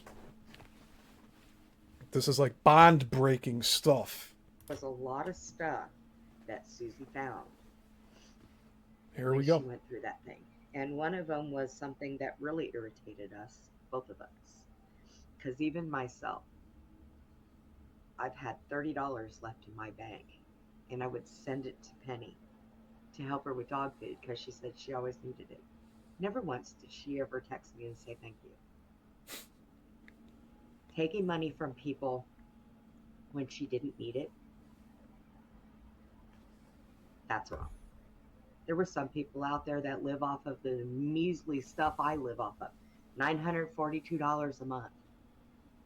And we have to pay our bills, and we're still giving her money for dog food, for the horses. Do you know that Susie Okay. never seen any of that? If you Ever. could see this, this Easy. is okay. This Just is put up a the bank state. Holy crap. That's the bank statement, everyone. Of Penny L.A. Shepard. Look at that. Look at that. $1,278.83. $2,792.79. $3,070.84.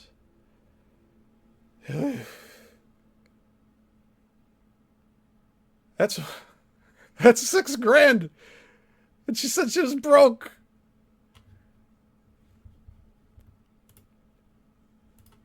You see Yeah. that?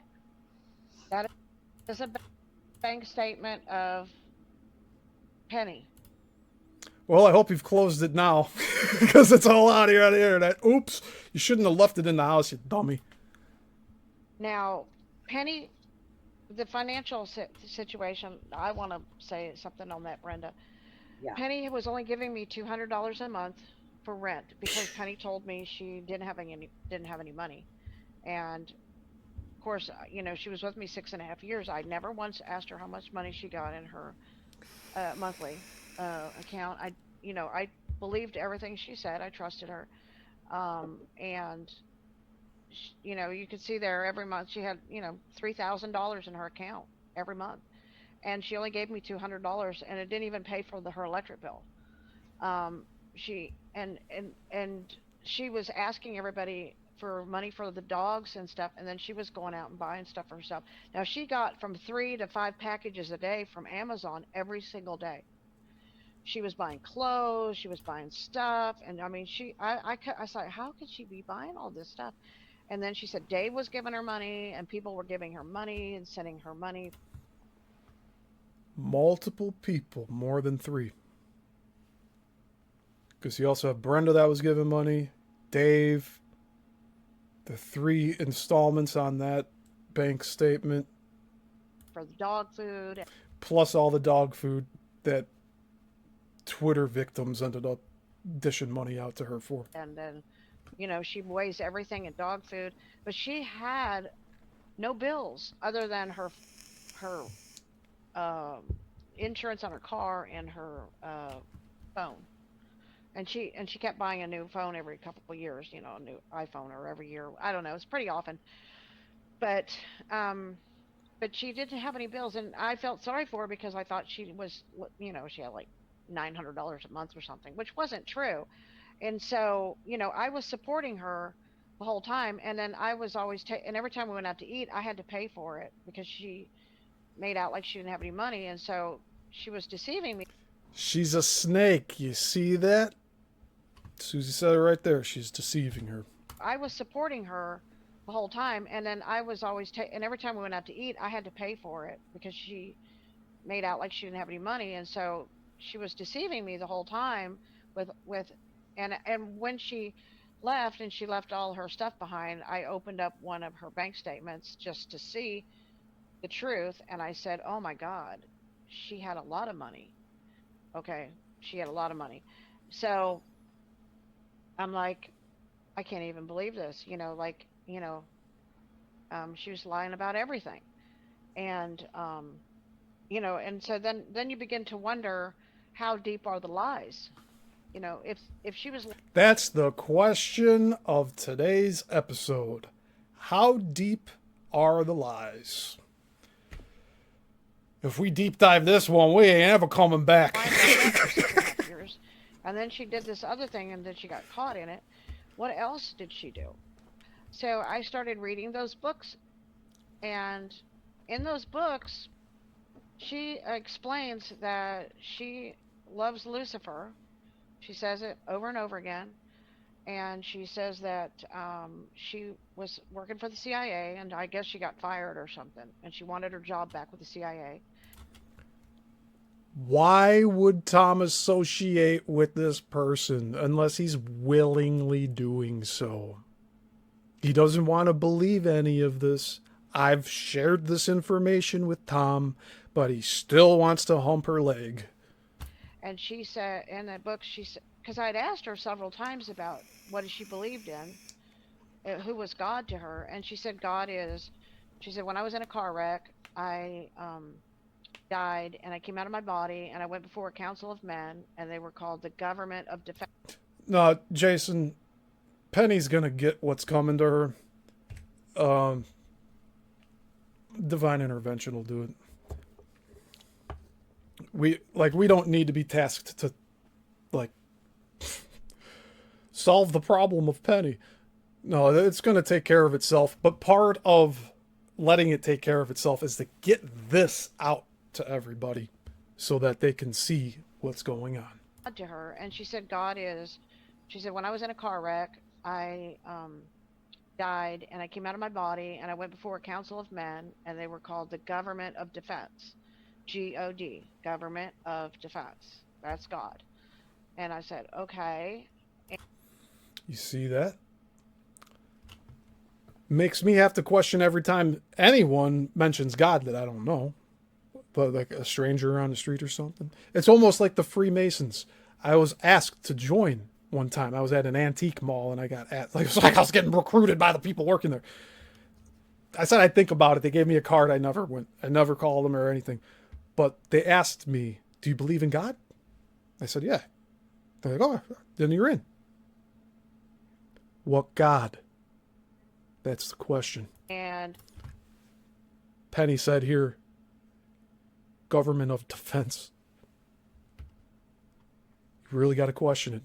so in the book, she says that the Government of Defense are men that are in the CIA. The CIA is God, and that is her God. They are, and that she's a Luciferian, and she said that the man that she loved with, she called him Satan Yahweh, and she said he is Satan, and I am also Satan because I love him. And so I was floored to read this kind of stuff from this woman that was telling me that she loved God. She was a vegetarian, but of course the minute she left, she wasn't a vegetarian anymore. That's another story in itself. But It's nothing about this woman. Now, how did I meet this woman? I met her on Facebook. Okay. And she, And Penny reached out to me on Twitter. And again, that was after the fallout with Emma the Entrepreneur. So it was like damage control, trying to keep me corralled and shit. I'm sure that's what it all was. wanted to come and interview me because I talk to God and God talks to me. And she wanted to know what me and God talk about. So she said she believed in God, but I didn't know that her God was the government of defense, the CIA. I didn't know that, but that's what her diary says. Now, if anybody wants the proof of this, I have the books, I have the proof, and you can message me and I will give you anybody whatever they'd like to see in these books. Imagine Tom ever saying that about his script. Message me and I'll send you any part of the script that's matched up that you want to see. Never. That she left. And so, but yes, I mean, it was very shocking that I was living with this person who wasn't who I thought she was. And then I began to say, oh my God, is this what a handler does? They come into your life, they choose your friends, if they think that you're getting a little too close to somebody like Brenda, then they sabotage and they start making up stories and say, she's this, she's that, you got to get away from her, you can't, we don't want her around us. And I'm going to write your book, Susie. There's the book mention. So I believe that Penny is the one that told Tom to not make the documentary with me and instead have me write a book. And I'm sure he relayed that to his mom, and then his mom's like, oh yeah, it's a good idea, do the book. What the fuck? We're going to do all this stuff. We're going to make movies about you, Susie. We're going to do all these things. And, and so, this is the person that, so, we've been in this community for a while. I never thought this was going to happen to me, Brenda. I mean, I hear everybody else saying that this stuff happens to them, and boom, next thing I know, reality slaps me and Brenda in the face. And we realize, who is this person that we let into our hearts and our home, and trusted, and I don't know. Do you have something you want to add to that, Brenda? Because I'm a little bit in shock after all this stuff, Yeah.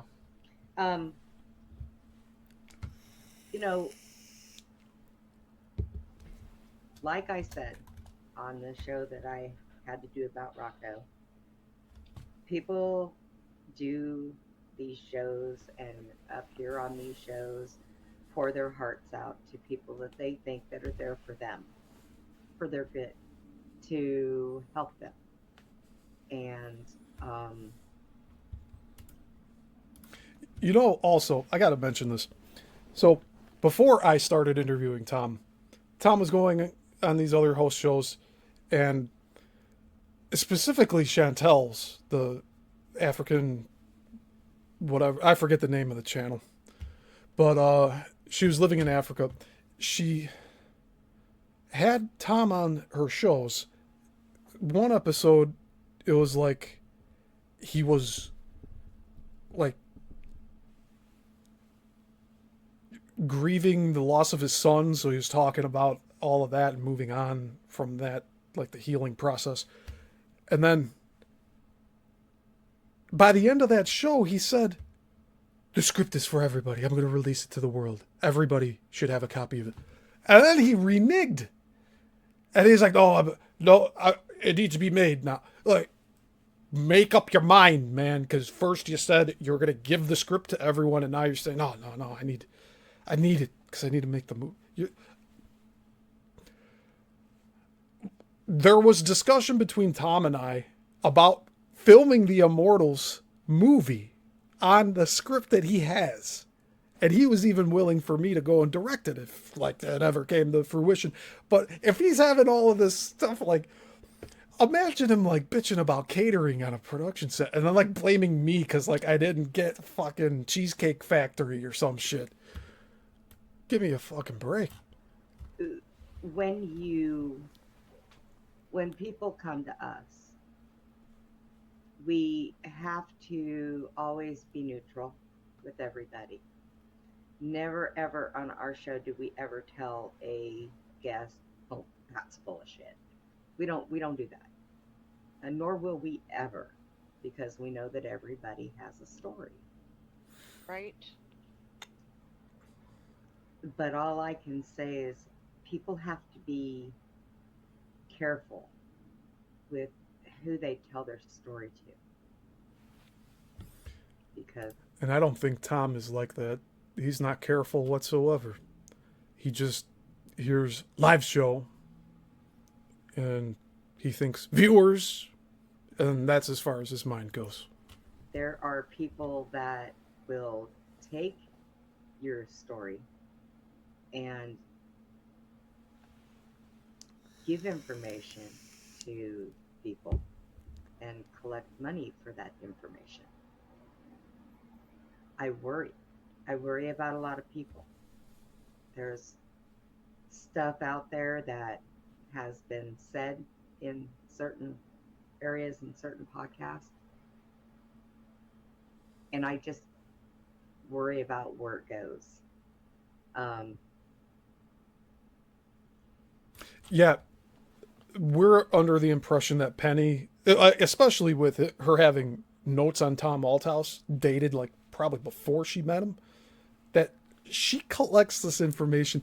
And I think it's mentioned here in a little bit that like she was probably mailing information out to these people that were paying her. So she's probably some sort of researcher that looks for information on people. Who knows where the information's going to? Brenda has a great point about that. Like, I'd be concerned, like, an innocent person trying to tell their victimization story, then, like, all of a sudden, like, they're being watched all the time because they went on the wrong show. Susie and I have decided, and Tommy also, that unless it's somebody that Susie knows directly and has known, or somebody that I know directly and has known, or Tommy, we are going to extremely vet anybody that comes on this show again. Our trust circle's gotten very small.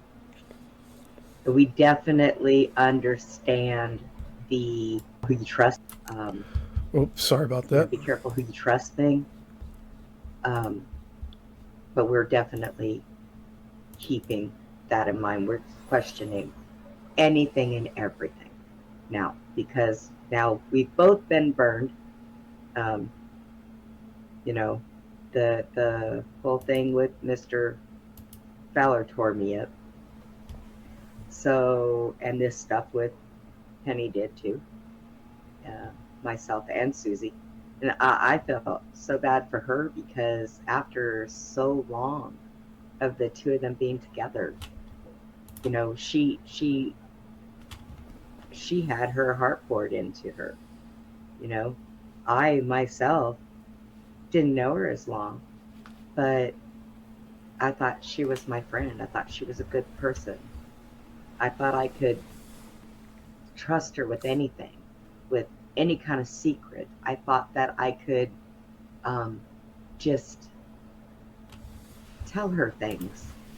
And she was always so good when I had a problem and I just needed to unload.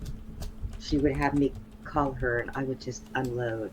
And she'd get me laughing. She would make me feel comfortable. Like everything would go away. She made everything feel better. And that day that I called her, that's all I wanted. I needed somebody to just say, I understand, and make me laugh and make me feel better. I entrusted in the wrong person to do that. But the reason why I didn't call Susie is because I knew she was busy with the ranch, and when she's busy, she doesn't answer her phone. And at that given moment, I just needed to unload. So we definitely are going to start being a little smarter with things. And Susie and I, sometimes it's hard. You know, she might back up and say, "Oh, wait a minute, there might be something wrong," and then I'm on the other side going, "Well, let's see what happens." So we're not going to do that anymore. We're not going to do that anymore. If either one of us smells something that's wrong, we're dropping it like a hot iron. Okay, so we've decided that this is something that has to be done. You know, we have to do it because it's a thing to protect ourselves as well as protecting other people that come on the show. Yes. I will never give out any more of my information for anything ever again. Um, I I can't risk that ever happening again because I can't afford that. So it's like Susie has to remind me every now and then, if I say there's something wrong and I smell something fishy, we might want to listen. And I'm like, yeah, I think so.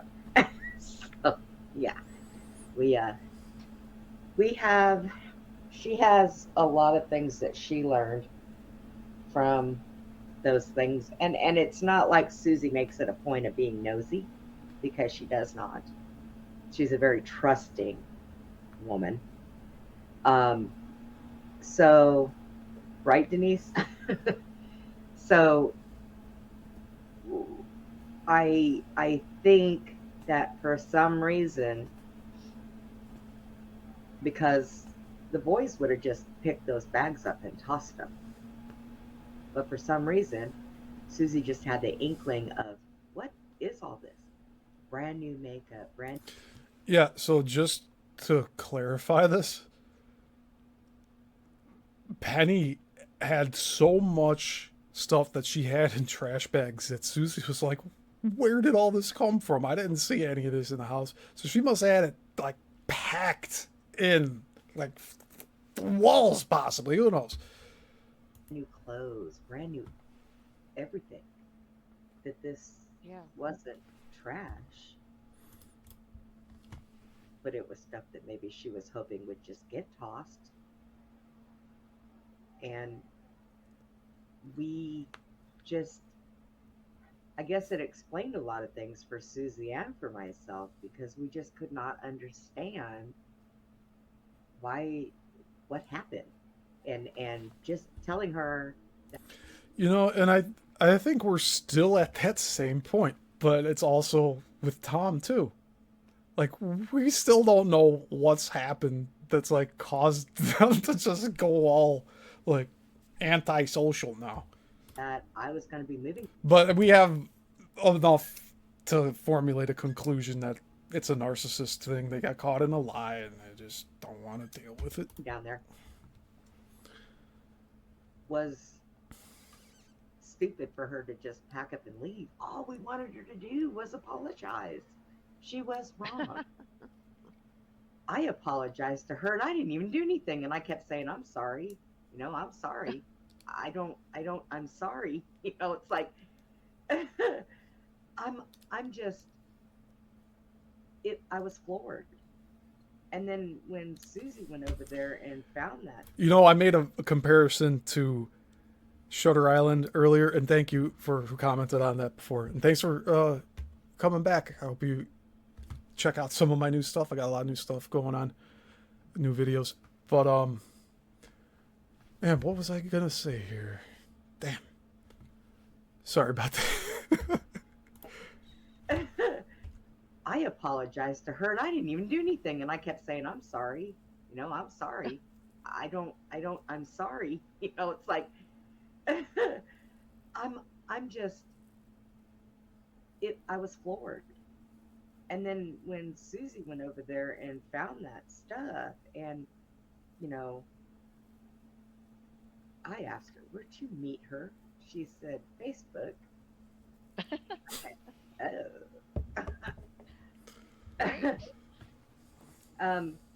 I think it was mostly me, Denise. I think it was me that was under the attack. So, because she told everybody that, you know, Susie turned her back on her because of me. What'd she say? Her pal Brenda. Yeah. Yeah. And we just felt so betrayed. And I was so hurt because Betrayal is the word of the day here. The three of us on screen have been betrayed by the two individuals named Tom Althouse and Penny L.A. Shepard. you know, Dr. Lampshade left the show. Brian. You call him Dr. Lampshade, I call him Mr. Midlife Crisis. Although he's in his 60s, I don't think he's going to live till 120. Doesn't come on. And I mean, I still talk to Brian on occasions and, you know, say hi to Tom. Yeah, normal. I'm sorry. It's going to happen. It's almost 5 hours live stream. This is the longest live stream I've ever done. Congratulations, everyone. You're here for history. I'll text him and see how he's doing and tell him congratulations on the stuff that he's doing. But it hurt. It hurt both of us, you know. And I was It did, you know, Brenda. It hurt me that it really it was extremely painful. What here? Yeah, and you know what? That day that Tom cut everything off in October, I also said on the show that hurt. And if that was his main objective, then he accomplished it. Because I was hurt by him severing our connection here. Here's what I did to divert the pain. I walked outside and I went out there by the trees and I just stood there and I said, God, thank you. Thank you for everything. Thank you for everything. Everything that I've learned through all of this. I just want to thank you. And had I had known, I said, God, had I had known all of this about Penny and who she was a long time ago, it's like, it reminded me of the story of Joseph in the Bible. Joseph said to his brothers who betrayed him, he was sold into slavery and all this stuff happened to him and he ends up in prison and then he ends up having a dream and then he helps the king and he becomes over Egypt and he helps save his family through a drought as a result of it. And he says his brothers come to him and they think, you know, he's angry and he says, you know what you meant for evil for my life. You meant to have me killed and have me sold as a slave and you meant all this evil for me. God meant for good. Yes. And I said, had I have learned about Penny 6 months ago, prior to all this, I would have never met Brenda. So, And I can say the very same thing about these two fine ladies on screen. I would have never met Brenda and Susie if it weren't for Tom Althouse and Penny L.A. Shepard. Because we all got involved in the bullshit. But we have come through the other side and we have survived. So now we are just understanding the fallout of it all, right? And pretty soon it'll just all be in the past. Forget about it. Don't worry about it. Learn and move on. Right. True. I am thankful for everything and because Penny was on the show. Penny had Grizzly. Grizzly had Glenn. Glenn knew you. Connected us. So even though you know. Yeah, Norma. Norma says, I think this video will put an end to this chapter of betrayal by these people, especially you, Steve, Brenda, and Susie. Yep. And Brenda says, Steve, when are you going to do the one where we bring out the books? I will do that next week, Sunday. So I'll keep this show for all of this content because, like, it has nothing to do with my deep dives. And I'd rather have it where we go into detail on all of this stuff and dissect it and get to the gritty bottom of it all. Because why just be like, oh, he's talking bad about me. I'm gonna go sleep. No. Oh, sorry. I'm here. I'm here. I'm live. You ain't shutting me No, down. this was all meant for bad. God used it for good. And so that's why I had to tell God, thank you. Thank you for everything. I wouldn't have changed any of it because I would have not met Brenda. I wouldn't be where I'm at. I wouldn't have my friendship with you, True. and so I'm so thankful for that. So that's how I turned my pain into a blessing. Yes. And I just thank God. Yes. And I'm glad that Tommy didn't leave us. Because Right? he's our dude. He's our dude.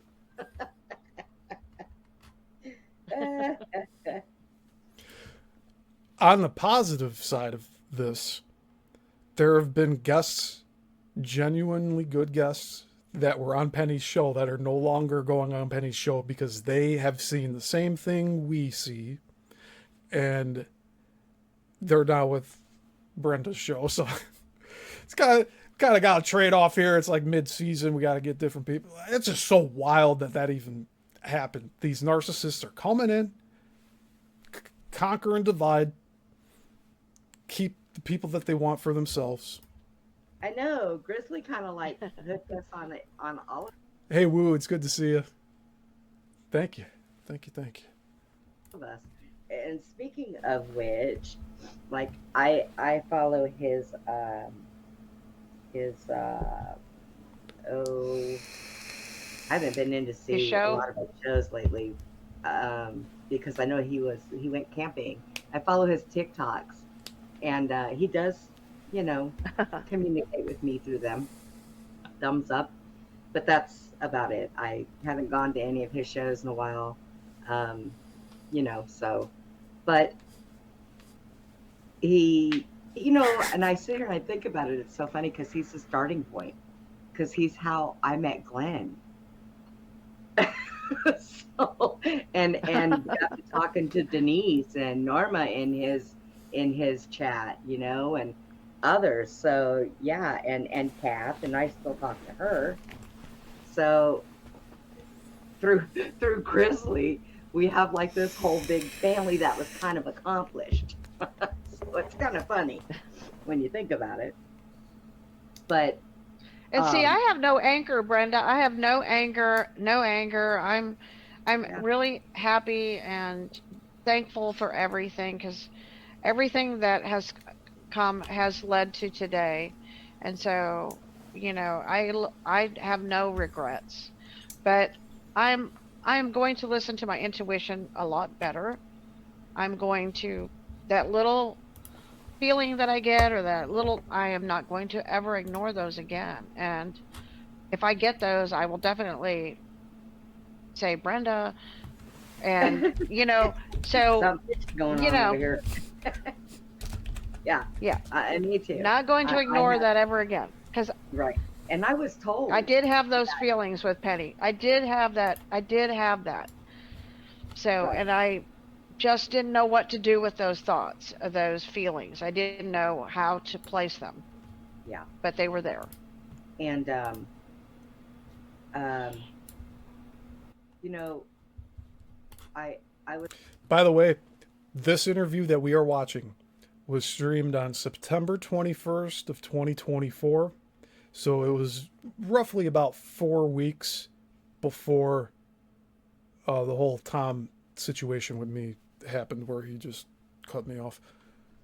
And he's using the whole 5-minute window thing as an excuse. So it was September 21st.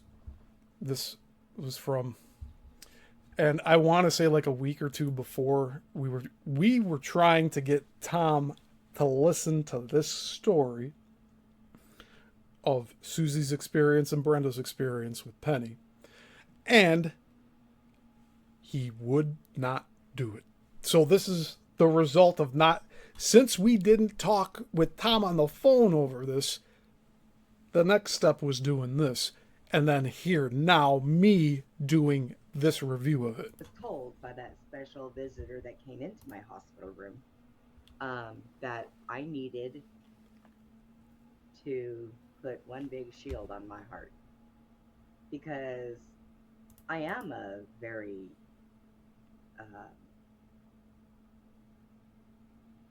yes, What? Denise. Denise, I'm laughing at her. She's like, and if I see anybody on your show, and I'm going to tell you, like, okay. Because actually, she did say something about somebody once, and I was like, well, supposedly he changed and da da da. But hey, it's going to be first come, first serve. I'm going to be like, yep, my people said you have to leave. So, but yeah, it's been a roller coaster ride, and I still really, to tell you the truth, you know, we get snippy every once in a while about her, but I still never really was ever angry at her. Like I said, I think I was more hurt than I was anything. You know, when you care, Disappointed. Yeah, yeah, disappointed. yeah, yeah, very disappointed. You know, and I hurt for you because I know that you put a lot into it for so many years. So you know, but from now, You put a lot into it for so many years. That's a sentiment that could be said about myself too with my work here with Tom. on, between me and Tommy, we're all going to watch each other's behinds, and I don't mean for any kind of a sweet routine. We're just going to watch each other and make sure that we're good, and people that come on are good. Um, so yeah, we just really Wow. wanted. Yeah, so Mart Ladd says, definitely be catching up with your content. Last time I was here, yes, you were hinting at making the Immortals. Like I say, we'll be definitely catching up. Exposing the dark actors is your calling. Thank you. Yeah, it's how do I say this? I'm my tagline on my page here, on my website, everywhere is filmmaker seeking truth in film and politics. And this entire channel is like dedicated to that at this point. Like, it's all good. I'm going to continue doing this. Like, I'm not making things up. I'm doing a ton of research here. I'm spending a lot of time making sure that everybody's on the same page here with me so that the level of confusion is at a minimum. We're almost done with this. So we're going to finish this, and that's going to be the show for today, but we still have a little longer to go. I just want to get this complete so that we could watch the other one next week, and we'll have a whole break to like decompress from all this. To set things straight. But I'm so fortunate that I have you, Brenda, as a friend, and that this came from it. So, that's why it's like, landing on a feather pillow, that's because the getting you as the friend is the thing that keeps it from hurting, I think, to that point. You know what I mean? Because I Right. look at what I've gained out of all of this. Yeah. Right. I try. I'm always been called the optimistic person. Hey, I'm always looking at the positive side of everything. I always try to look at the, instead of looking at the negative. That they always said that when I was a child. Oh, you're very optimistic, and you're always looking at the good side, the positive side. You're always looking, and that's. I think that's the way to be. I think Right. that's you can a happier. You can't dwell on the sadness and the bad things. You can think about it, you can laugh about it, you can set it aside, but you go and you try to find the good. Right. Right. And me too. Yeah, I say the good out of this whole situation is that I met Brenda and Susie and all of you wonderful people here in the chat. I mean, I don't know what else to say, but like, I'm grateful for having these connections with all of you, and especially Brenda and Susie here. I mean, I'm glad that throughout this whole experience that I met you. And if you and we have any kind of a disagreement of anything, at least we know that we can sit and talk to each other and talk about it. You know, we don't have to yell and scream at each other. We're both grown adults. Right. You know, we're both, you know.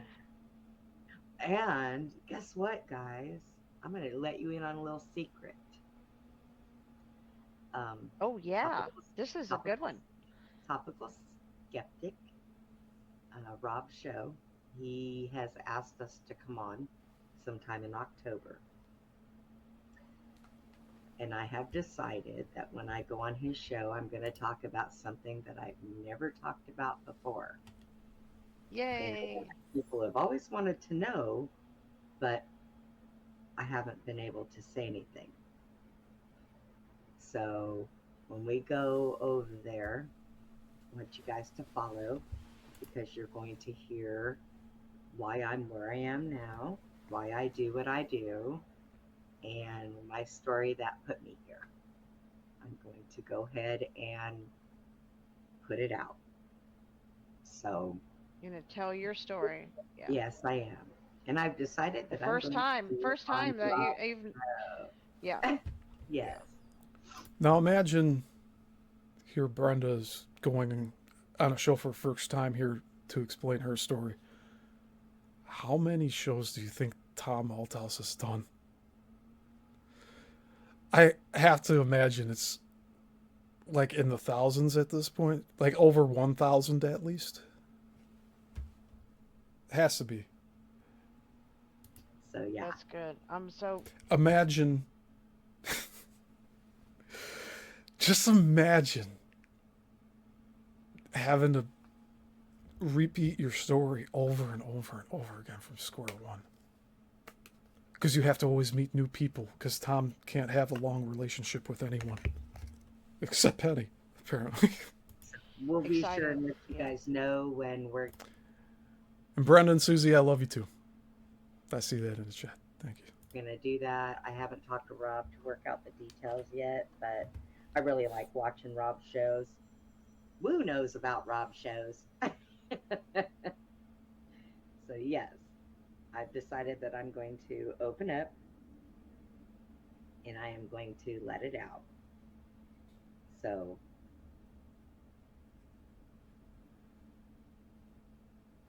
yeah, I know. I know. I spoke with him today. He sent me a message today. Um, so it's hard to pin him down to talk to him. He does so many shows. And so Denise has it. Topical Is that right? Is that it? Skeptic podcast, paranormal. that. So some good. I'm to skipping not through a talk little of about this. Rob.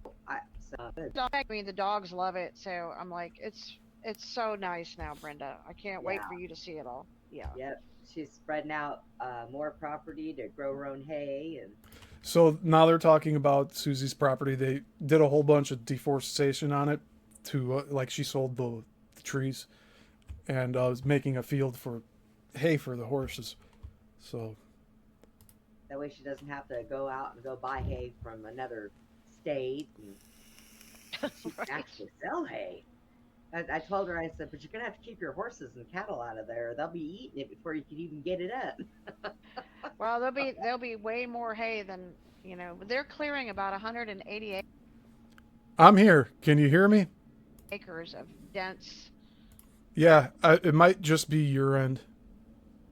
I'll comment in the chat.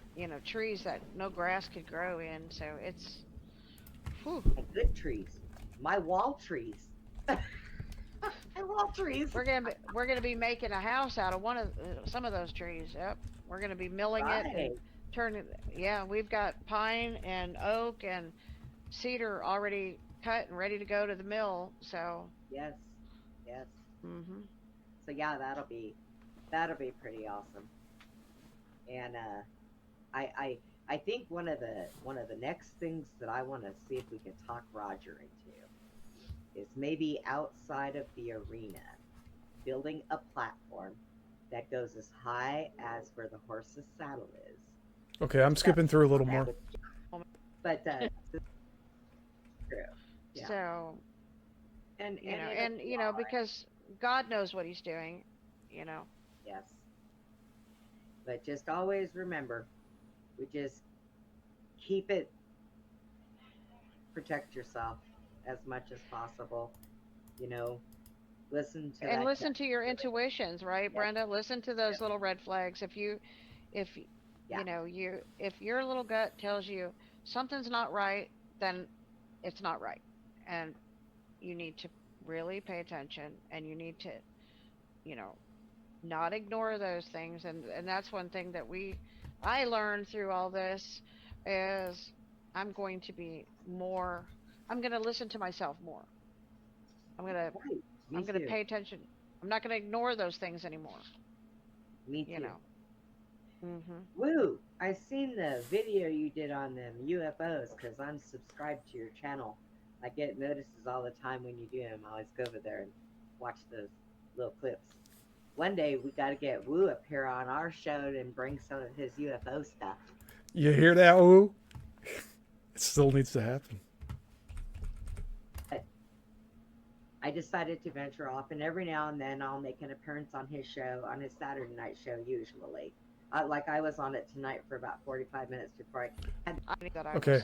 was attack to come on. So he really does. He surprises me sometimes. Some of the stuff that he does know that I never really even thought about right.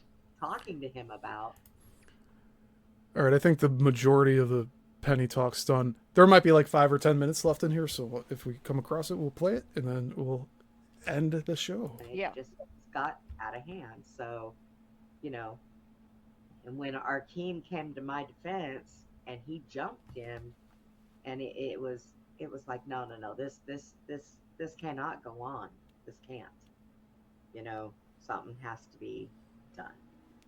And we wish no ill feelings for him, nothing bad to happen. And same way with Penny. We don't wish anything bad to happen to her. And hopefully she finds what she's looking for. But she's just not going to find it with us. Right. We are ready to go on to bigger things, and this is the last time that you will hear anything about it. We just really needed to clear the air. And for the most part, that's true. A few months later, we did a roundtable talk. That's been it. Maybe brought up once for like 10 minutes on a different show, but besides that. But Brenda and Susie have kept to their word. They put this out there, so it's out there, and they moved on. air. Yeah. Whose platform was what on? I'm not sure who's. Oh, I think maybe when you did your thing, you came on live on Beyond the Box at 1 o'clock in the morning. Oh, it was on mine. Yeah. Oh, Norma's. Yeah. That's right. Norma said she's not getting notifications, which I don't understand why. It should be a bell notification on your YouTube. Yeah, maybe. All right, since we're speaking about bell notifications, if all of you haven't tried it yet, please go into the subscribe, hit the bell icon so you get the notifications, and like the video if you haven't already. It helps with the algorithms to get it out to more people. That's just how YouTube functions. So that's all I ask. I appreciate y'all being here. Just you guys being here is really all I ask, because here I am doing just giving this information out to you guys. Go on there and. Hey, did you ever get the Rumble thing? You know, I don't figured even out yet? know. I don't even know if we're live on Rumble. I'm gonna have to send them another message, and so they can contact me again, because it's got to be on their end, because I have followed every step and stinking direction that there is by the book, and nothing. And I am so frustrated. I've never been so frustrated with with the thing ever. No, I'm looking. Oh, wait a minute. Hang on. Let me clear the air about our guest tonight too, Danielle. A little bit Yeah. about Penny. Yeah. Just I need to get.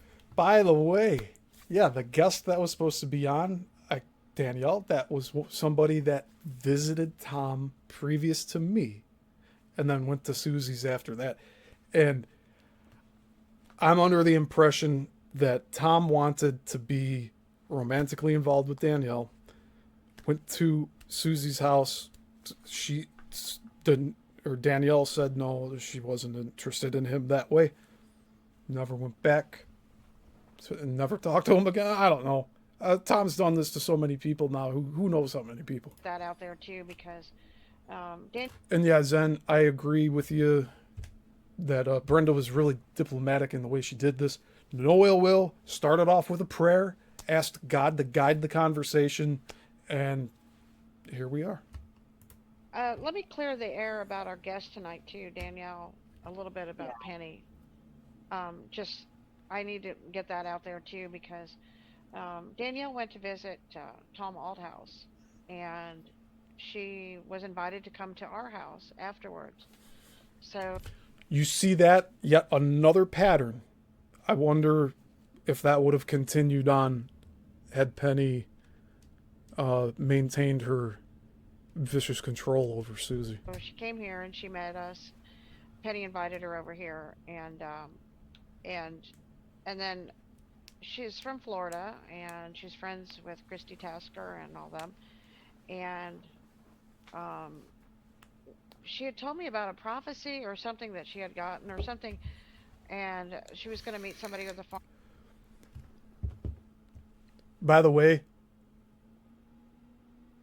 Woo Riders says it'd be cool if the overall phenomenon community could get along. Seems like an impossible task. Yeah, the most prominent ones I see that fight are Globe Earth, Flat Earth, Hollow Earth. It's a triple threat. And then yeah, you have the paranormal people. They sometimes bleed over to the UFO and Bigfoot. And I think UFO and Bigfoot are related, like in terms of phenomenon. And they might be symbiotic for all we know. Who knows? But yeah, I'll be talking about that on different deep dives because I'm getting into the Bermuda Triangle stuff and UFOs, and eventually we'll get to the Bigfoot books because I got a bunch of those here, and by Timothy Renner, if any of you know who he is, and it's a podcast called Strange Familiars. So he became an author and did all this research on like Bigfoots in Pennsylvania and in the Appalachians. So it's really cool. I might end up making deep dives out of those Bigfoot books because it is just jam packed with information, like just account after account after account after account after account after account, and then you read through it all and you just try to see what the similarities are. Farm that had fruit trees and stuff like that. And I go, we have a farm with fruit trees and stuff like that. And she said that she was told that um, we were going to help her or something. So I thought, oh, that's interesting. It was really, and she was really nice and everything. So she went back to Florida, and after she left, um, uh, Penny told me that she had. I don't even remember the story correctly because it was so crazy that it didn't make sense to me. Like somehow she was with her husband and she sold her kids. She sex trafficked her own kids, and I don't even know. I mean, I can't even remember. It was just horrific, and it was just like I'm like, what? And she goes, yeah, she's really a bad person, and then and everything. Well, apparently, I think Tom had a crush on her. Tom Aldhouse has a crush on her, but she just considered Tom a good friend, right? So, so at this point, Danielle went back to Florida, and she said she got attacked by all kinds of people saying stuff about her, and she didn't know where it was coming from. And I said, well, that's what Penny was saying about you. So Penny had made phone calls to a bunch of people and said all this stuff about Danielle, and And then a lot of people started attacking Danielle. And so this is what I think happens in this community is somebody says something, and then they call everybody, and then they tell everybody this, and then everybody thinks that this is true, and then that person gets like gang stalked or attacked, or rumors get started or lies get spread, and then and she said, so that's where it came from. And she says, oh my god, I did not know. And you know so she's an advocate for children, and stuff like that, and so she will be coming back on our show. What? Norma, I have to tell you something else. I met a professional group of gang stalkers who are really not gang stalkers, and they're really not Satanists. Those people that were on my show that one night that were giving everybody such a hard time, in the chat to me. All right, I'm going to skip a little more. I have the proof too. Given that proof, I asked for proof on when we were talking about Rocco. Somebody was saying something. I said, well, if you have proof, we'd like to see it. And then you were given that proof, and that's why. See, with the Penny situation, when I brought it to Tom, he didn't even ask for proof. He just straight out denied everything I was saying to him. I said, I do have proof of what I'm saying, and if anybody needs to see that, I have the proof to show. Yeah. So we're gonna start paying a lot more attention, and we are just sorry that we had to spill this all out there, but we don't deserve to get treated the way we were treated because. Yeah, and I hope that this prevents more people from ending up in the situations that the three of us ended up in here. It wasn't our fault. Susie never kicked anybody out. No. So we just hope that everybody understands that, that's why we had to come out here and clear the air. Danielle getting sick gave us the right time to go ahead and come on and talk about this, because we shouldn't have to defend ourselves ever as adults. You really shouldn't have to. Which was what we thought. That's why we never really did it. Yeah. But there comes a time when enough is enough, and we kind of had enough. Well, and to me, it's about warning the community, Brenda. You have to warn people. Hey, if you know that there is someone who has does things certain ways that could harm people, and you don't tell that other people and give them that opportunity to know, and you knew, then that's, you're denying them the chance to protect themselves properly.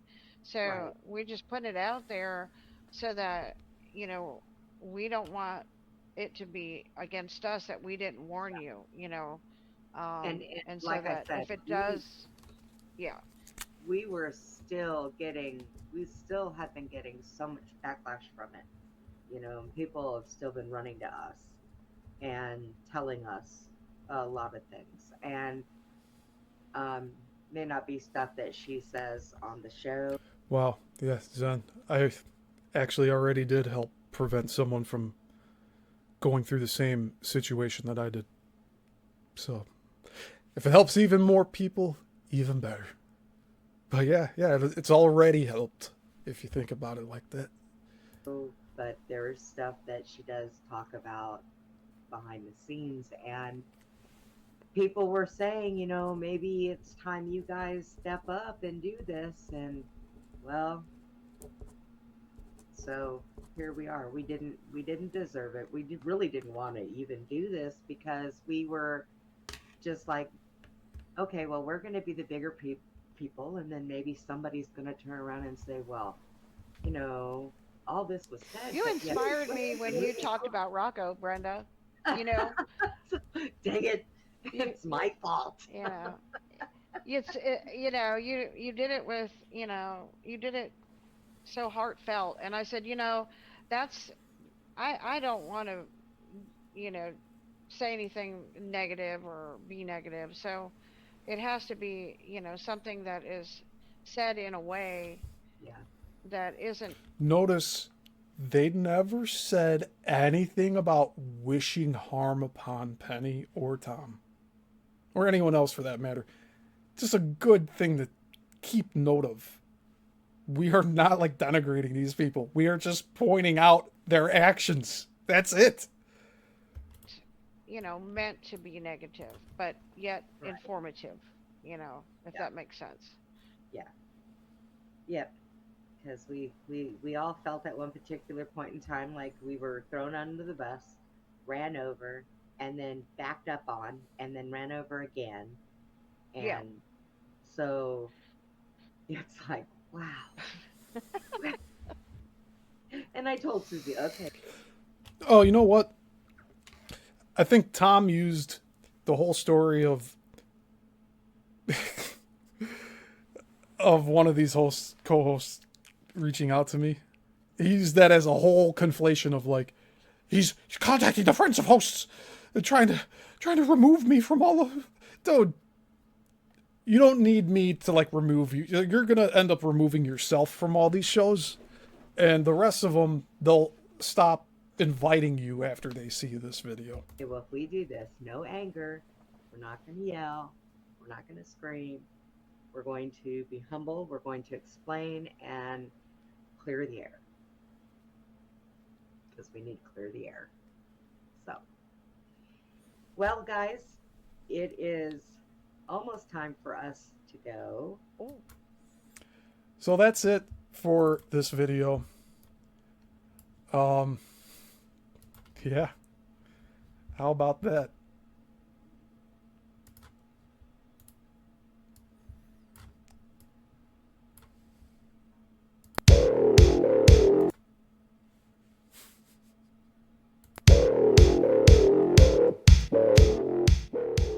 All right, everyone. You guys stayed this whole time. I am so proud of all of you. Well, this was Let's Talk About It. And we just did a 5-hour, 24-minute stream. Blew the record out of the water. And I hope this is the catch-all video for people wanting to find out the truth about Tom Althouse. Come watch episode 3 of Let's Talk on Yissilmissil Productions.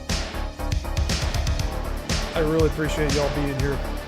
I am taking Tuesday off because I'm waiting for the Bruce Cappy book to come in. And I don't think it's going to arrive on time. So I want to move that to next week. But Thursday will still be Bermuda Triangle. And Saturday will be the Chicago film industry. Next week, Sunday, will be episode 4 of this. We'll be getting into more of the extra stuff about Penny because there's a little more. And also like the notes, the journals that she wrote. Like Susie showed them on screen. It's not anything private anymore. Penny left them. She abandoned them. I'm in the trenches, and I'm fighting till we win. Until the next one. Class dismissed.